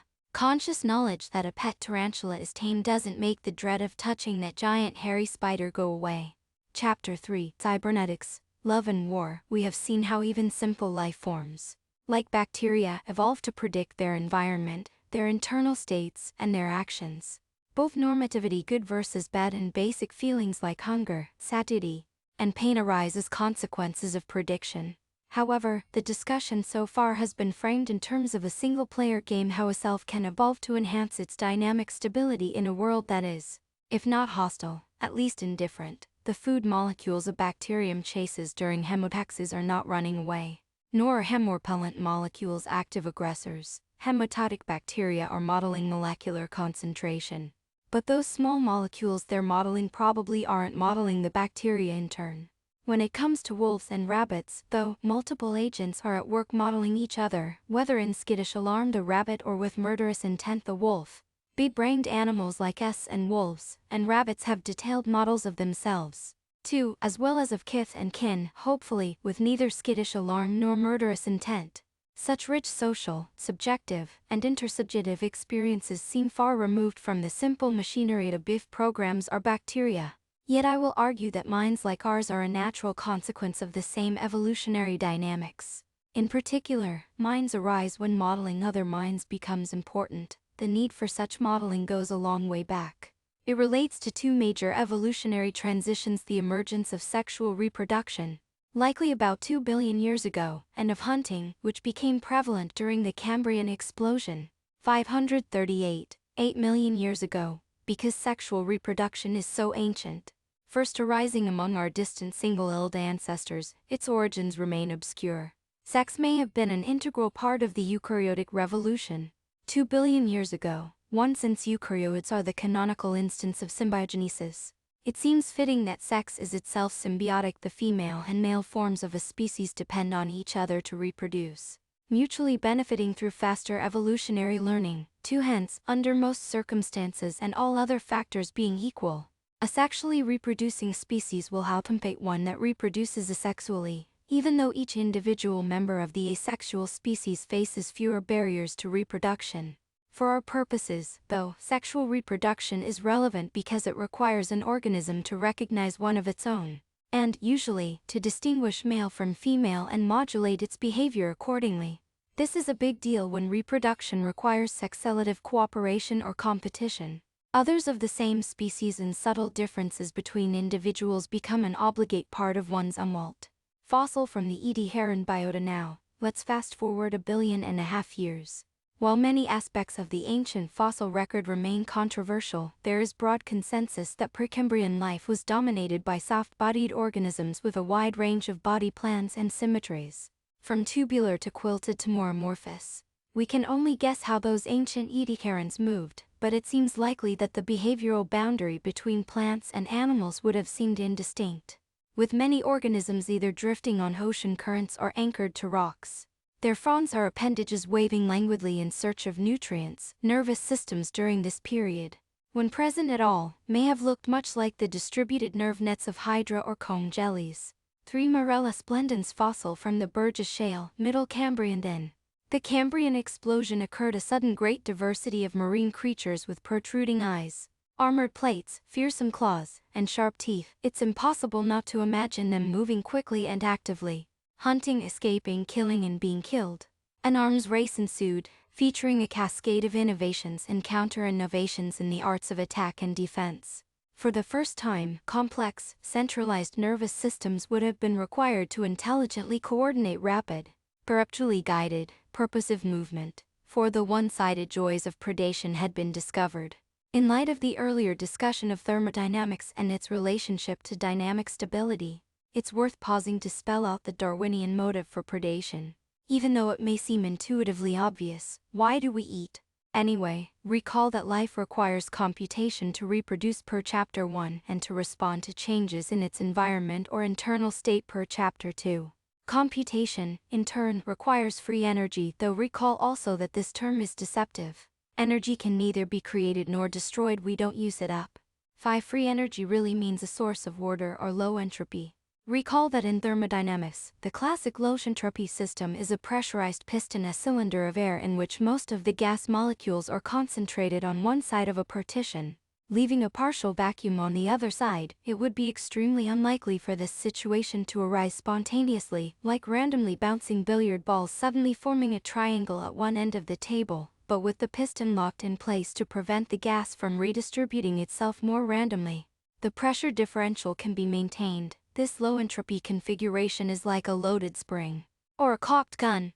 The moment that piston is allowed to move, it will do so with force, until the pressures on both sides equalize, that is, until entropy is again maximized. That would use up the free energy, even though the total amount of actual energy in the system proportional to the sum squared velocities of all of the gas molecules has remained constant. When Newman and Watt harnessed the piston's movement to work a pump, or spin a loaded crankshaft, the molecules would slow down accordingly, cooling the gas. Now, remember that once life takes hold, it creates predictability and order. Its entropy plunges. That, too, requires work. It also means that an organism itself is a kind of pressurized piston, or loaded spring, or cocked gun, a wonderful source, in other words, of free energy. The fatty bits, especially all those delicious carbon-hydrogen bonds, thus, predation, a life form using the order, or negative entropy, stored in the body of another life form to do the work of maintaining or increasing its own order or negative entropy. 6. There are conflicting interests here. In the best case for the victim, the predator will just take a harmless little nip or sip. That's how fleas, ticks, flies, and mosquitoes work. We still resent them grooming behaviors among primates, and the swishy tails on horses evolved to discourage such myopredation. And partly in response, flies have become lightning quick, mosquitoes have evolved to inject anesthetics, and ticks have become tenacious flesh burrowers. As for predation of the kind that comes in larger, life-ending bites, well, avoiding it at any cost immediately rises to the top of any prey animal's to-do list.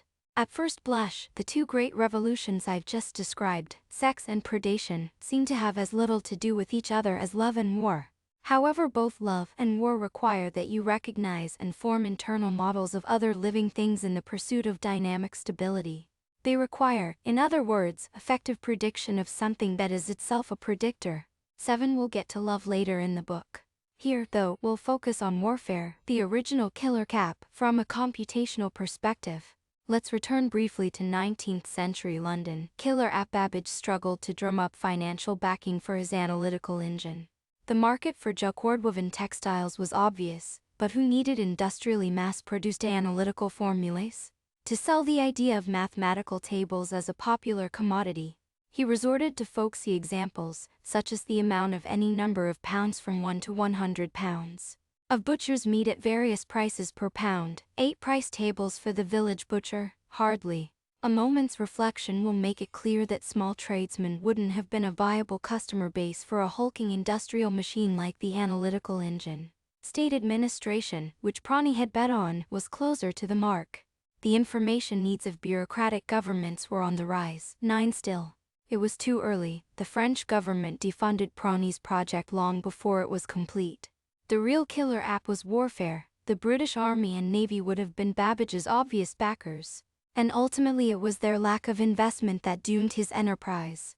Range tables for a 3-inch field gun, models 1902-1905, 15 ob. Projectile. The artillery table was already a paradigmatic product of human computation by the turn of the 19th century. A new table was needed for every big gun, including corrections for factors like altitude, wind, and barometric pressure. with every major world conflict from the Napoleonic Wars 1803–1815 onward, gunnery became increasingly important, and, with it, tabulation, and doing the calculations by hand took a long time. World War I artillery. By World War I, the first fully industrialized large-scale conflict, both the Allies and the Central Powers were making extensive use of complex tables. Artillery fire was often planned days in advance, and its accuracy became crucial for supporting infantry advances. Computation had become a bottleneck in warfare, and, more than any other single factor, this was what finally motivated serious investment in automatic computing between the world wars. As weapons production for World War II began ramping up, the University of Pennsylvania's Moore School of Electrical Engineering hired at least 200 women to work on artillery tables. Their methods would have been largely familiar to Babbage or Prony, but spurred by the war effort, technology was advancing at breakneck speed.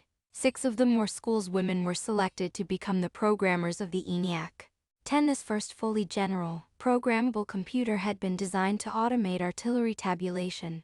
11. Short film about the ENIAC, 1946. By the time the ENIAC became operational, in December 1945, priorities had changed. The Germans and the Japanese had been defeated, but Cold War brinkmanship picked up right where World War II had left off.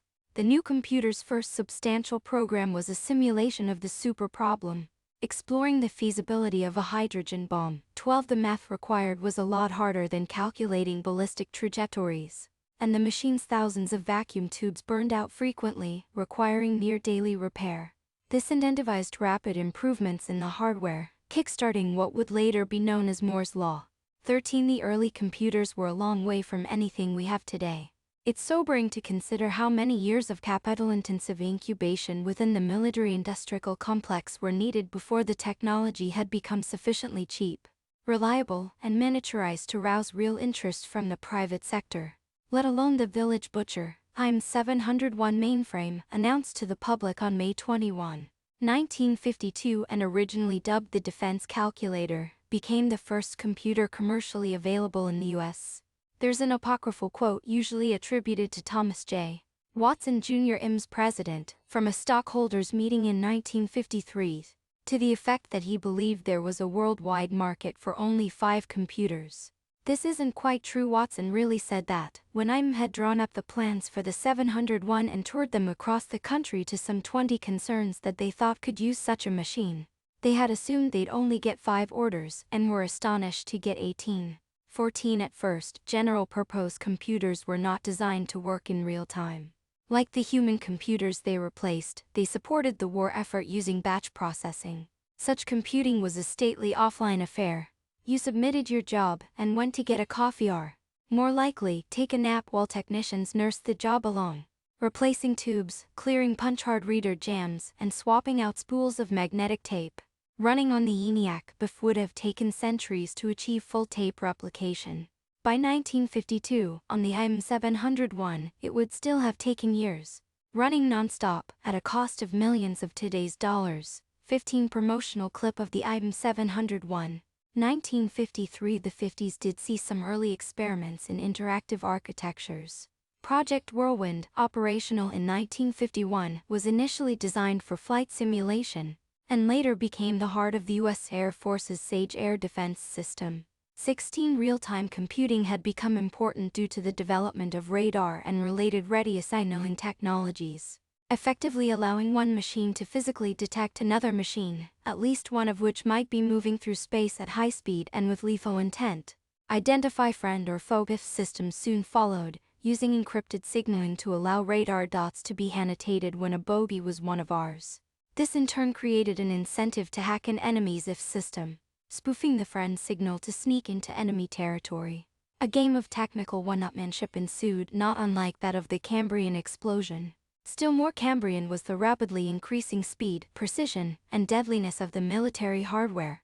Jet fighters, missiles, and anti-missile defenses proliferated. GPS was invented in large part to make autonomous weapons guidance possible, as it was obvious that high-speed warfare would soon render keeping a human in the loop impossible. The precision and response time needed were superhuman. Even the G-force incurred by aerial maneuvers soon began to exceed human endurance. 17 robots would need to close the sensor motor loops of these new weapons systems. Behavior, purpose, and teleology. World War Sire a Sperry ball turret drawn by Alfred D.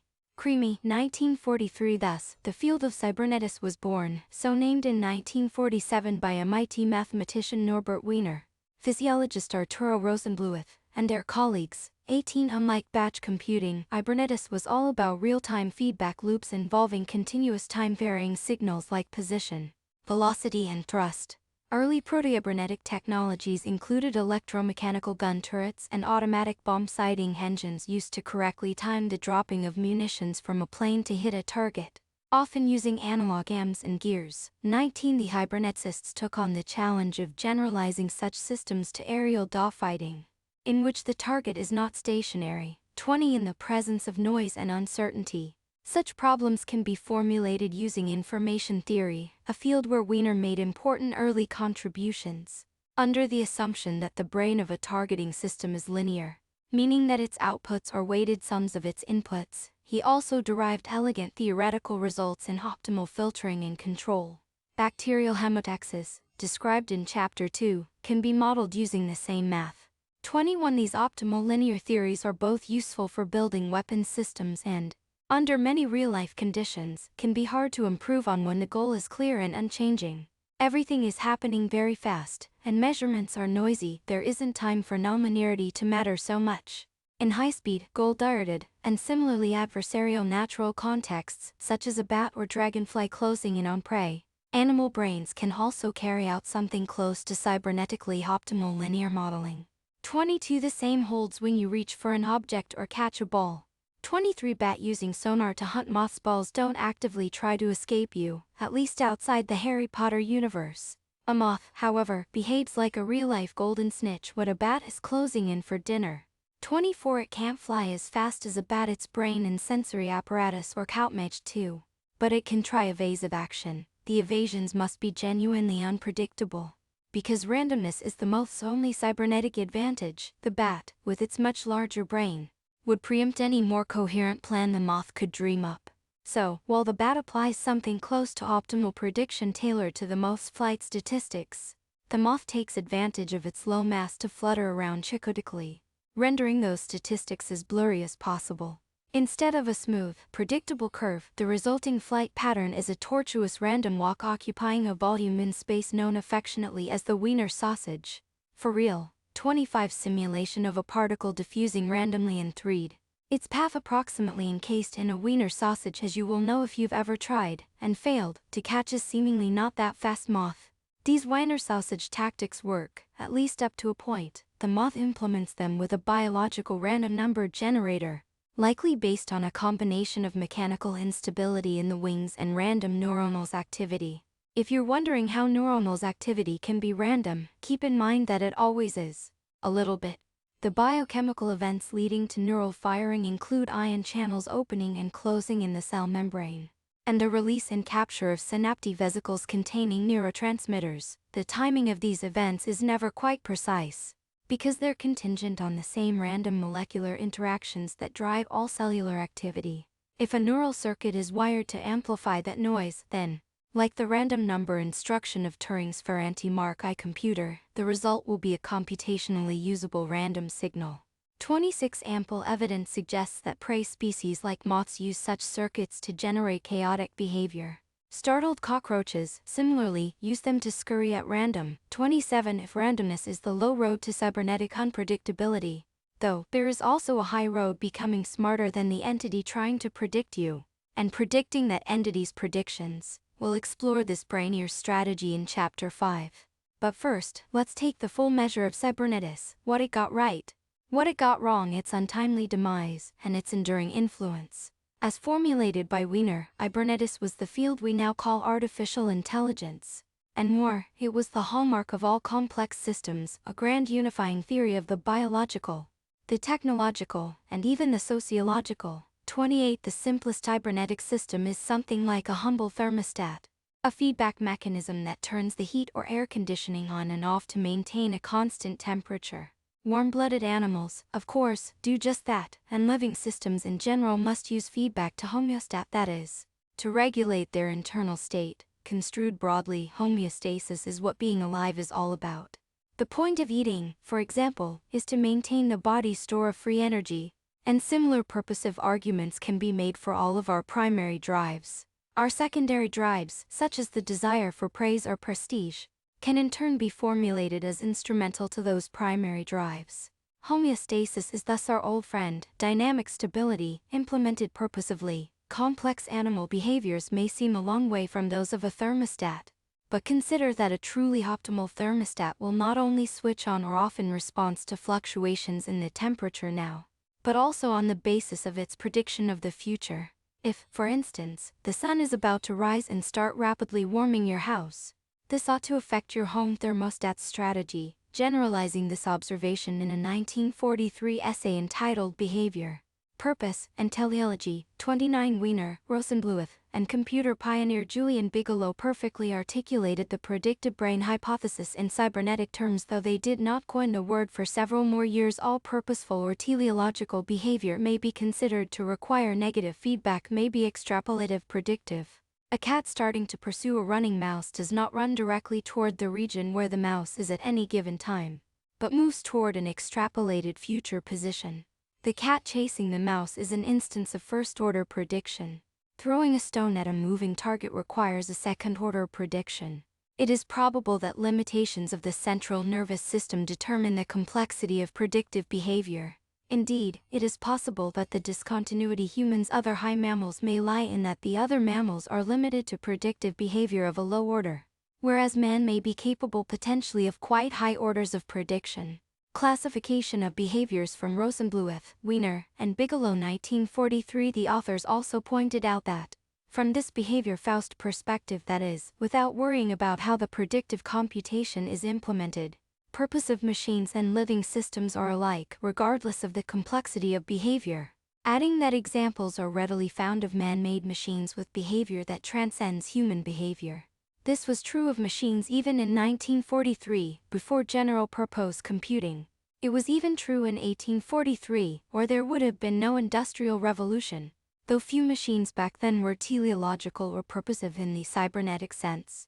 A notable exception is the centrifugal governor, first invented by Christian Huygens in the 17th century, then adapted by James Watt in 1788. Watt's version controlled the amount of steam going into a steam engine using a valve coupled to whirling weights driven by the engine, creating a negative or homeostatic feedback loop to regulate the engine's speed. In invoking teleology, Wiener and colleagues were playing with fire, both in the philosophical and scientific communities. Materialism and reductionism had given teleology a bad name, relegating it to a quasi-religious belief. After all, if, given initial conditions, the entirely knowable dynamical laws of physics fully determine what will take place at the next moment in time, what role could teleology or purposive action possibly play? 30. A centrifugal governor. The balls swing out as speed increases, closing the throttle beyond stipulating goals and purposes. Ibernetists posited agents that predict the future and bring that future about, the same apparent reversal of causality we encountered in Chapter 2. The Hibernetists' insight, both trivial and profound, was that predictive negative feedback loops are sufficient to give an apparatus or organism purposiveness without violating the laws of physics. The Huygens-Watt centrifugal governor, for instance, is a simple machine whose workings are fully described by Newtonian physics. Yet it also has a goal. It manipulates a steam engine's intake valve to regulate the engine's speed.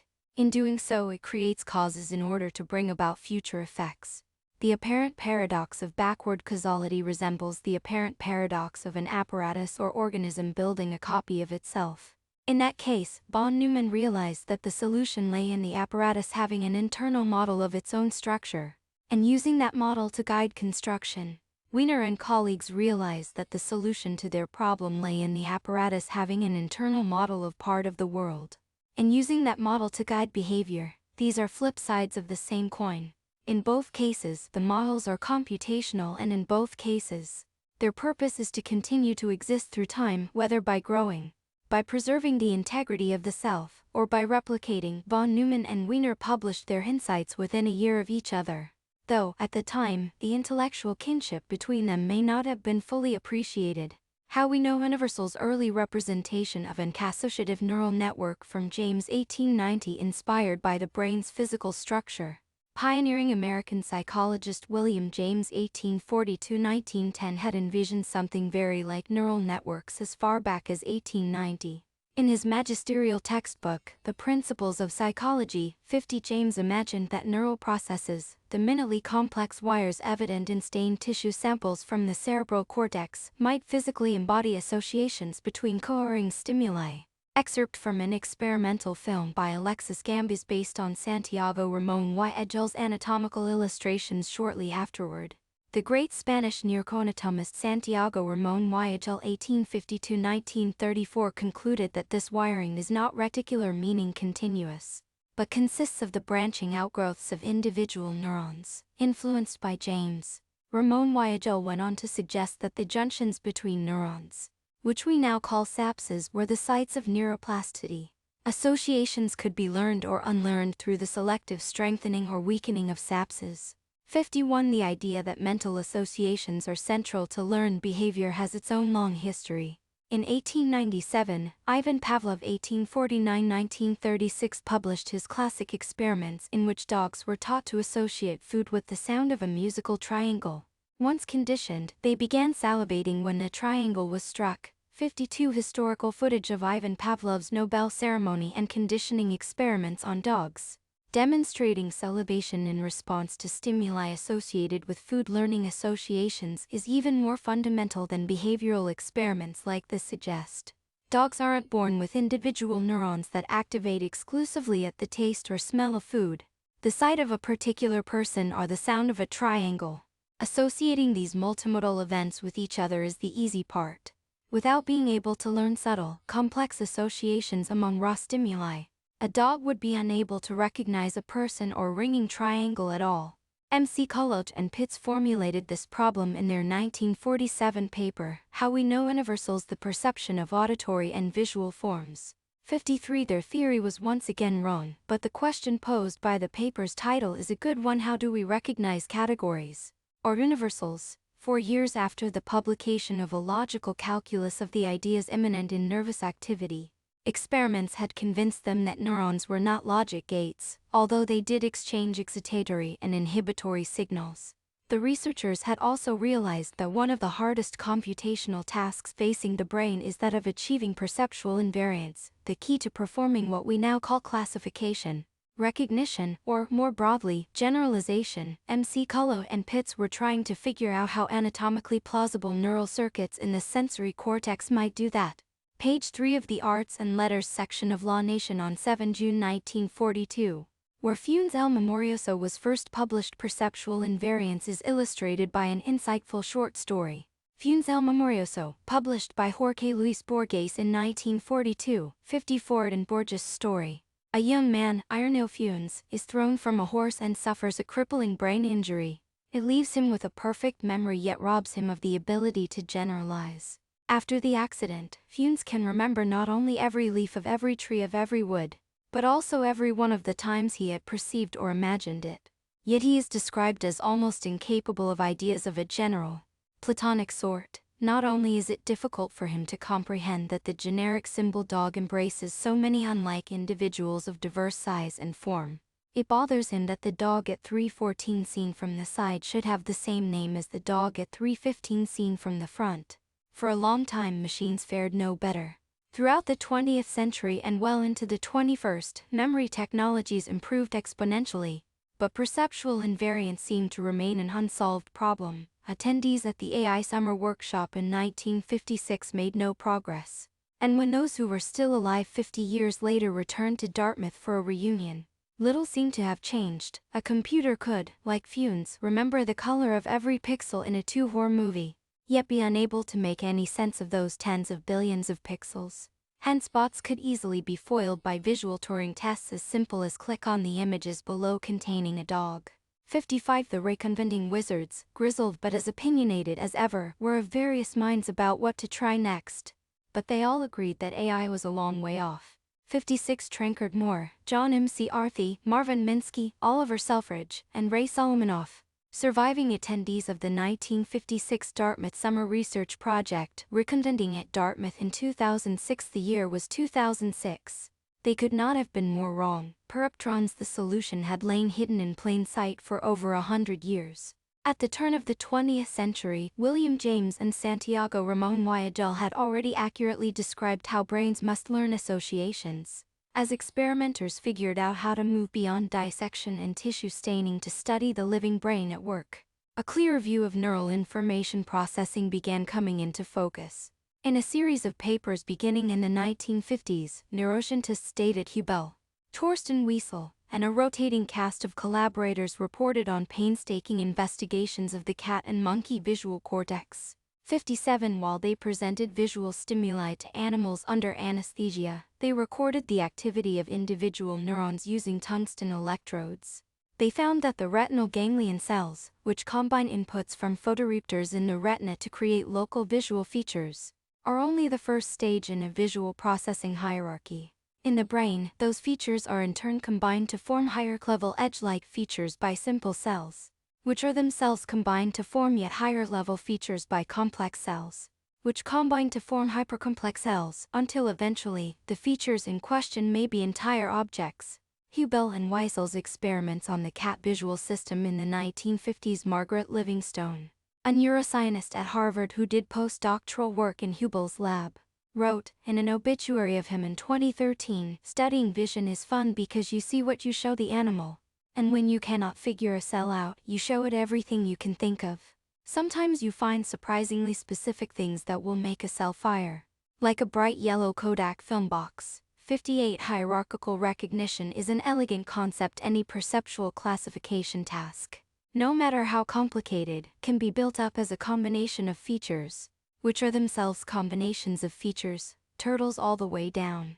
This seemed to be the brain's approach to generalization. In 1957, Frank Rosenblatt, a young engineer at the Cornell Aeronautical Laboratory, decided to build an apparatus to do what the visual cortex does. He called it the perceptron. As he wrote in the introduction to his report, "T should be feasible to construct an electronic or electromechanical system which will learn to recognize similarities or identities between patterns of optical, electrical, or tonal information in a manner which may be closely analogous to the perceptual processes of a biological brain." 59 Frank Rosenblatt left and engineer Charles Whiteman Wright work on a motorized potentiometer for the perceptron in December 1958 in a passage reminiscent of Borges. Rosenblatt noted that although recognition of similar forms can be carried out, to a certain extent, by analytic procedures on a computer, it is hard to conceive of a general analytic program which would recognize the form of a man seen from any angle and in any posture or position without actually storing a large library of reference figures. In general, identities of this sort must be learned or acquired from experience. Rosenblatt's identities were the same as M.C. Colloch and Pitts's universals a decade earlier. Unlike M.C. Colloch and Pitts, though, Rosenblatt created a real, working system. The original Mark I perceptron was a 3-layer neural net. Its first layer consisted of a 20x20 array of footwells, or sensory units.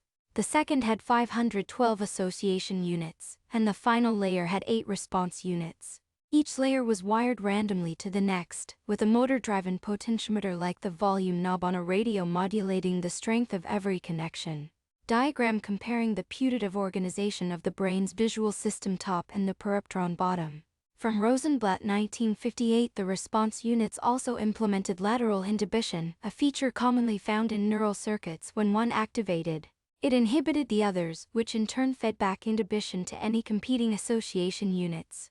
Using a simple learning rule that exploited this feedback, Rosenblatt got the device to distinguish among simple shapes: a square, a circle, a triangle. It was a start, more than a start in retrospect. The perceptron was arguably the single most important advance in AI in the 20th century.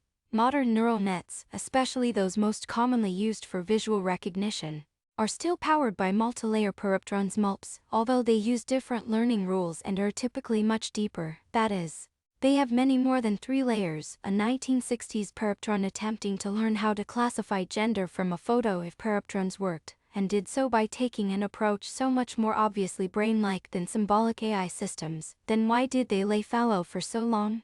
Several narratives have merit. 1. Neural nets big enough to do practical work require large-scale parallel computation, which didn't become available to most researchers until inexpensive GPUs graphics processing units began flooding the market. Around 2006-60 this is true however, if, beginning in the 1960s, we had begun to seriously engineer parallel neural computers or special-purpose hardware like the Mark I, we probably could have had powerful MOPs by the 1980s. Engineers didn't push much in this direction because Moore's law advanced ceaselessly for 6 decades after the invention of the transistor in 1947, shrinking their size, increasing their maximum clock speed, and decreasing the power they needed to operate. The industry was eager to reap the most obvious benefits, making the whole computer smaller, faster, cheaper, and lower power, rather than sacrificing these benefits to increase parallelism in the service of an unproven approach to computing. 61.2. Large neural nets require large datasets to train, which weren't available before the web took off. And labeled datasets, like ImageNet, which researcher Faye Fezeli began gathering in 2006, that year again, relied not only on internet-scale collections of images, but also on online gig workers to apply labels. Like Chihuahua and Blueberry, all true, but let's keep in mind that Netflix began sending subscribers digital movies by DVD nearly a decade earlier, and a modest collection of DVDs contains far more imagery than ImageNet.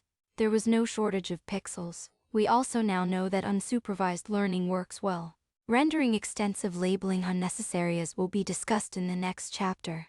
This would likely have been discovered decades earlier had neural net research remained mainstream in the latter half of the 20th century. In 2016, grids of images depicting either chihuahuas or blueberry muffins began circulating on the internet. Initially, their visual similarity posed a challenge for NS1. Rosenblatt's original Perceptron training algorithm wasn't powerful enough to work for complex datasets or deep neural nets. The suite of tricks required to do so has only been perfected in recent years. The most important of these tricks, though, the backpropagation algorithm, allowing the weights of SAPSes, or synaptic weights, in an arbitrarily deep neural net to be adjusted to minimize the output error, had already been worked out by 1970, and was repeatedly reinvented by other researchers over the years. 62. Like any technology, dedicated tinkering is required to get the details right. For many years, there simply weren't enough dedicated tinkerers working on it, in part because, too, in 1969, Marvin Minsky and an MIT collaborator, Seymour Papert, published a highly cited book entitled Perceptrons. 63. Although dedicated to Rosenblatt, the book was a hatchet job, implying that perceptrons could never approximate a number of simple mathematical functions, and therefore perceptrons were inherently far weaker, computationally, than GOFAI algorithms. The book contained mathematical proofs of these assertions, but the proofs only applied to simplified two-layer models. It can be shown that with 3 or more layers, as even the Mark I perceptron had, any continuous function can be approximated. 64. As Rosenblatt himself appears to have intuited. 65. The cover of Perceptrons, by Minsky and Papert, 1972 edition MIT. All rights reserved. The authors pointed out that a perceptron can't distinguish certain global visual features, such as the difference between the upper figure, which consists of a single purple loop, and the lower figure, which consists of 2 purple loops. Interestingly, a person can't do it at a glance either. Despite the protests of Rosenblatt and fellow travelers, the Perceptrons book was highly effective in discouraging cognitionism, as neural net research was then called, for decades, diverting mainstream attention instead to the GOFAI approaches favored by Minsky, Papert, and their colleagues. In 1988, with interest in neural nets rising once again just as we entered a final good old-fashioned AI winter, Minsky and Papert reissued Perceptrons. In a new prologue and epilogue, the updated edition doubled down on their original critique, claiming that little of significance has happened in this field and that, even by 1969, progress had already come to a virtual halt because of the lack of adequate basic theories. These claims seem bizarre, if not disingenuous. Just a year before the second edition of Perceptrons, computational neuroscientists Terry Sednowski and Charles Rosenberg had trained a neural net, NADOC, to pronounce English text. They showed not only that it could effectively master this notoriously unruly, that is, non-GOFAI-friendly problem, but that its performance exhibited many human-like characteristics. 66. Design of the NADOC artificial neural network for translating English letter sequences into phonemes. Sajowski and Rosenblatt 1986. Minsky and Papert's objections to connectionism make some sense, though in light of the theoretical grounding they had been hoping AI might offer. They were uninterested in the rapid advances taking place in computational neuroscience, machine learning, or general function approximation. Instead, they focused on mathematical theories of knowledge representation, manipulation, and formal proof in the tradition of Leibniz. This required operating at the level of abstract concepts, more like the psychons M.C. Collot and Pitts had speculated about in 1943 but that neuroscience had shortly thereafter abandoned, failing to find any evidence of them in the brain. Per Minsky and Papert, perceptrons had no way to represent the knowledge required for solving certain problems.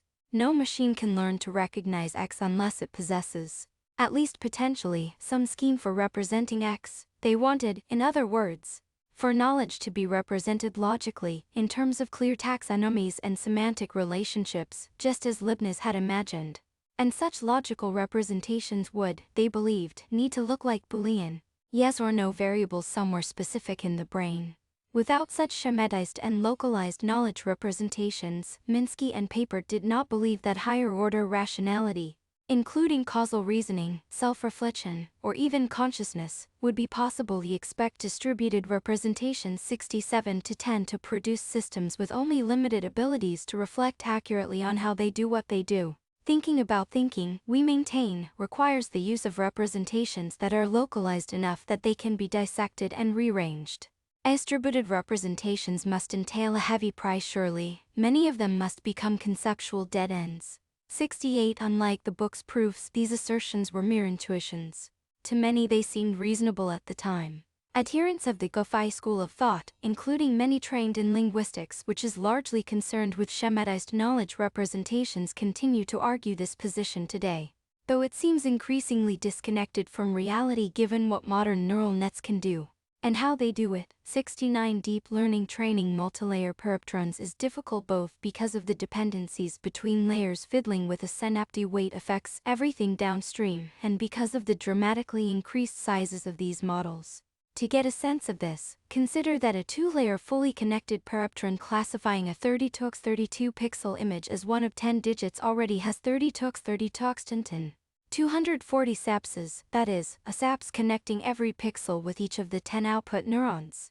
If we add in a single additional 30x32 layer of neurons between the input layer and the output layer, we now have 30x30x30x32 30x30x 58, 816 sapses. Each of these synaptic weights is a model parameter that must be learned from data. And, roughly speaking, fitting 100 times more parameters requires 100 times more data. 70. Over time, though, researchers found ways around these problems. The story of modern deep learning is just the story of these tricks accumulating over time, with compounding gains and accelerating progress as the field finally attracted serious time and investment. Here are a few representative advances. A complete list would be much longer. 71.1. Sparse connectivity, dating all the way back to Rosenblatt's perceptron, can greatly reduce the number of weights compared to a fully connected layer as sketched above. This makes sparse networks faster to train and more reliable. In the 1980s, Ian Lahun, John Dinker, and Sarah Sala, then at Bell Labs, figured out how to prune unneeded weights in a more principled way. 72.2. Deep learning itself is a form of sparse connectivity, when you consider that a truly fully connected neural network wouldn't have layers at all. Every neuron would be connected to every other neuron, in a multilayer perceptron, though a neuron is only connected to neurons in the previous layer and the next layer. Hence, the deeper a network is, the sparser its connectivity compared to a fully connected network with the same number of neurons. In the mid-2010s, researchers pushed this form of sparsity to extremes, exploring architectures with up to 1,000 layers. 73.3. Convolutional layers. First conceived by AI researcher Kunichiko Fukushima and further developed by Lahun and collaborators. 74. Implement yet another form of sparse connectivity by wiring a neuron only to a small neighborhood of neurons in the previous layer, rather than to all of them. Furthermore, an entire channel of neurons share a common weight pattern within this local area, making the number of parameters to train far smaller than the number of connections. 4. The backpropagation algorithm, as mentioned earlier, allows minimization of an error. our loss function to happen reliably through many layers of neurons. It involves using calculus to compute the total downstream effect of fiddling with any given synaptic weight. Virtually all machine learning today uses backpropagation. 5. The softmax function. 75 applied to a layer of neurons implements something analogous to lateral inhibition, picking out the maximum activation and enhancing it while suppressing competing neurons. While forcing the layer's total activity to sum to 1, softmax was originally used only for the output layer of classifier nets, which are trained to beat one hot a single neuron on, all the others off. However, the suppression of competing activations isn't complete, hence the soft, allowing learning through backpropagation to work. 6. Max pooling. 76 can discard unneeded resolution. For instance, reducing a 30x32 layer of features to a 16x16 layer by picking only the largest values within each x2 region to pass on. This works because the presence of complex features is often more important than their precise location. 7. Datasets can be augmented. 77 by shifting, stretching, and rotating training examples, then using these distorted copies as additional training data. This helps strengthen the neural net's perceptual invariance. Kunihiko Fukushima and colleagues present their 1979 Nikobnitron. It's significant that researchers working at the intersection of computer science and neuroscience pioneered many of these techniques. In recent years, this confluence of disciplines has been called neuro-AI, and a number of conferences and workshops have been convened under that banner. While the name is new, the phenomenon is not. 78 From the beginning, machine learning and neuroscience have been continuous with one another, as we've seen. For many years, the scientific value of this interdisciplinary work was greater than its technological value, so it was often referred to as computational neuroscience. With the technological side now ascendant, it's unsurprising to see the ordering reversed with neuro-AI, but the conference attendees are largely the same. And while no practical machine learning trick faithfully models any specific process or circuit in the brain, many of the tricks are clearly biologically inspired, just as the original perceptron was. 79 Using such tricks in combination, researchers fully solved handwritten single-digit visual recognition in the 1990s. 80 and moved on to increasingly difficult visual recognition problems over the following 2 decades. Objects, clothes, places, plants and animals, natural scenes, faces, and ultimately nearly everything one might encounter while browsing through the photos on a phone. 81 Although they were developed mostly for the visual modality, convolutional nets also work well in many other domains. From auditory recognition. 82 to weather prediction. 83 Surprisingly, they even work for classifying text. 84 But we'll hold off on exploring neural nets for language until Chapter 8. Closing the loop before moving on, let's consider neural networks through the cybernetic lens. On one hand, the perceptron did generate discrete symbolic output, per Rosenblatt's 1957 report. Inhibitory feedback connections guarantee that only one response out of a mutually exclusive set can be triggered at one time. Units thus like a multi-stable flip-flop. 85 In modern neural nets, softmax layers serve the same purpose. Still, GoFi partisans like Minsky and Papert understood that Rosenblatt was working squarely within the cybernetic tradition, and, indeed, the response layer and learning rule only approximated digital logic in the output through the use of analog negative feedback loops. The system learned by example and relied on this analog quality to do so. Neural representations within the network were distributed and continuous, not localized or symbolic. Synaptic weights were continuous, and the perceptron as a whole evaluated a nonlinear continuous function specified by those weights. Rosenblatt's perceptron made use of randomness too, both in the wiring and in the learning process. The penalty that we pay for the use of statistical principles in the design of the system is a probability that we may get a wrong response in any particular case. 86 The perceptron worked precisely because it was far from the world of cleanly represented knowledge and exact logical inference. Let's boil down the main advance Rosenblatt and his successors made over Wiener while Weinder's black box functions were expressed in terms of series expansions. The function evaluated by a perceptron is instead specified by a hierarchy of synaptic weights.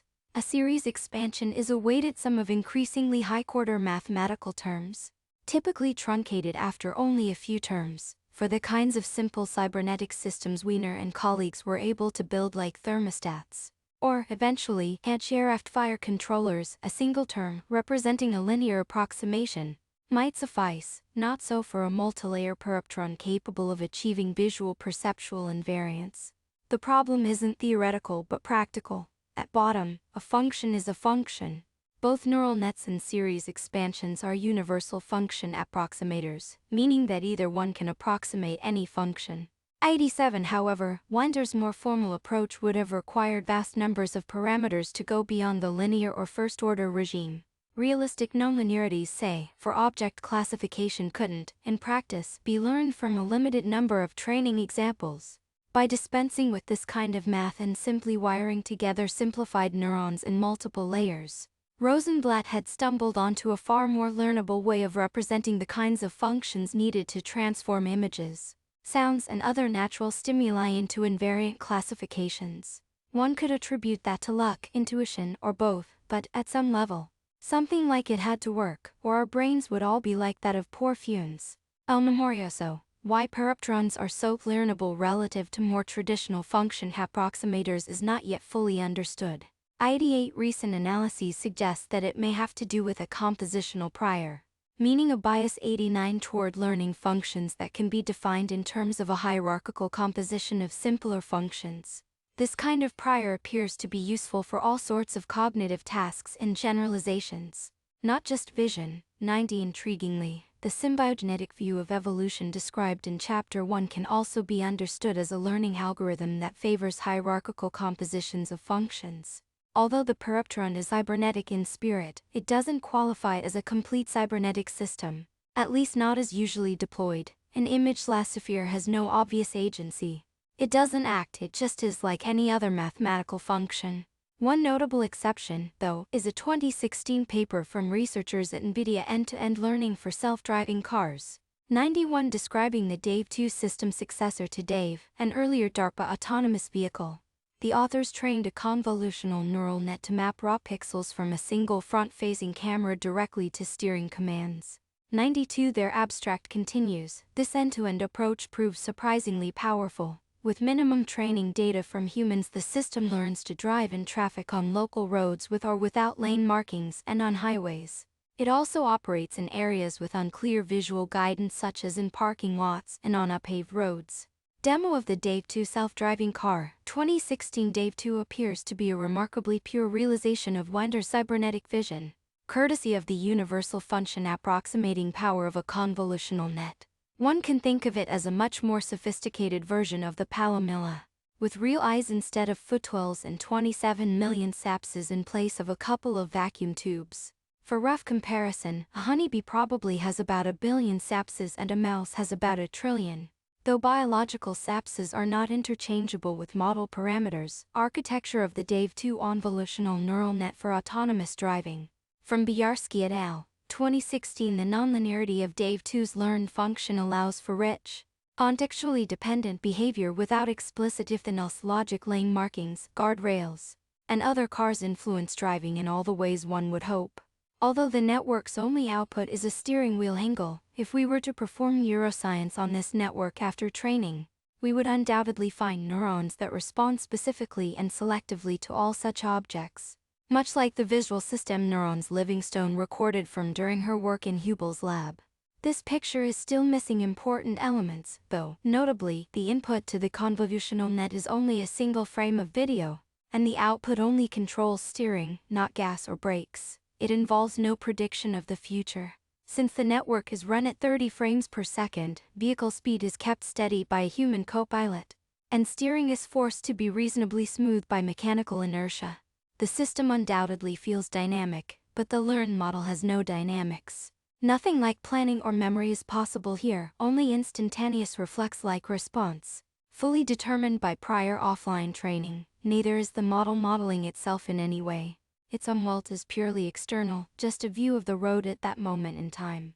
Rosenblatt's original and cybernetically informed vision was considerably broader.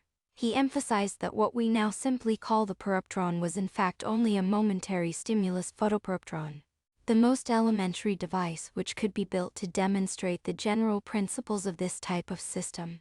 Not only could other sensory modalities also be imagined, but temporal pattern perceptrons would also have the ability to remember temporal sequences of events, rather than transient momentary images, such as would be obtained from a collection of isolated frames cut from a strip of movie film.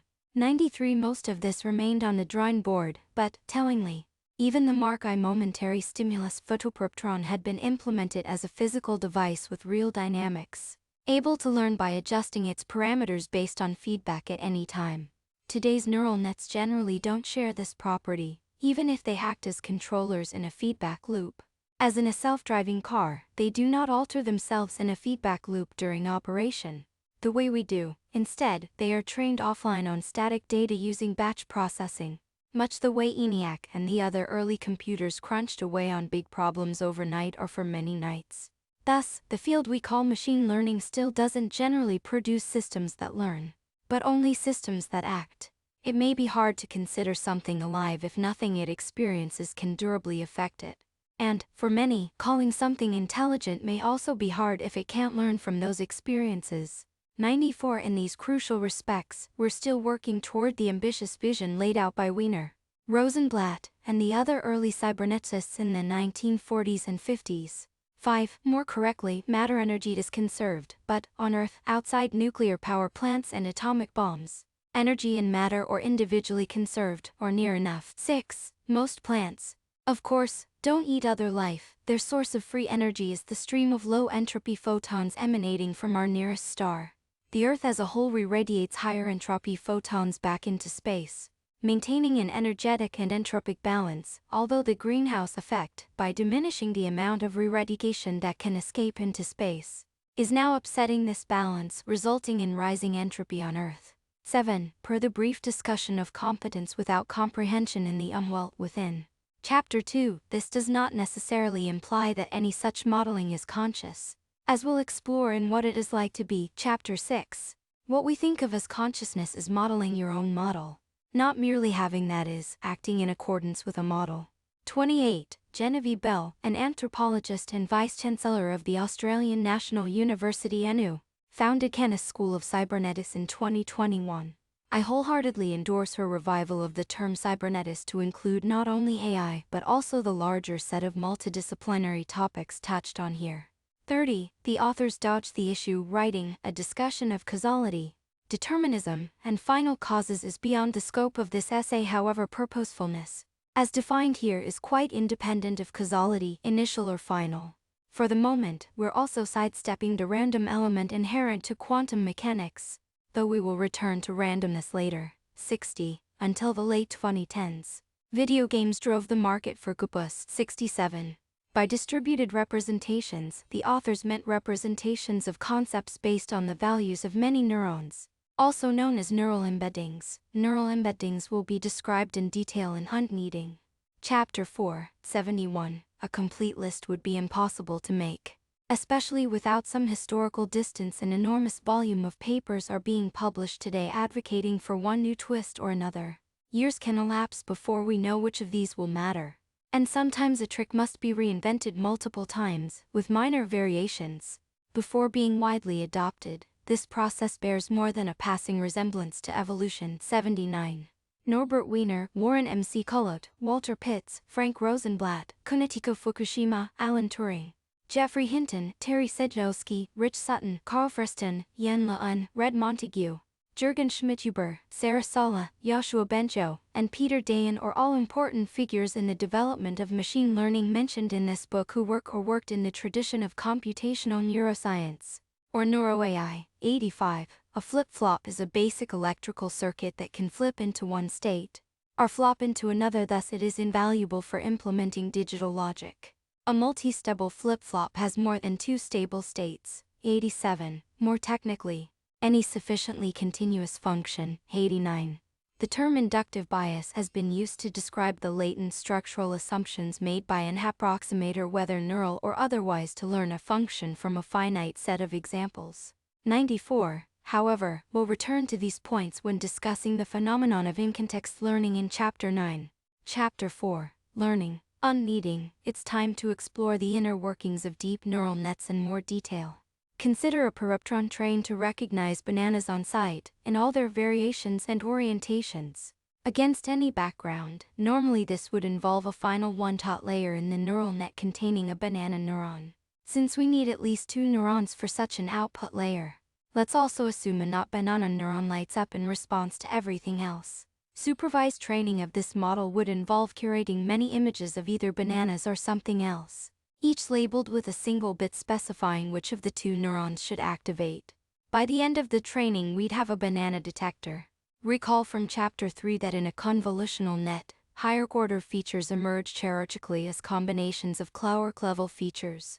As activations propagate to higher layers in the network, the features represented become increasingly invariant, that is, more semantically meaningful. I think of the process as a bit like kneading dough. Every layer of a neural networks its input data, turning it like a ball of dough in a certain direction and then pressing it down, flattening it as if against a countertop. Then the next layer does the same. Understanding how and why this data kneading accomplishes anything will require deeper insight into how the successive layers of a neural net transform the information flowing through them.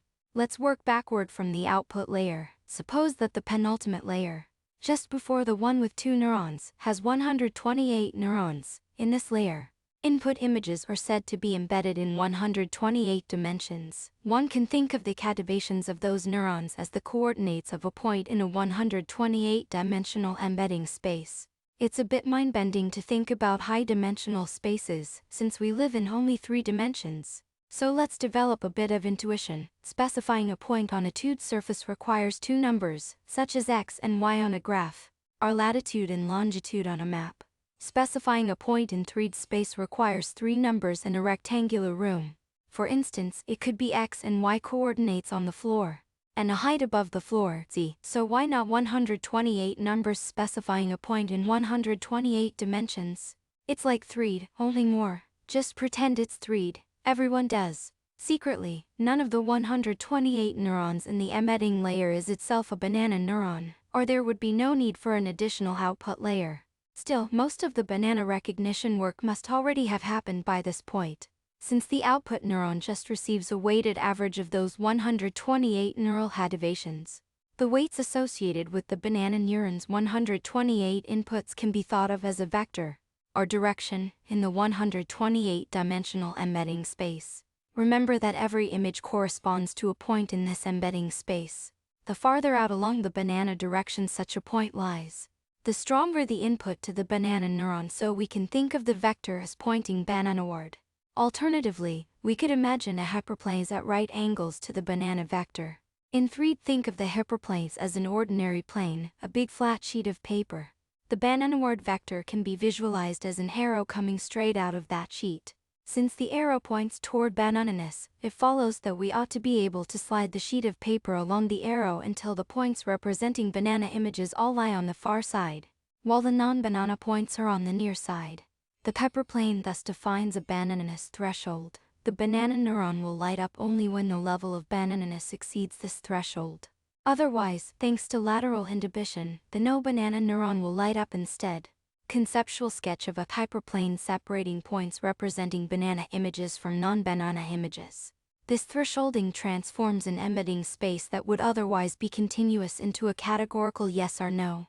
A banana is either there or it isn't. More precisely, if a banana is detected, that detection is invariant to whether the image's bananas was just over the threshold or far over it. Conversely, if the no-banana neuron is activated, it doesn't matter whether the bananas was just under the threshold or far under it. In summary, the transformation from the penultimate layer to the output layer consists of 2 steps. First, each output neuron is looking for a pattern in the previous layer such as bananas. Then the neuron applies a threshold to make that pattern detection more invariant. These are like the 2 kneading steps rotating the ball of dough into a certain orientation, then pressing it down against a hard surface. The same basic steps take place in every earlier layer of a deep neural net. 2. All neurons calculate a weighted sum of activations in the previous layer. And although softmax is typically only used for the output layer, all neurons, artificial or otherwise, involve some form of thresholding or nonlinearity. One of the most commonly used nonlinearities is ReLU, which stands for Rectified Linear Unit. Such a neuron has zero response if the weighted sum of its inputs is less than zero, and otherwise has activation equal to that weighted sum, like softmax, which, recall, approximates lateral inhibition in real neurons. ReLU is inspired by basic neuroscience. Real neurons either fire action potentials or don't. Their firing rate is thus either zero or positive. A neuron can't have a negative response. ReLU is pretty much the simplest nonlinear alteration one can make to the linear identity function Fis to avoid negative output in an artificial neuron. The ReLU rectified linear unit nonlinearity. Nonlinearities like ReLU are essential to deep learning. Without them, there would be little point in making a neural net more than one layer deep. A weighted sum of weighted sums is just another weighted sum. However, with a nonlinearity, not only can successive layers no longer be replaced by an equivalent single layer, but, as mentioned in the previous chapter, virtually any function can be approximated, given enough neurons. More intuitively, nonlinearities like ReLU implement a limited form of invariance. Every layer in a deep neural net is doing the same as the output layer, looking for a pattern in the previous layer and lighting up if it's present. Single neuron pattern detection is rudimentary, consisting as it does only of a weighted average, a form of recognition sometimes called template matching. Still, a neuron with a nonlinearity like ReLU turns the presence or absence of a pattern into an approximate yes or no. This allows the next layer to operate on higher level, more abstract, and more invariant patterns. To lean into the dough analogy a bit further, template matching, or taking a weighted average of the neural attributions in a layer, is something like rotating the dough ball into a particular orientation. In fact, mathematically, it pretty much is a rotation. Just imagine rotating the embedding space so that the hyperplane is horizontal, like a countertop. Applying the nonlinearity then swishes the data down. Without that swishing step, no useful work would get done by repeating the process. We would just be rotating the dough ball first this way, then that way, then the other way, which is equivalent to a single overall rotation. The squish between every rotation is what transforms the dough. There is no single rotation and squish that will produce the same result as 100 consecutive rotations and squishes. The dough develops gluten. The network gets better at recognizing bananas. The key difference is that when we need dough, our rotations and squishes are random. We may have started with flour, water, and salt, but by the end, these random operations have produced a uniform, glutinous output. Through the magic of machine learning, though, a trained neural network can do the opposite. Starting with a pixel dough in which images of all kinds are swirled together, then progressively swirling them until they're cleanly separated by category.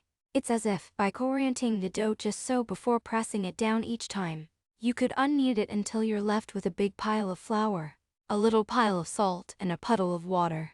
Transfer. If we were to lop off the final softmax layer of our banana detector, its new output would be a 128-dimensional point in the embedding space of the previous layer. Given many varied input images, what kind of patterns would those points make? It's possible to visualize such patterns, although we must use mathematical tricks to reduce many dimensions down to something we can easily plot. In 3D or 2D, many research papers have used such visualizations over the years, though the most striking one I've seen was made by a Turkish-American artist, Rafik Anadol. Already an established artist, Rafik got his start in AI art with the artist's machine intelligence AMI program. My team and I founded in 2016. At the dawn of generative AI, he has since become famous. One of his first large-scale AI art commissions, Archive Dreaming, was a 2017 collaboration with SALT, an art and research institution based in Istanbul.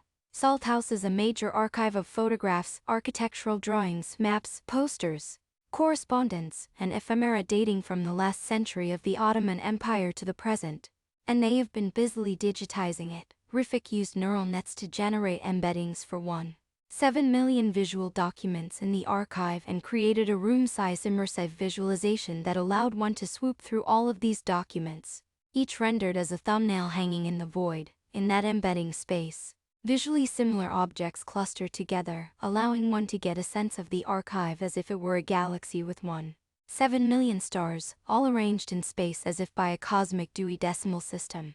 Suppose Rafik had used the banana recognition net to generate his embeddings, and the SALT archive had included a bunch of banana images. For all I know, it might. We know that a hyperplane would separate those banana images cleanly from the non-banana images. But what about other fruits, or other objects altogether? Remember that the banana recognizer works by creating an increasingly invariant hierarchy of visual features. The banana output neurons are just the visible tip of a submerged iceberg of features. Consider, for example, that unripe and overripe bananas look very different. Therefore, different ensembles of features will likely have been combined to calculate one or more banana of a certain ripeness neurons in the embedding layer. But this ripeness information must be discarded to create the final ripeness invariant banana neuron. The same will be true of bananas in different orientations or under different lighting conditions. These observations explain transfer learning, the ability to retrain a network to do a related task, using much less labeled data than would be required to train from scratch. If we wanted our banana network to detect only ripe bananas, for instance, it would only take a bit of tweaking of those final 128 weights to exclude the unripe cases.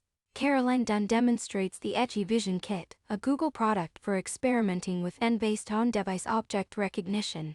In May 2018, note how, since pairs are not part of the ImageNet dataset used to train this net, other visually related output neurons are activated. More dramatically, the same trick will work nearly as well to turn the banana detector into an apple detector. Apples are also fruits, though red and round instead of yellow and long. The embedding layer will already contain neurons representing apple properties that are either like or unlike banana properties. Thus, apples could easily be detected simply by adding an apple neuron to the output layer alongside the banana neuron. We could even learn the weights for that apple neuron from a lone exemplar, by setting them based on the cativations of the embedding layer in response to a single apple image. An average based on a few apples would be better, but a single one will do. The network will subsequently recognize another of those. This is more or less what we do in adulthood when we learn about an unfamiliar object category from a single exposure. It's called one-shot learning, and can be thought of as a special case of transfer learning. The success of transfer and one-shot learning suggests that training a banana detector mostly involves getting it to learn how to see generically, that is, developing a general sense of perceptual invariance in the visual world. This involves learning the correlations between pixels and images, regardless of how those images are labeled. Images optimized to selectively activate specific neurons in different layers of a CNN. Neurons in early layers are sensitive to primitive features like edges. Intermediate layers respond to textures and patterns, and later layers recognize semantically meaningful objects and object parts. From Ola Mordvintsev and Schubert 2017, is it necessary, then, to start with a banana detector at all? More to the point, do we really need to label a gajillion images with the banana bit to learn generic visual invariance? We don't. A neural network can learn how to see without any labeling. This simply means relying on unsupervised learning rather than supervised learning. One popular unsupervised method, known as masking, involves blacking out random parts of the images and requiring the network to fill in, or in Paint, the blacked out parts as accurately as possible. Any neural net that can do this well, for a large and varied set of images, will certainly have learned pixel correlations. Notice that this is very much like predicting blacked out words or passages in text, which is how large language models are trained. That's why, in this book, I use the terms prediction and modeling almost interchangeably.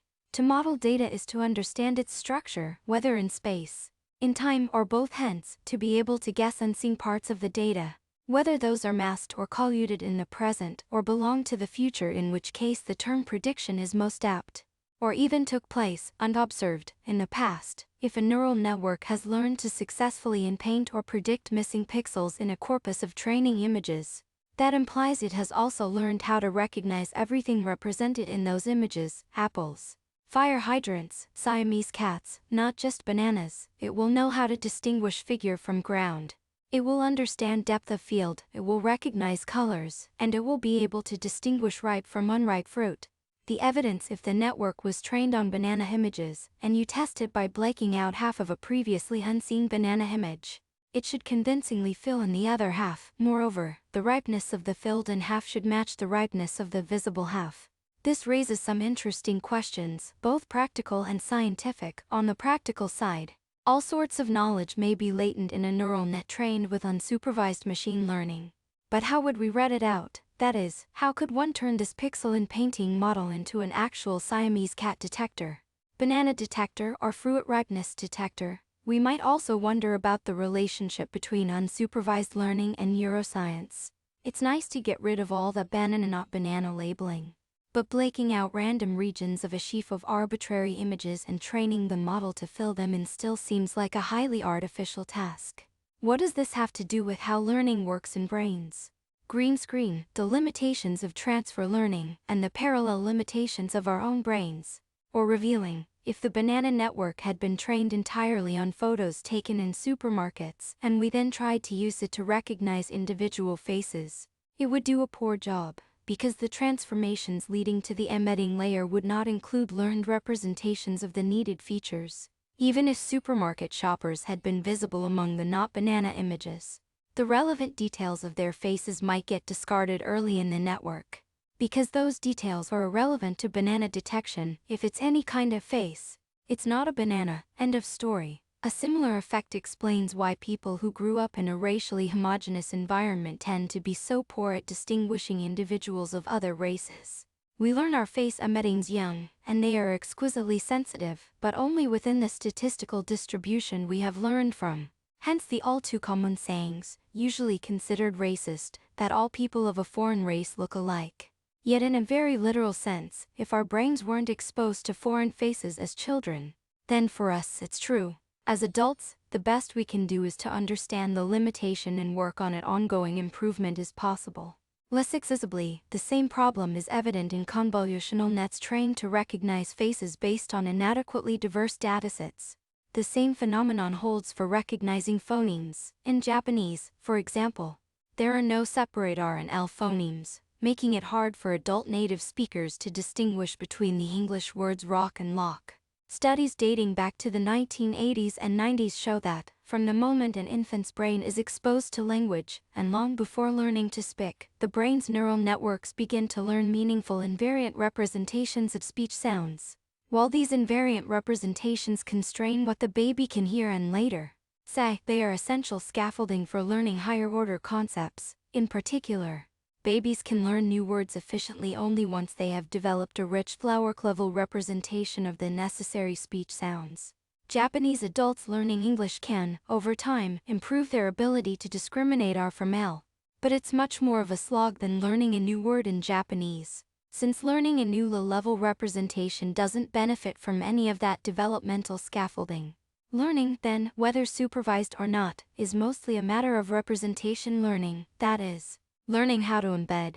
Using a combination of theory and machine learning experiments, physicist and AI researcher Blaise and colleagues have demonstrated that representation learning in multilayer perceptrons is universal, regardless of how they're trained. One could even say that learning is also learning to learn. That is, once a suitable generic embedding or representation has been learned, associating a label with a specific point or region in the embedding space becomes trivial. So, although our brains take a long while to learn how to see the world and how to hear language, once we have these representations down, we become adept one-shot learners. If you are shown a kiwi for the first time, you'll henceforth immediately be able to recognize that furry little fruit. A perceptron trained on general vision tasks can do the same, with the addition of a kiwi neuron to the output layer trained in one shot. That's so much easier than labeling lots of kiwi and not kiwi images and training on them from scratch. If a perceptron is trained to in-paint pixels rather than detect bananas, its high-level layers will be general embeddings, equally good at representing bananas, faces, cats, kiwis, and anything else in the unlabeled training data. Moreover, there will be neurons specifying the ripeness of fruits, the features of faces, and the breeds of cats. When the image is of a cat, its eye color will be guessed if need be, for instance if we blacked it out. Otherwise, those pixels could not be filled in. It follows that latent eye color knowledge is also present if the cat happens to be facing away from the camera. You can see how powerful unsupervised learning is. That's why, in recent years, researchers have been shifting away from the old supervised approach. Not only are the large numbers of labels we used to rely on unnecessary, they may actually impede learning, since training a model only on a particular classification task can allow the learned representations to get away with being less robust. Moreover, the very fact of labeling is bound to introduce additional errors and biases, and is also labor-intensive at best, boring, and at worst, exploitative. The hourglass-shaped masked autoencoder is now a common way to construct an unsupervised perceptron-style model. Starting from a retinal input layer of, for example, 512 x 512 color pixels, a sequence of progressively narrower layers culminates in a bottleneck, say, 128 values, which then expands back into an output layer of the same shape as the input. The input omits masked pixels, which may amount to 75% of the total, while the output reconstructs or hallucinates the whole image. Masked autoencoder demo. He et al. 2021. A masked autoencoder might appear unimpressive. If you picture it as a machine with a digital camera connected to the input layer and a display connected to the output layer, it seems to behave like an ordinary viewfinder. You feed in a 512 x 512 pixel image of a Siamese cat, and out comes a 512 x 512 pixel image of the same cat. Indistinguishable at a glance from the input, the masking capability adds magic. Though, in addition to the three color channels red, green, and blue, masked autoencoders use a binary masking channel to tell the network which pixels to use as input, and which to inpaint. Suppose you dipped your hand in a special color of green paint that will be interpreted as that mask, as in the green screening technique in Hollywood, where live actors are recorded against a solid green background in the studio. Then the footage is composited into a computer-generated environment. Here, you'd wave your green-painted hand in front of the camera, and the autoencoder would do its best to inpaint those pixels. On the viewfinder, anything that shade of green would be invisible, as if the autoencoder had perfect X-ray vision and could see right through your hand, even if you were to cover a large portion of the visual field. Of course, that inpainted content is a hallucination if the area you cover up is small, or is entirely predictable from the surrounding context. The reconstruction will seem flawless. But in general, it won't be. If your hand is partly colluding the cat's body, there's no way for the model to know the arrangement of every hidden strand of four, so those details will be made up. And if you cover everything except a corner of blue sky, the reconstructed scene might have little in common with what's actually there. The first half of the neural network begins with an input image and, layer by layer, narrows to 128 values at the bottleneck. It looks just like a supervised lassosphere stripped of its output layer, which suggests that the bottleneck acts like an embedding, and indeed it does. We can also interpret the bottleneck layer as a form of image compression as described in chapters 1 and 2. Compression is, in a deep sense, closely related to language. It extracts the meaning from a signal, its semantic essence, from which the original can be reconstructed, at least statistically. If you can see just enough of the cat's body to know it's a Siamese, then this knowledge suffices to imagine what its head will look like, where its eyes will be, and that those eyes will be blue. The strands of fur might all lie in different places in the reconstruction, but if it's done convincingly, a judge confronted with the original and the reconstruction wouldn't be able to guess which is which. The details would vary, but the semantic content would be the same. Grandmother cell. Our visual cortex is not so unlike a perceptron.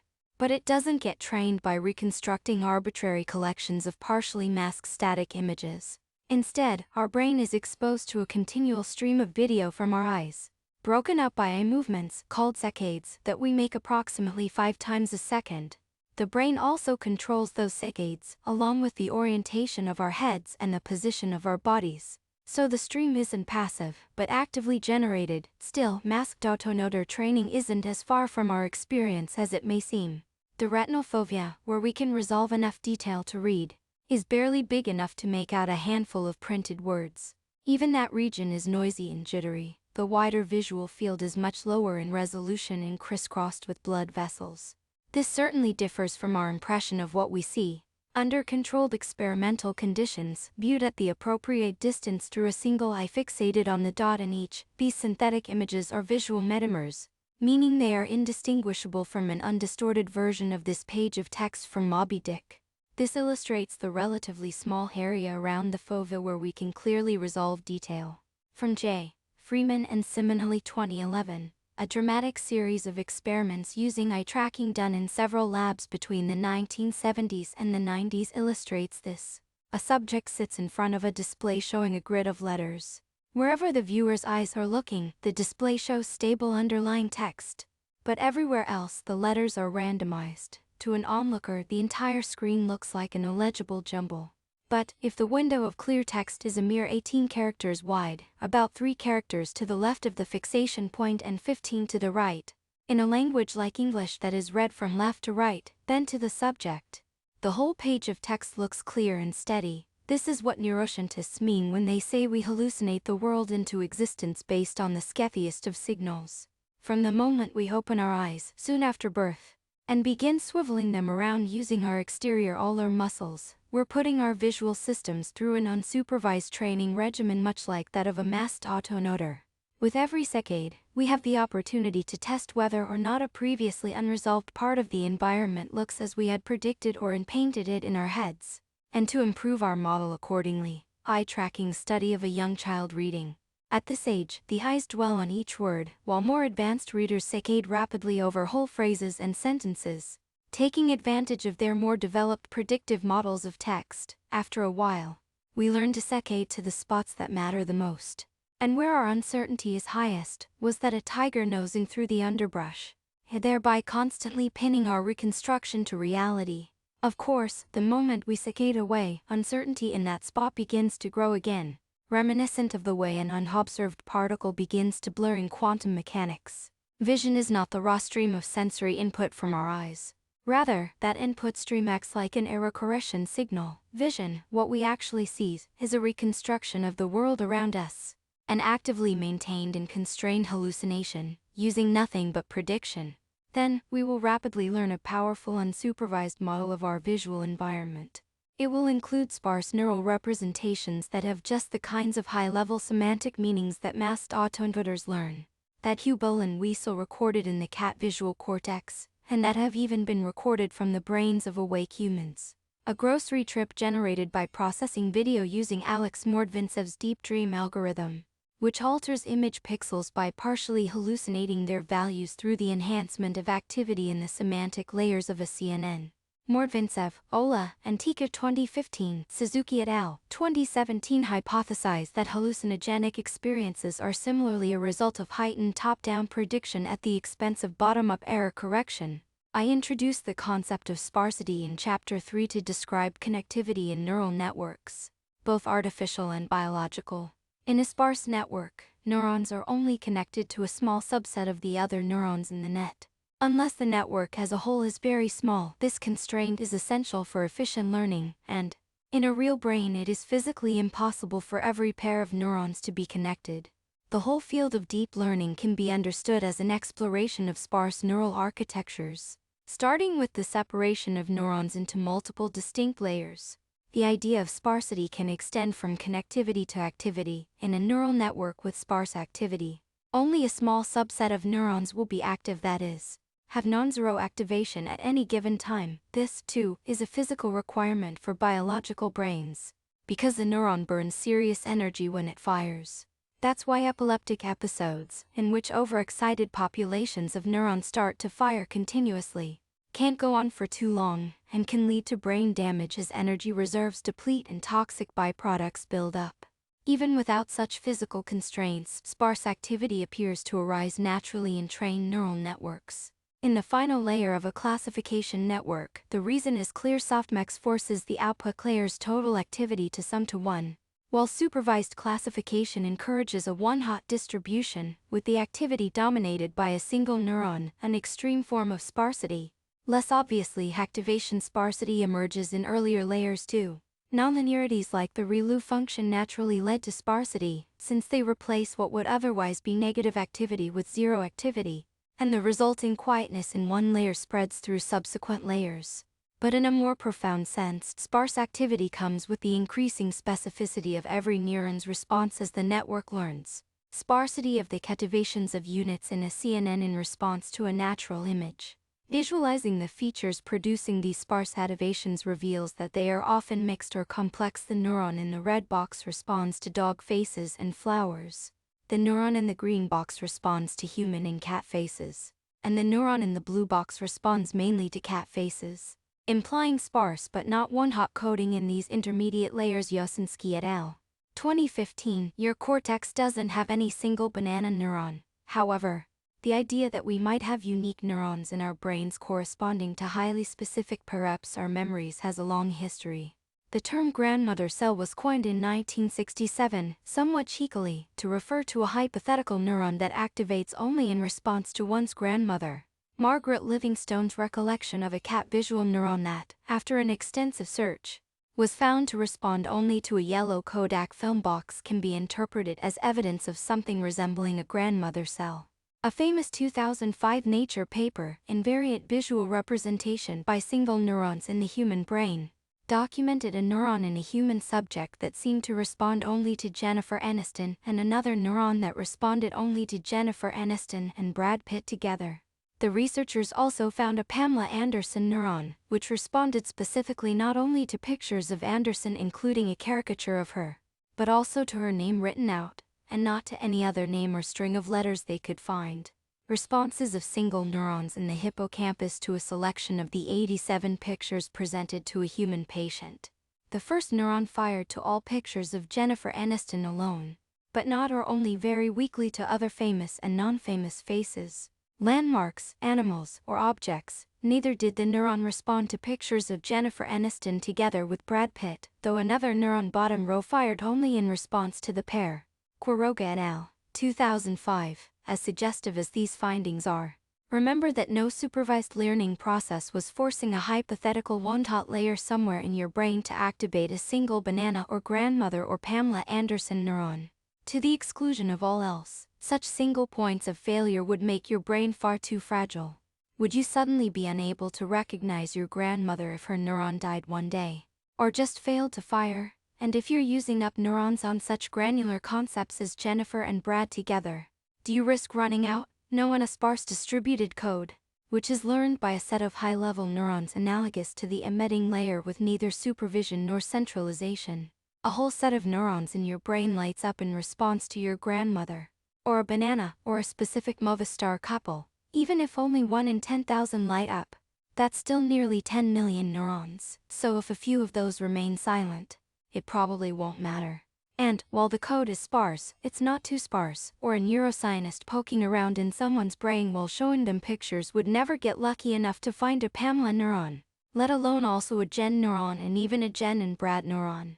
An artificial neural network decoding neural activity from a mouse's visual cortex is able to estimate which frame of a video the mouse is looking at. Schneider, Lee, and Mathis 2022. As a bonus, sparse distributed representations are vastly more efficient than a one-hot code. With 128 neurons, a one-hot code can only represent 128 things.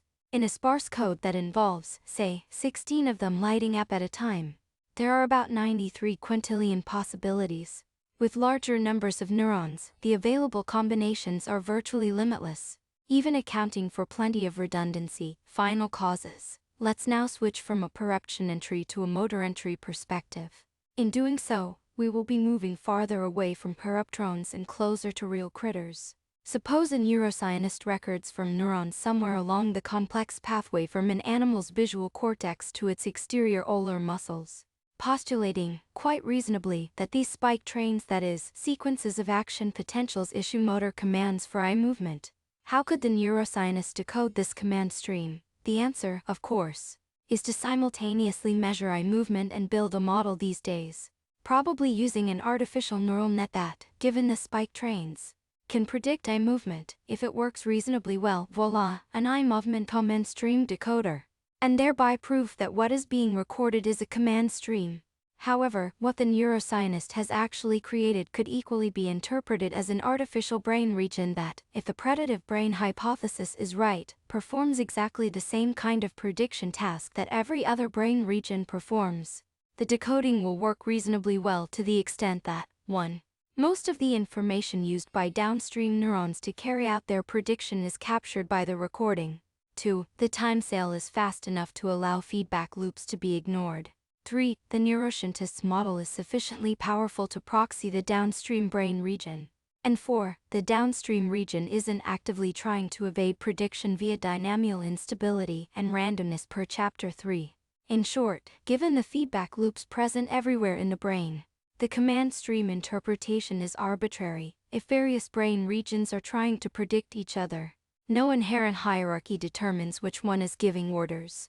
Placing a fruit fly in a virtual reality environment while recording from its brain allows experimenters to build artificial neural networks to decode aspects of the animal's motor activity and world model. Selig and Jayaram in 2015. Neuroscientists and AI researchers may find this counterintuitive. We need a bit of neuroanatomy to understand why. Neurons have a cell body located near the dendrites that receives inputs, and a long process, the axon. I've previously called these connections wiring, sending neural spike trains to other neurons or muscles elsewhere in the brain or body. Those wires can be really long.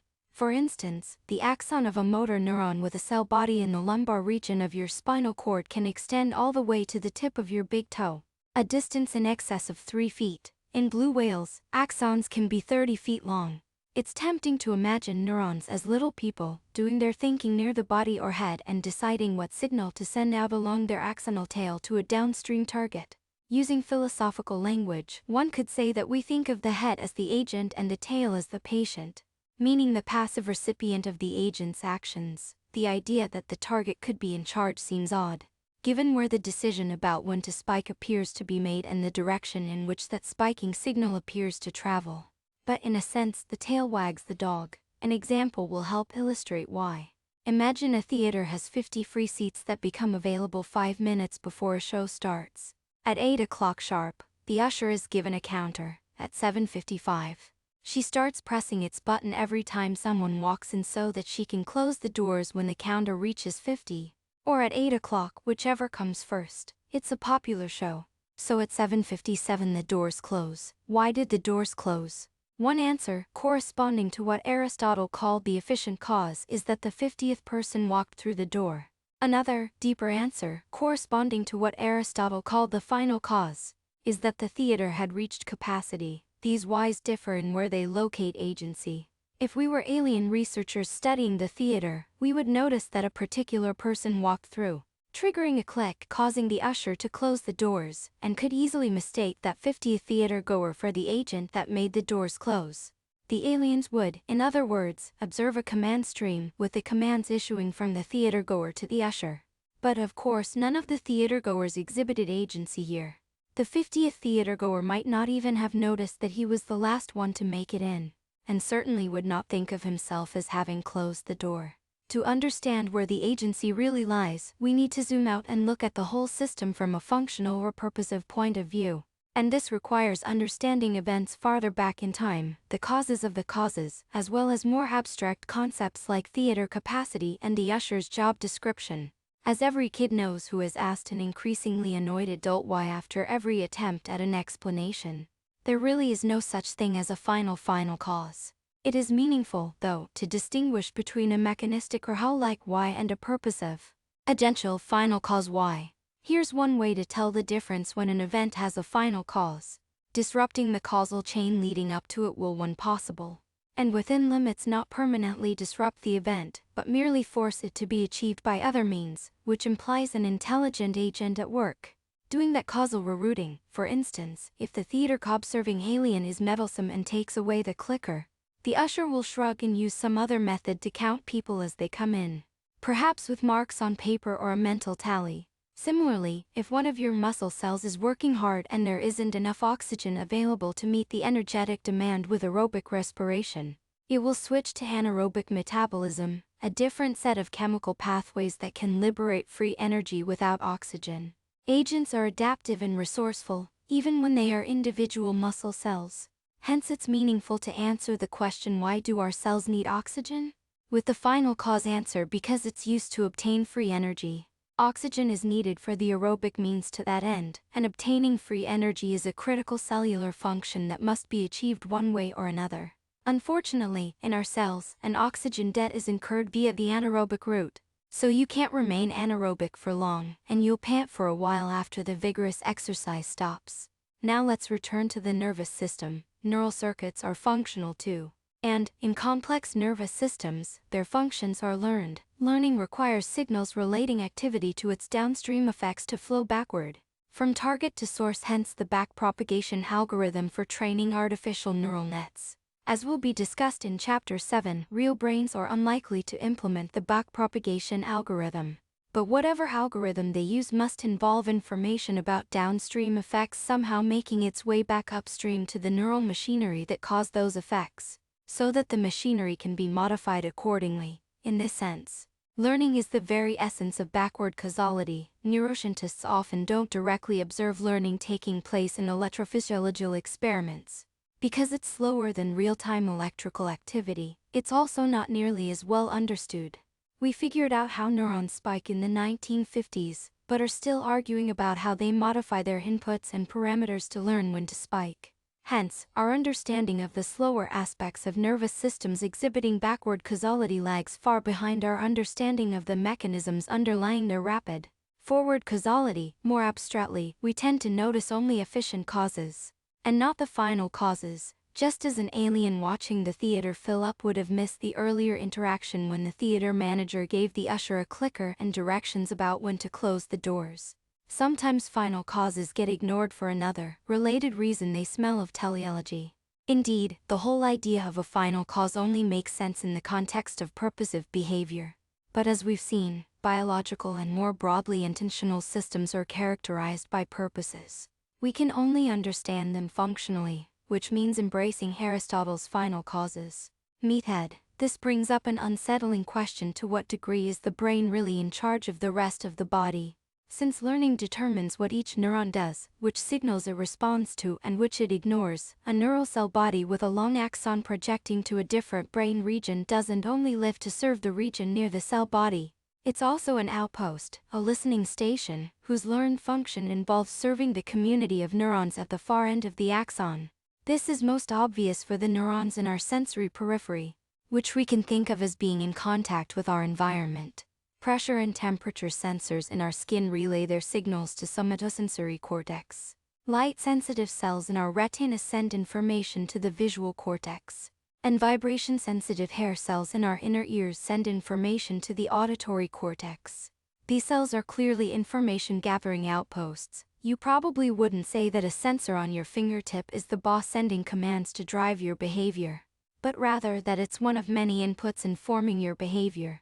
Under certain circumstances, though, such as touching a hot stove, it would be hard to argue that these sensory neurons aren't bossing you. Your interests as an organism were best served by the fastest possible reaction time, pushing initiation of this action as close to the source of the signal as possible.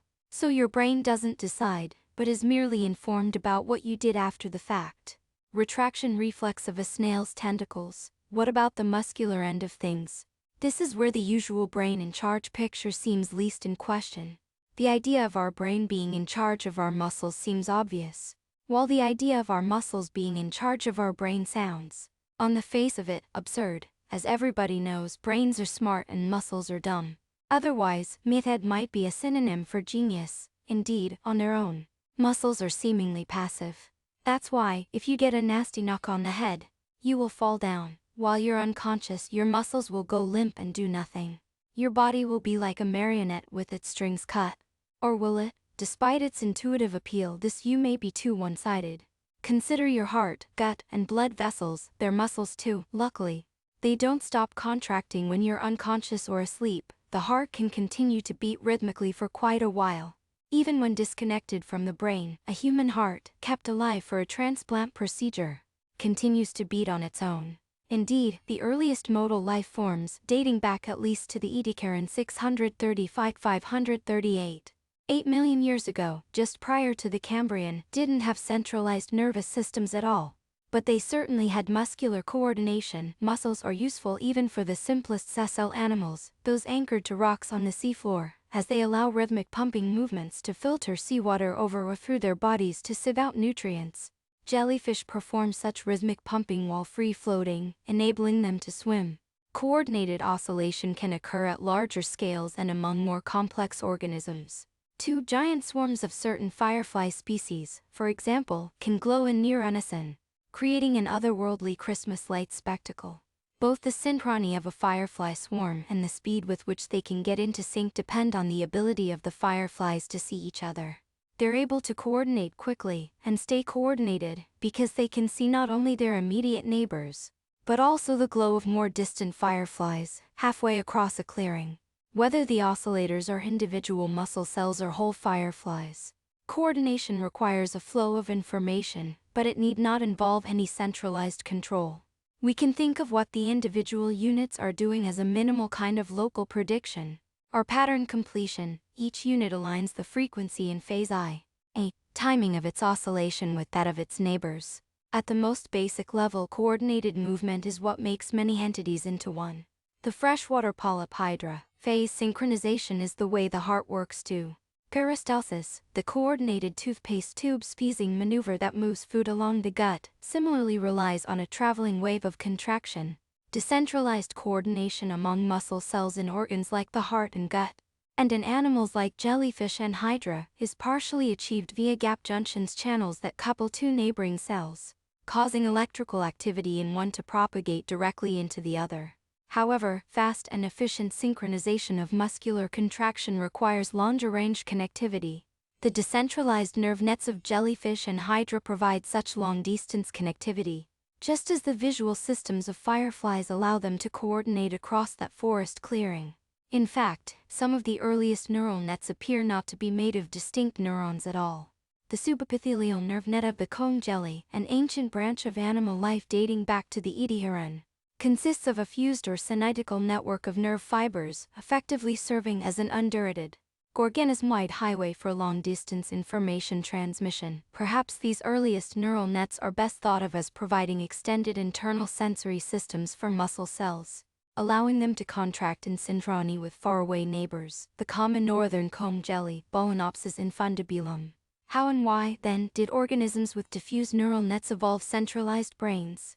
A likely answer: sensing the external environment is helpful for muscle cells too. Food, of course, is an all-important environmental signal, and pretty much everything that is alive pulls away from noxious stimuli, just as our hands do from a hot stove. In general, using a fast, local feedback circuit, chemical receptors, implementing chemosensing, or what we call taste, care in turn the oldest and most ubiquitous environmental sensors, capable of detecting both yum and yuck. Recall that even bacteria have such sensors, since in a watery medium and at the smallest scales, floating molecules are the environment. Now, consider the saliency of such receptors for an animal that can both propel itself forward and turn via rhythmic muscular contraction, something worm-like. For instance, while a coral polyp lives anchored to one spot and must make the best of whatever washes over it, a crawling worm continually makes decisions that will determine its future environment, hence its survival prospects. In this respect, it resembles a swimming bacterium. Sea squirts Acidia possess a central nervous system during their free-swimming larval stage, but reabsorb most of it when they attach to a substrate and transform into their sessile adult form. There is no point in having a brain for an animal that is no longer modal. Unlike a bacterium, though, a worm is long and bilaterally symmetric, or bilatertian, rather than tiny and cylindrically symmetric. As a result, it can steer left or right, not just run or tumble, an innovation critical to life on land. As philosopher and naturalist Peter Godfrey Smith has pointed out, in the sea, animals have various body plans. On land, all animals are bilaterian. There are no terrestrial jellyfish. Receptors at the front end of a bilatertian are especially important, because they're the first to detect an encounter with anything tasty or aversive. That is, unlike a coral, a bilatertian moves through the world in a particular direction, so it has a leading end. And unlike the point-like bacterium, space and time are meaningfully correlated. One could say the front end of a worm lives in its future, while its rear end lives in its past. Muscles throughout the body will need to know about the future, and the ones on the right and the left will want to behave differently in order to turn away from noxious things and toward food. A worm of the family Daquidae. Thus, a symbiotic partnership emerged between muscle cells and their non-motile, spectrally extended cousins, nerve cells. The usual way of thinking about this partnership holds that the neurons took control of the muscle cells, but I've argued that it may be equally valid to think of early neurons as information conduits, or even as sensory outposts to serve muscle cells. Initially, neurons allowed improved long-range coordination across the body, but by wiring up preferentially to the leading end of the animal, muscles could also respond to any important changes in chemical concentrations up there. Among bilaterians, those responses needed to be differentiated from the start, not only by stimulus type, but also by stimulus and muscle location. A yim to the right, or a yuk to the left, should cause the muscles on the right side, but not the left, to contract. It's not so easy for a diffuse neural net to convey such spatially differentiated signals. So, as muscles all over the body began to wire up selectively to the front end of the animal, the resulting knot of spatically organized neurons resulted in ephalization, the first glimmers of a brain in the head. Neuromodulators, in addition to growing simple brains to support immediate perceptual input, bilaterians immediately faced a need to modulate their behaviors on timescales longer than the cativations of individual neurons or muscles. Even hematotic bacteria need to compute a batting average, adding up, or integrating what they sense over a long period to decide whether the food level in the environment is going up, in which case they should keep swimming, or down, in which case they should tumble and change direction. Bilaterians needed to turn this integrated chemical signal around the head into an internal chemical signal within the body, so that the signal could be sensed by other neurons. Early bilaterians did this via neuromodulators, chemical signals that accumulate and reabsorb gradually, affecting entire populations of neurons at a time. In terms familiar from Chapter 2, we can think of these neuromodulators as hidden state variables H with long timescales, not permanent, but longer lasting than any momentary input X or action O. Dopamine and serotonin, neuromodulators that remain crucial to our brains today, date back to these earliest bilaterian nervous systems. The nearby food sensors in a worm's head release dopamine, triggering feeding behavior, which looks like non-stop turning to exploit the local environment, just like the increased rate of tumbling that causes a bacterium to stick around and feed. We can understand dopamine, then, as turning the food outside signal into a time-averaged internal signal. When high, it lets the worm's muscles know that they should keep turning the animal in place to continue eating whatever delicious thing is in the immediate vicinity. See Taligan's flatworm feeding on a bacterial lawn. While dopamine has sometimes been interpreted as a pleasure signal, this isn't quite right. It's true that being in food will presumably make the animal happier than not having any food, but often dopamine is better interpreted as a predictive error signal. Even in this very simple setting, if you are a worm or any living being, you need to predict the presence of food in your future environment. So you'll be happy when you are swimming toward food, meaning the food level at your leading end is rising. Footage from the late 1950s or early 60s of psychiatrist Robert G. Heath interviewing a patient with an electrode implanted for deep brain stimulation, likely triggering dopamine release. The most apt feeling to associate with dopamine is probably anticipation. This seems consistent with the subjective reports of human patients who, in a series of ethically dubious experiments during the 1960s, were wired up to directly stimulate dopamine production deep in their own brains. One patient, while mashing the dopamine button, explained that it was as if he were building up to a sexual orgasm. He reported that he was unable to achieve the orgastic end point. However, explaining that his frequent, sometimes frantic, pushing of the button was an attempt to reach the end point. This futile effort was frustrating at times and described by him on these occasions as a nervous feeling. Robert G. Heath demonstrating deep brain stimulation electrode placement, one of Heath's patients with multiple electrodes implanted. On the other hand, when the dopamine-producing neurons of rats are destroyed, the rats become passive and starve to death, even if food is literally under their noses. If food is placed into their mouths, they eat it with evident pleasure. But no matter how hungry they get, without dopamine, they aren't spurred to action. Now, put yourself back in the worm's place. If you realize your prediction of future food is being violated by a decline in the ambient food near your head, you will want to turn. The turn, even if random as with a bacterial tumble, will reorient you toward a direction where the food level might once again go up, and if that doesn't work, just keep turning until it does. In an area of peak food, every direction leads to a decline, so the animal will continue turning or tumbling in place, which is, as it happens, the optimal food exploitation strategy. Serotonin neurons serve the converse function. They sense food in the animal's throat rather than in the environment. As serotonin builds up over time, the message becomes enough, I'm satiated. The effect of dopamine will be quelled, along with the impulse to move at all. Postprandial torpor will set in, the better to digest. Thus, We can crudely characterize dopamine and serotonin as the chemicals associated with wanting dopamine and getting serotonin. The word crudely is important to emphasize here though. Both serotonin and dopamine serve complex and only partly understood functions in animals with big brains. Decreased dopamine levels, for instance, have not only been implicated in not wanting, but also in lack of vigor or drive to exert effort for a reward, which isn't quite the same. Are hungry, dopamine-deprived rats not eating due to a lack of desire, a lack of vigor, or both? These remain open questions. In early biologians, though, dopamine and serotonin affected behavior more straightforwardly, by providing smoothed averages, accessible to other neurons, approximating food expected and food eaten. Neurons that were not in direct contact with either the outside world or the throat could then modulate signals sent to the muscles appropriately. This developmental stage appears to be preserved in Exela, an ancient order of small marine worms that diverged from other animals more than 550 million years ago. With simple body plans, Arcas have no gut and no circulatory or respiratory systems. They move either swimming or crawling between sand grains on the sea bottom by means of ilia, little hair-like projections covering their exterior, whose movements are locally controlled.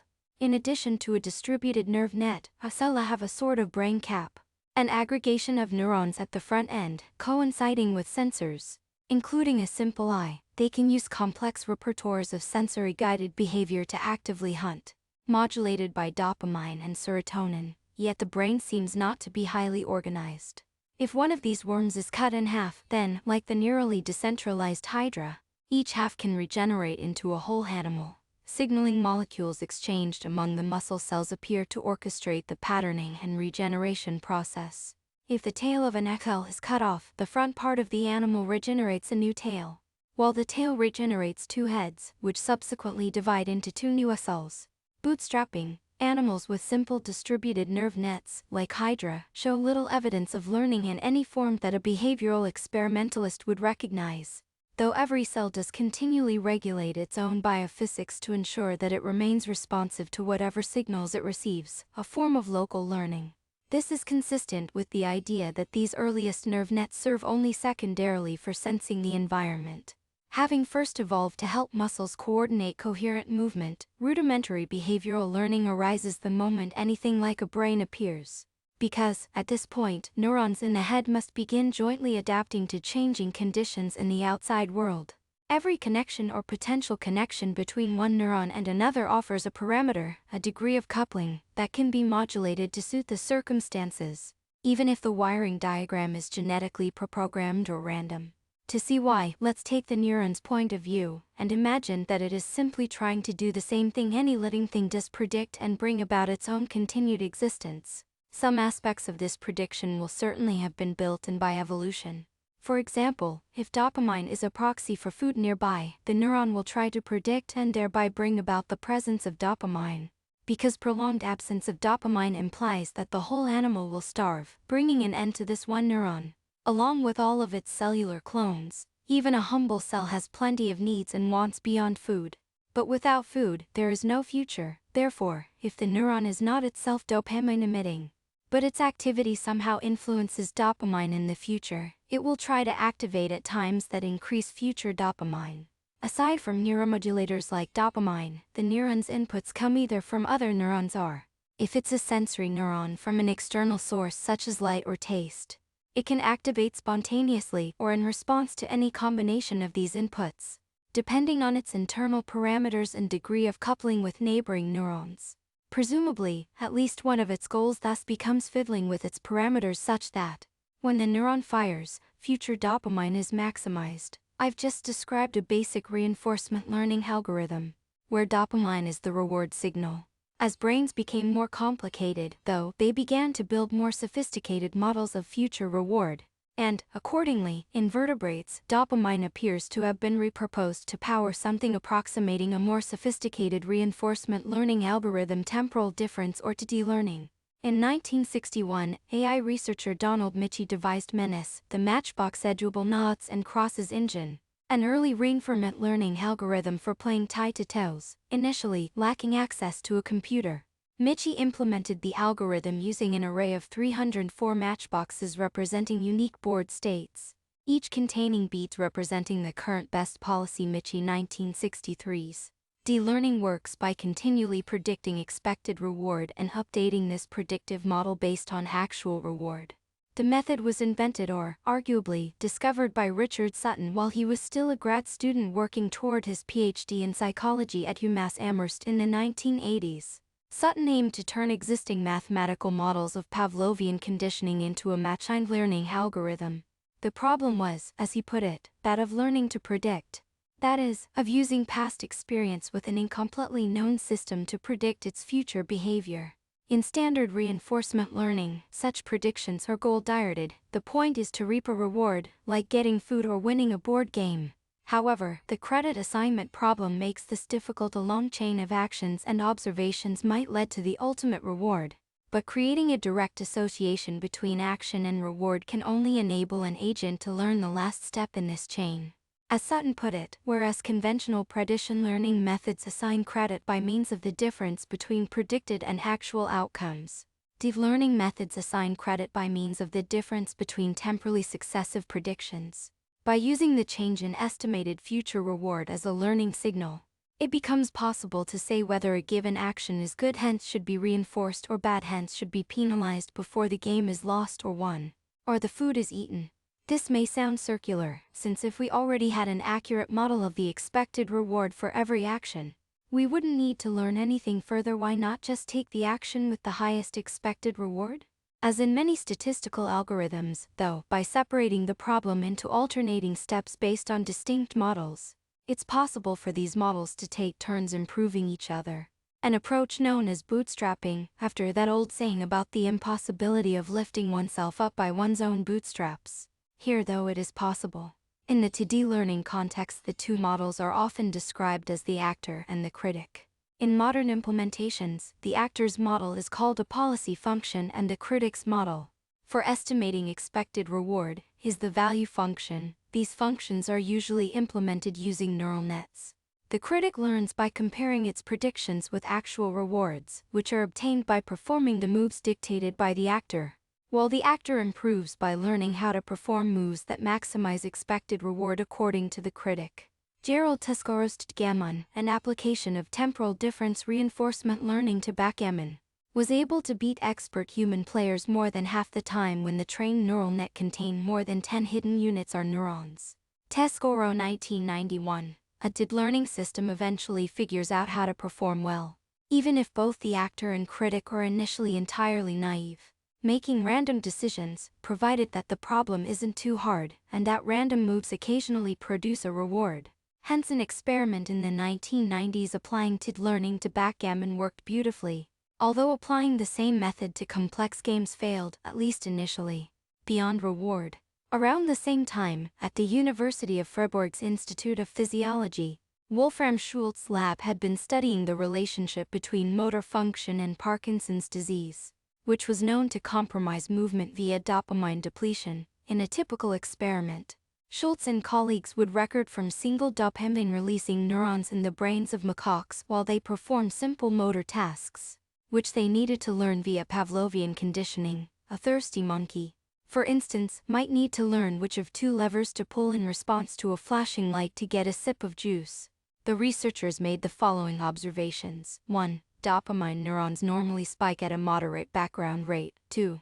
When the monkeys first stumbled upon an action producing the sugary drink, the spiking rate of these dopamine neurons rose. 3. Once the monkeys figured out the association between the visual cue and the reward, extra dopamine was no longer released when the treat came, but was released earlier when the visual cue was presented. This coincided with the monkeys licking their lips, akin to the salivation of Pavlov's dogs. 4. If, following the visual cue, the treat was withheld, then activity of the dopamine neurons subsequently decreased, that is, they went quiet relative to their background rate. Recordings from a dopamine neuron when an unexpected reward is received.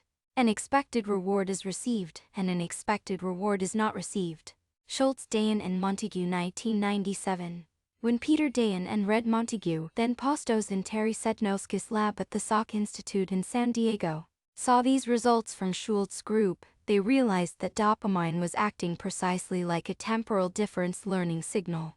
This is the signal whereby the brain's critic tells the actor, please reinforce whatever behavior you're doing now, because I predict it will lead to a future reward. Long sequences of actions that ultimately lead to a reward can be learned this way, with the learning signal shifting earlier and earlier in the sequence as the learning progresses. The repurposing of dopamine from a simple reward signal to something like a temporal difference reinforcement learning signal might follow naturally from the growth of brain structures both upstream and downstream of the dopamine-releasing neurons. Remember that even among the earliest biologians, dopamine no longer represents food, but nearby food. In this sense, dopamine is already a prediction of food, not a food reward in itself. Predicting dopamine is thus a prediction of food.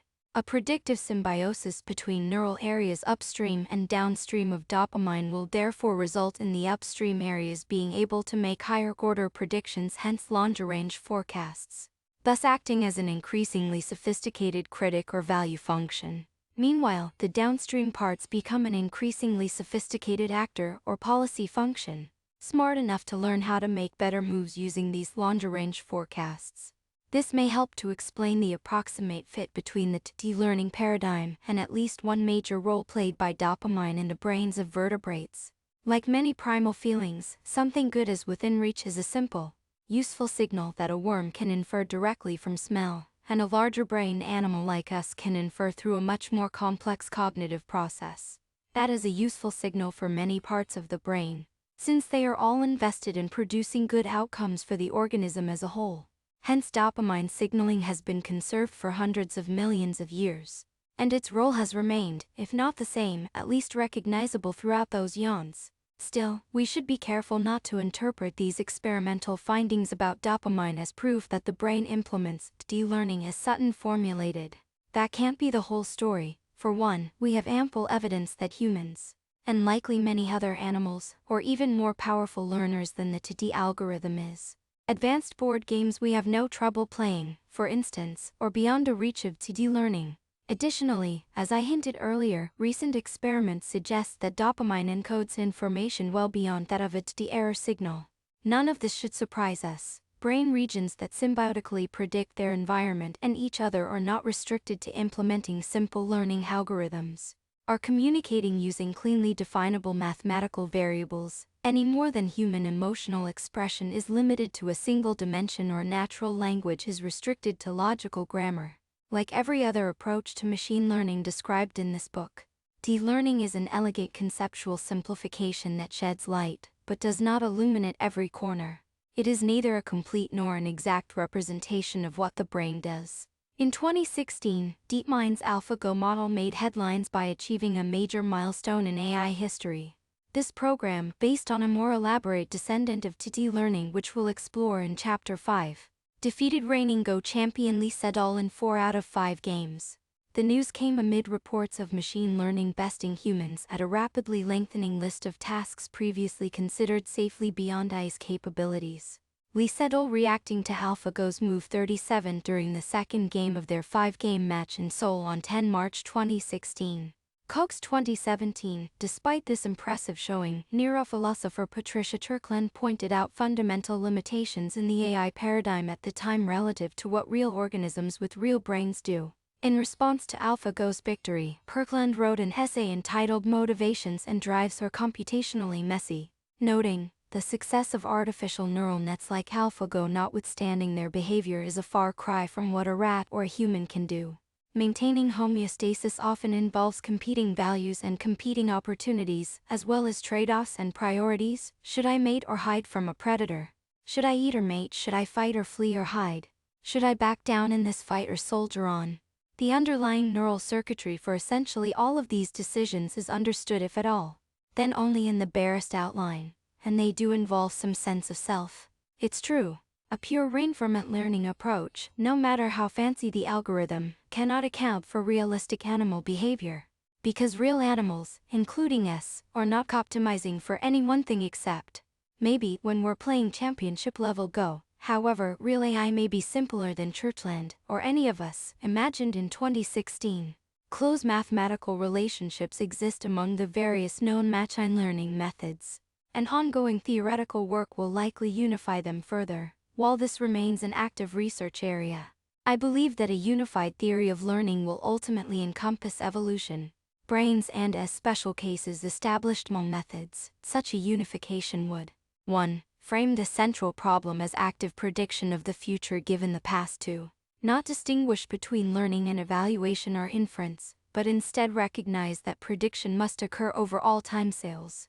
3. Synthesize prediction with an extended theory of thermodynamics in the spirit of dynamic stability, as sketched for bacteria in Chapter 2 and 4. Explain how mutual prediction between agents can lead to collective, non-zero-sum outcomes. A unified theory would illuminate the deep relationships between computing, machine learning, neuroscience, evolution, and thermodynamics. Such a theory is still incomplete, but this book offers a glimpse of what it may look like, predicated on a hypothesis about what nature does at every scale, from cells and below to society's unsupervised sequence prediction. Predicted sequences involve continued existence. If they did not, then the organisms that made those self-sabotaging predictions wouldn't still be here.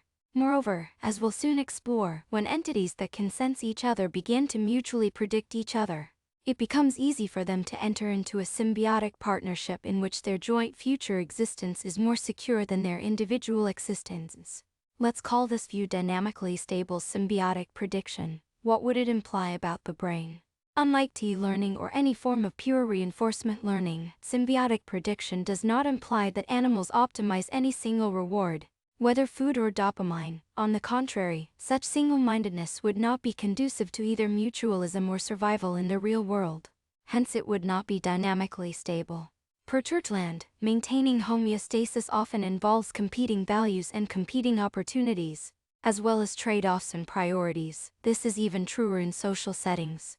There are many ways to be alive in this world, but all of them must involve continuing to exist in the future, and existence requires ongoing relationships. Let's pull these threads together and summarize as evolution built on the design of simple axillus-like bilaterians.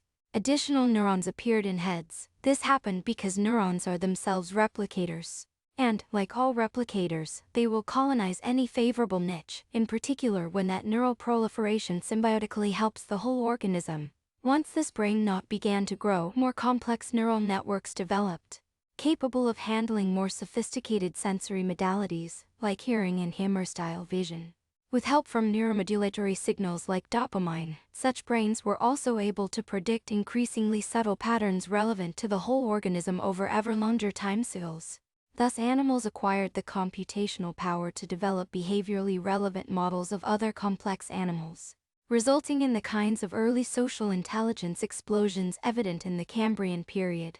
In 2017, during the heyday of convolutional neural nets, an episode of the painfully accurate Silicon Valley T-Vision comedy aired that involved a hot dog app, which was entirely equivalent to my scenario here. Sapala 2017. I'm just going for a healthier menu. In math, the banana neuron's activation is the dot product of its input weight vector with the embedding vector. With the softmax function, this invariance is only approximate. Changing the embedding Claire's bananas will still slightly affect the output.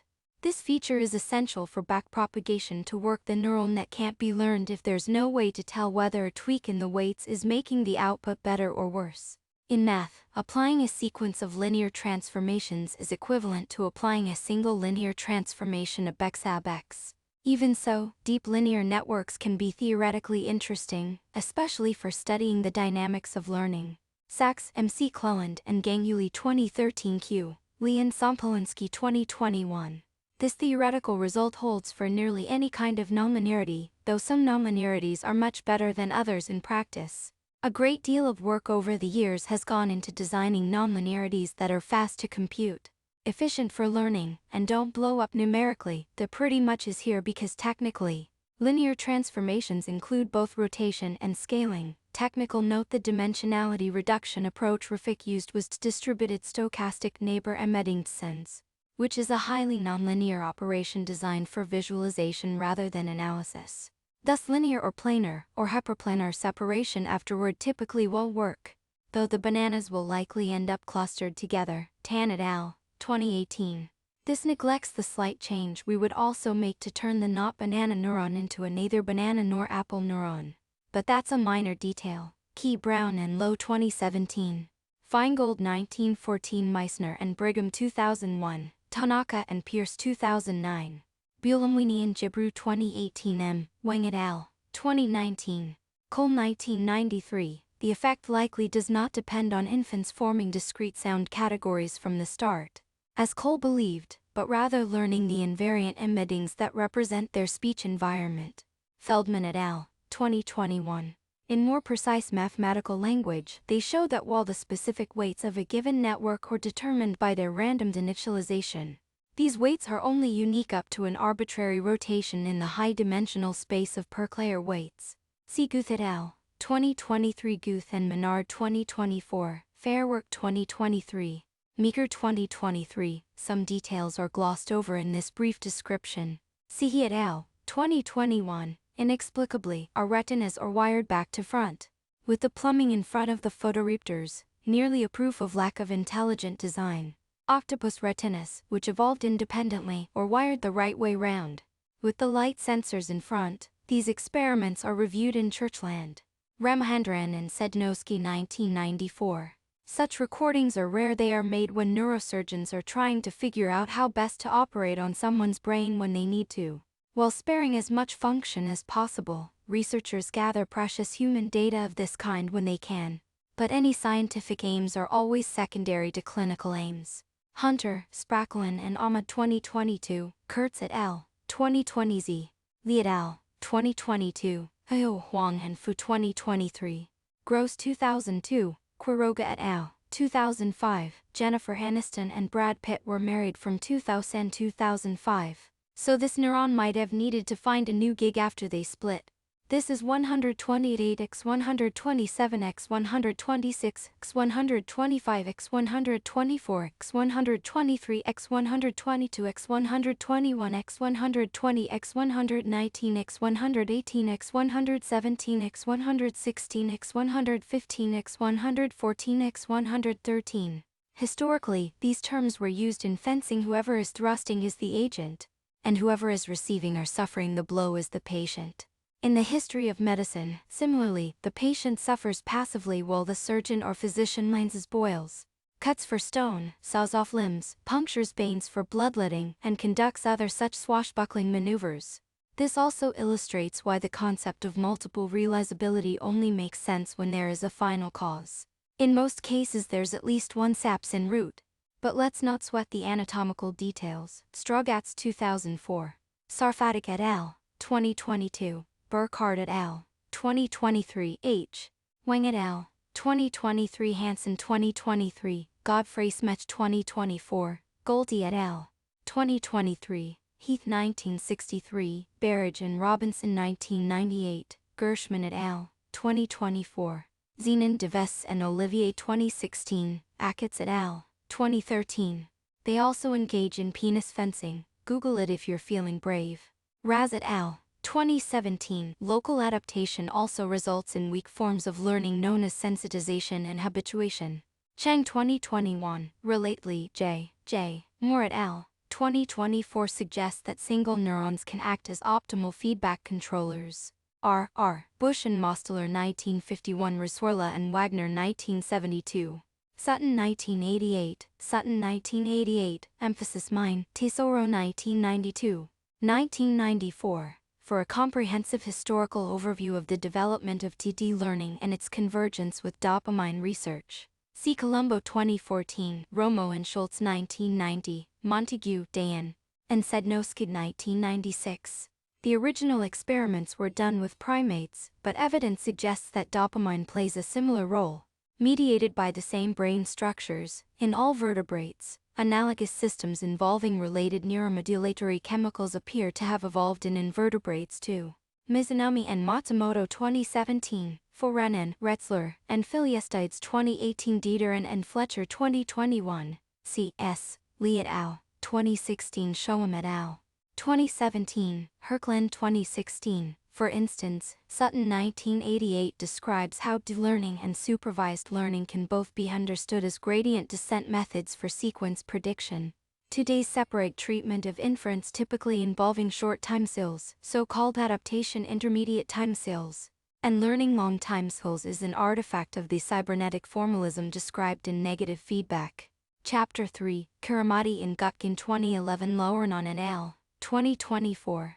See Complexification Chapter 1, Chapter 5, Other Minds. Forking Paths. We're finally ready to begin tackling the big questions posed in the introduction: the nature of general intelligence, the hard problem of consciousness, and the thorny issue of free will. Let's begin with free will, picking up where Chapter 3 left off, with NVIDIA's DAV2 self-driving car. Our goal will be to understand what we mean when we call a model's actions willed.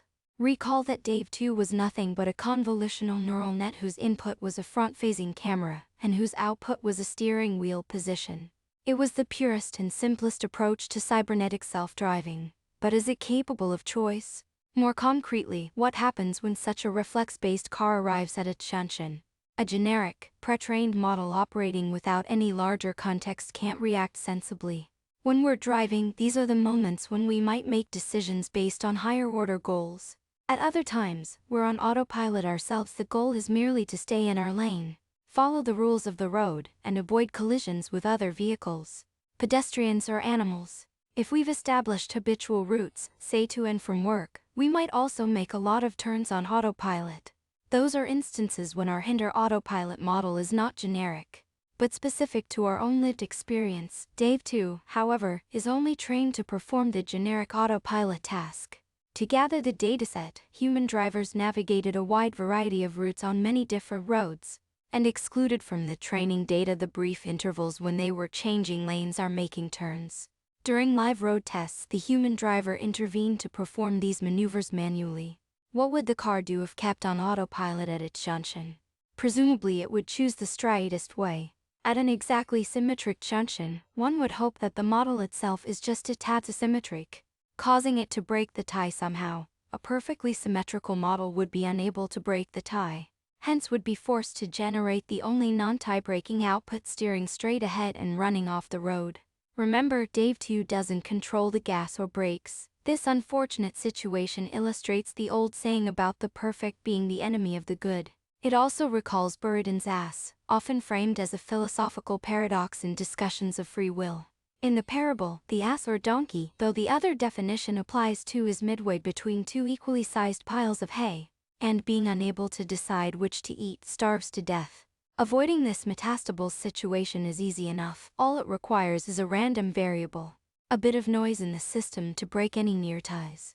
In real life, though, Buridan's ass only rears its poor muddled head infrequently, because few decisions we make are truly arbitrary, fully symmetric, or contextless. We don't need to make random turns at junctions since, when we're driving, we're usually trying to get somewhere. More broadly, questions about choice, decisions, and free will only make sense when we consider an agent with its own history, acting in time and in context. That's why we don't generally count generic reflex actions as willed. DeepMind's AlphaGo contest with Lee Sedol took place in 2016, the same year NVIDIA's DAV2 self-driving R paper was published. Go is exceedingly complex, with many more possible moves at any point in the game than chess, a vast and intricate garden of forking paths. For this reason, it had resisted the brute force search or heuristic approaches that had produced grandmaster-level chess programs many years earlier, as well as naive temporal difference reinforcement learning. At bottom, DeepMind's trick was the same as NVIDIA's, replacing handwritten code with a learned convolutional neural net. AlphaGo's system design was considerably more complex, though, not only involving separate policy and value networks trained through reinforcement, but also incorporating traditional methods, like a randomized or Monte Carlo tree search through possible future moves. In this sense, it was a hybrid between deep learning and GoFi. Though subsequent models, AlphaZero, Mu0, moved progressively toward a pure deep learning approach, removing the remaining handcrafted heuristics while further improving performance. Mu0 is general enough to play any game, not just Go. DeepMind has always aimed to solve artificial general intelligence through an agential approach. Gameplay runs deep in the organization's culture. Its founder, Diomedes Hassabis, was a chess prodigy and an expert at many other games. In 2024, he won the Nobel Prize, along with John Jumper and University of Washington researcher David Baker, for AlphaFold, which applies deep learning to solving the long-standing problem of predicting a protein's structure from its aminoid sequence. Prior to DeepMind, Arcas designed video games and even founded his own gaming company. DeepMind's first highly visible success, in 2013, involved combining reinforcement learning with convolutional neural nets to play Atari games. The company's bet that gaming could provide a controlled arena for developing general AI has certainly yielded impressive and important advances. Go commentators studying AlphaGo's games lauded this system for exhibiting creative and brilliant skills and contributing to the game's progress. However, beyond the limitation Churtland pointed out, its single-mindedness, AlphaGo was very different from the brain in another important way: it did not exist in time. It had no dynamics or internal state, children of time like the self-driving R model. Neither AlphaGo nor its successors maintain any explicit memory of its prior thoughts or plans. True, the system works out its next move by thinking as many steps ahead as possible, making it a stretch to call that extended evaluation a reflex action. However, once the move is made, it's Groundhog Day, the next turn. It considers the board afresh. AlphaGo makes no attempt to model its opponent's psychology, nor does it learn on the fly, thus it can't individuate. Neither can it have any sense of a self acting in the world. All it models is that world itself and the possible paths through it, annotated courtesy of the value network with each path's goodness or badness. For a board game like Go or chess, none of these design choices are necessarily shortcomings.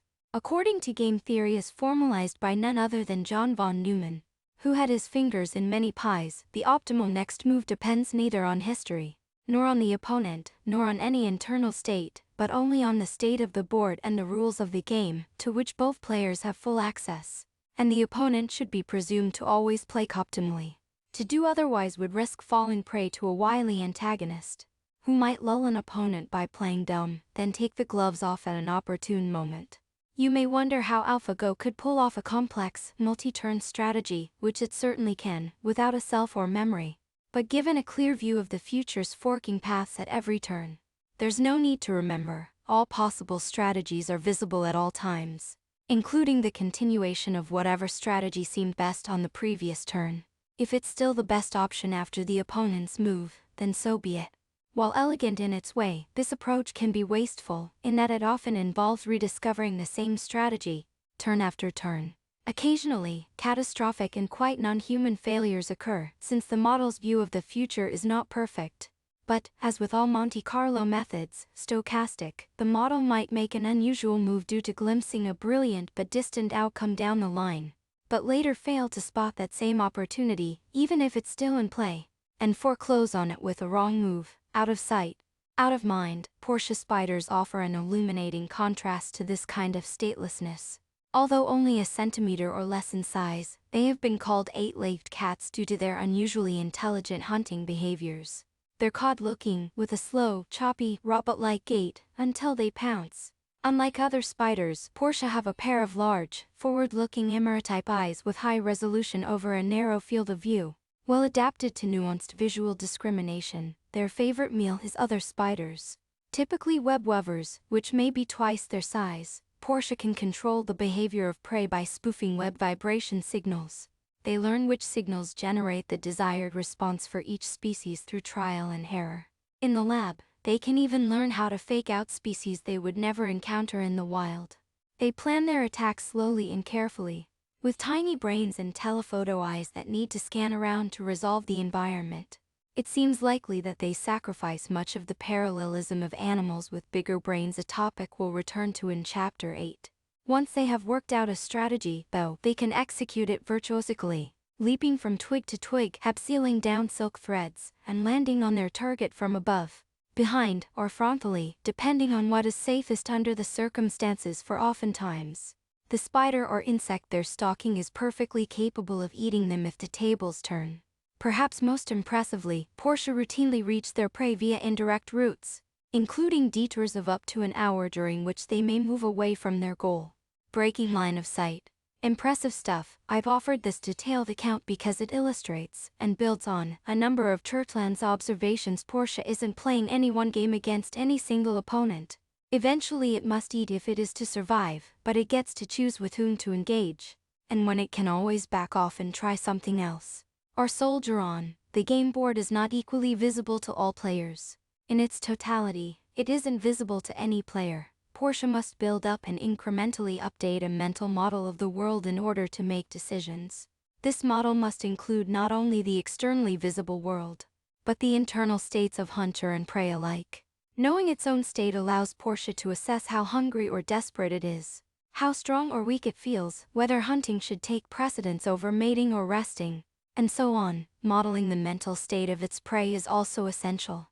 Are they aroused? Have they realized I'm stalking them? If so, how well have I been localized? By timing its movement on a victim's web to coincide with wind gusts, Portia may work to remain vibrationally invisible, or, by strumming the web, it may attempt to create the illusion of a trapped bug. The trickster must constantly assess, are my tricks working? Is this getting the reaction I want? None of these tricks or capabilities are fundamentally out of reach for artificial neural nets. After all, each capability can be expressed in terms of functions, and neural nets are universal function approximators. Such capabilities will not, however, emerge on their own in a system like Dave 2 or AlphaGo, due both to the constraints of the setup autopilot or board game and the structural limitations of a stateless classifier, even one that makes very clever decisions in the moment by evaluating many possible futures. Sphexish given Portia's alien lifestyle, physiology, umwelt, and brain limitations, it takes a leap of imagination to understand what it's like to be a jumping spider, though it is fun and may be fruitful to make the attempt. My own sense is that Portia, cats, and humans on the hunt all share not only the ability to assess and plan an attack or defend against one, but also to experience doubt, uncertainty, fear, and triumph. I expect that such feelings and experiences would emerge naturally from the evolution of predation, as described in Chapter 3, just as hunger emerges naturally from the need to eat, as described in Chapter 2. But it seems so subjective to assert that another mind is experiencing something familiar from one's own experience. How can one really know? We will soon explore how such claims can be assessed more rigorously, as predictive hypotheses. For now, though, let's stick to a more ethological perspective.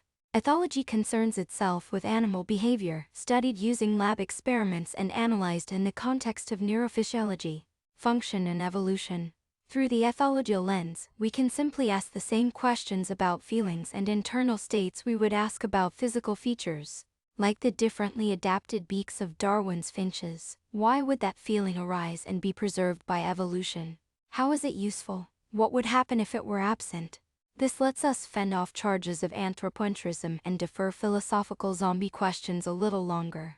Free will, as a desire or imperative, seems easy enough to understand from an ethological perspective. No animal likes being trapped, humans included. That's why imprisonment is a form of punishment, even if our bodily needs are met. Remember, the whole point of having a brain is to be able to act in the world, choosing among alternative futures in order to enhance our dynamic stability, that is, to stay alive and to continue to be able to make choices in the future. When others restrict our ability to make choices, it doesn't feel good.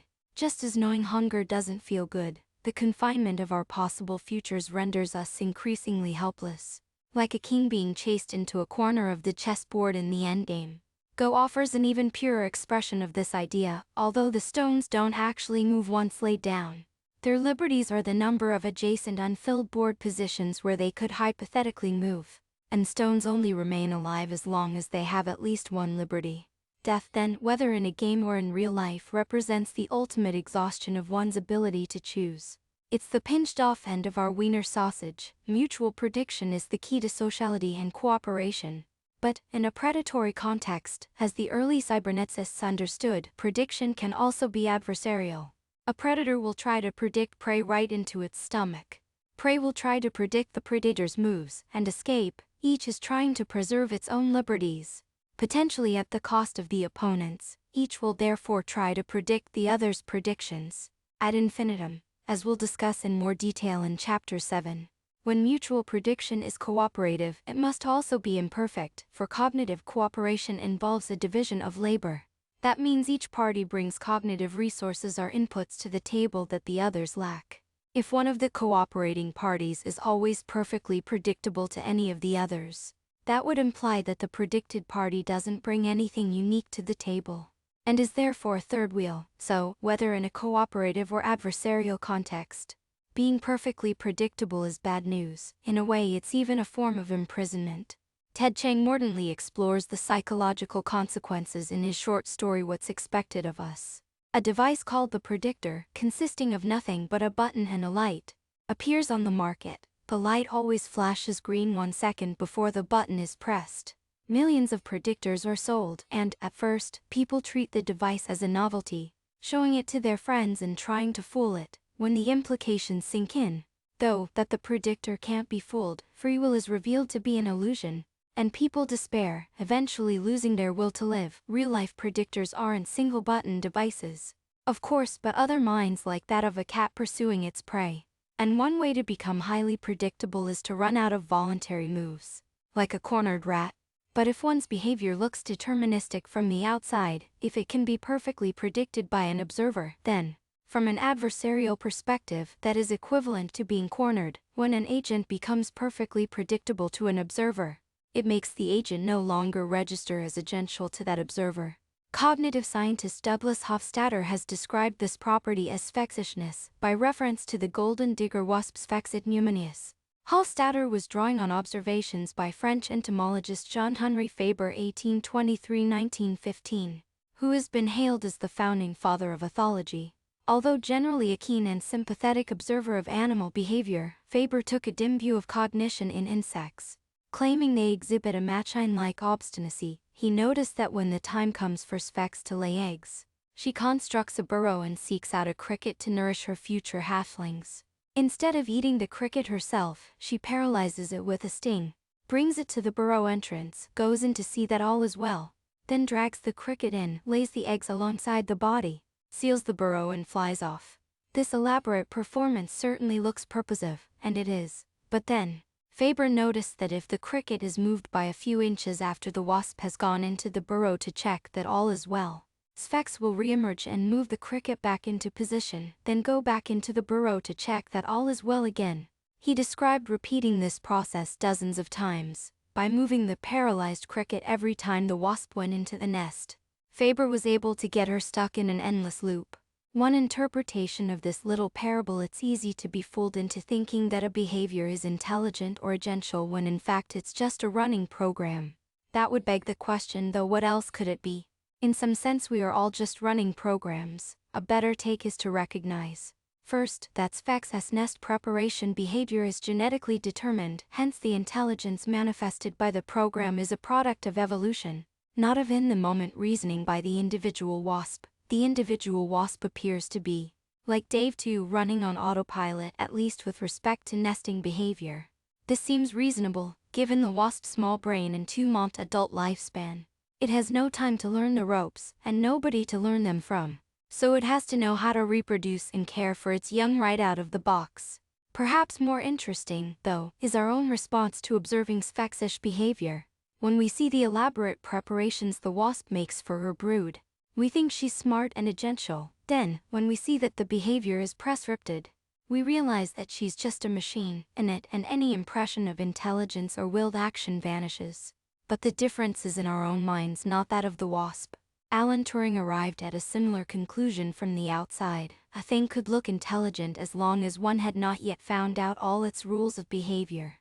Accordingly, for a machine to seem intelligent, at least some details of its internal workings must remain unknown. In the case of Sphex, this realization comes about due to our reverse engineering of the script and hacking it to create an infinite loop. We come to believe the wasp has no intelligence or agency precisely because we can now predict its actions perfectly. What we really mean by it's just following a script is that we, on the outside, know what the script is and don't even need to interact with the animal to predict what it will do next. As a fellow computational being, how can you escape the same pickle? How do you keep from becoming a robotic it to a clever observer? Here are 3 ways. 1, as described for mothflight in Chapter 3. Simply using a random variable can keep your behavior fresh and surprising even if you're not so smart. In an adversarial setting, this strategy still works if your opponent is smart enough to see right through you, that is, if your internal state is transparent, or can be fully modeled by an outside observer. It even works if you are entirely generic and incapable of individual learning, meaning that your behavioral repertoire is fully genetically programmed and you are just like every other member of your species. Randomness is equally valuable in cooperative contexts, such as for foraging insect colonies, where it ensures that even near-identical individuals will diverge to explore different parts of their environment. 2. The ability to learn allows your responses to be more unique, and allows your behavioral repertoire to scale up far beyond what can be encoded in your genome. By storing in your brain learnings and behaviors based on past experiences, you become vastly more complex on the inside, and all of this complexity is a hidden state, invisible to a stranger. In a competitive setting, such lifelong learning makes you harder to predict. In a cooperative setting, it allows individually differentiated skills and expertise to develop, greatly expanding the opportunities for cognitive division of labor. 3. If you are able to model others effectively, including others who are modeling you back, then in an adversarial situation, you can outfox them by going meta. Modeling others is also essential to the cognitive division of labor, as it allows you to know who knows what you don't know. Psychological studies suggest that we humans are so adept at keeping track of socially distributed knowledge that we tend to harbor greatly exaggerated beliefs about how much we personally know, when a good deal of our knowledge really consists of knowing whom to ask. Wasps might not bother with any of these strategies when it comes to nest preparation because ricket-moving tricksters have never exerted evolutionary pressure on making this specific behavior unpredictable. Predator-prey interactions are a different story. It's unlikely that Sphex would behave so sphexially while hunting the cricket it brings to its nest, or evading a predator of its own. The last trick on the list, modeling your modeler, requires being very smart indeed. Roughly speaking, you need to be as smart as whomever you're modeling, or more so, and you need to be able to imagine how you and the world in general appear from their point of view. Does the small brain size of an arthropod preclude this trick? Apparently not. When Portia spiders show an awareness of what their adversary does and doesn't know, and learn to actively manipulate that opponent's world model, they are operating at this higher cognitive level.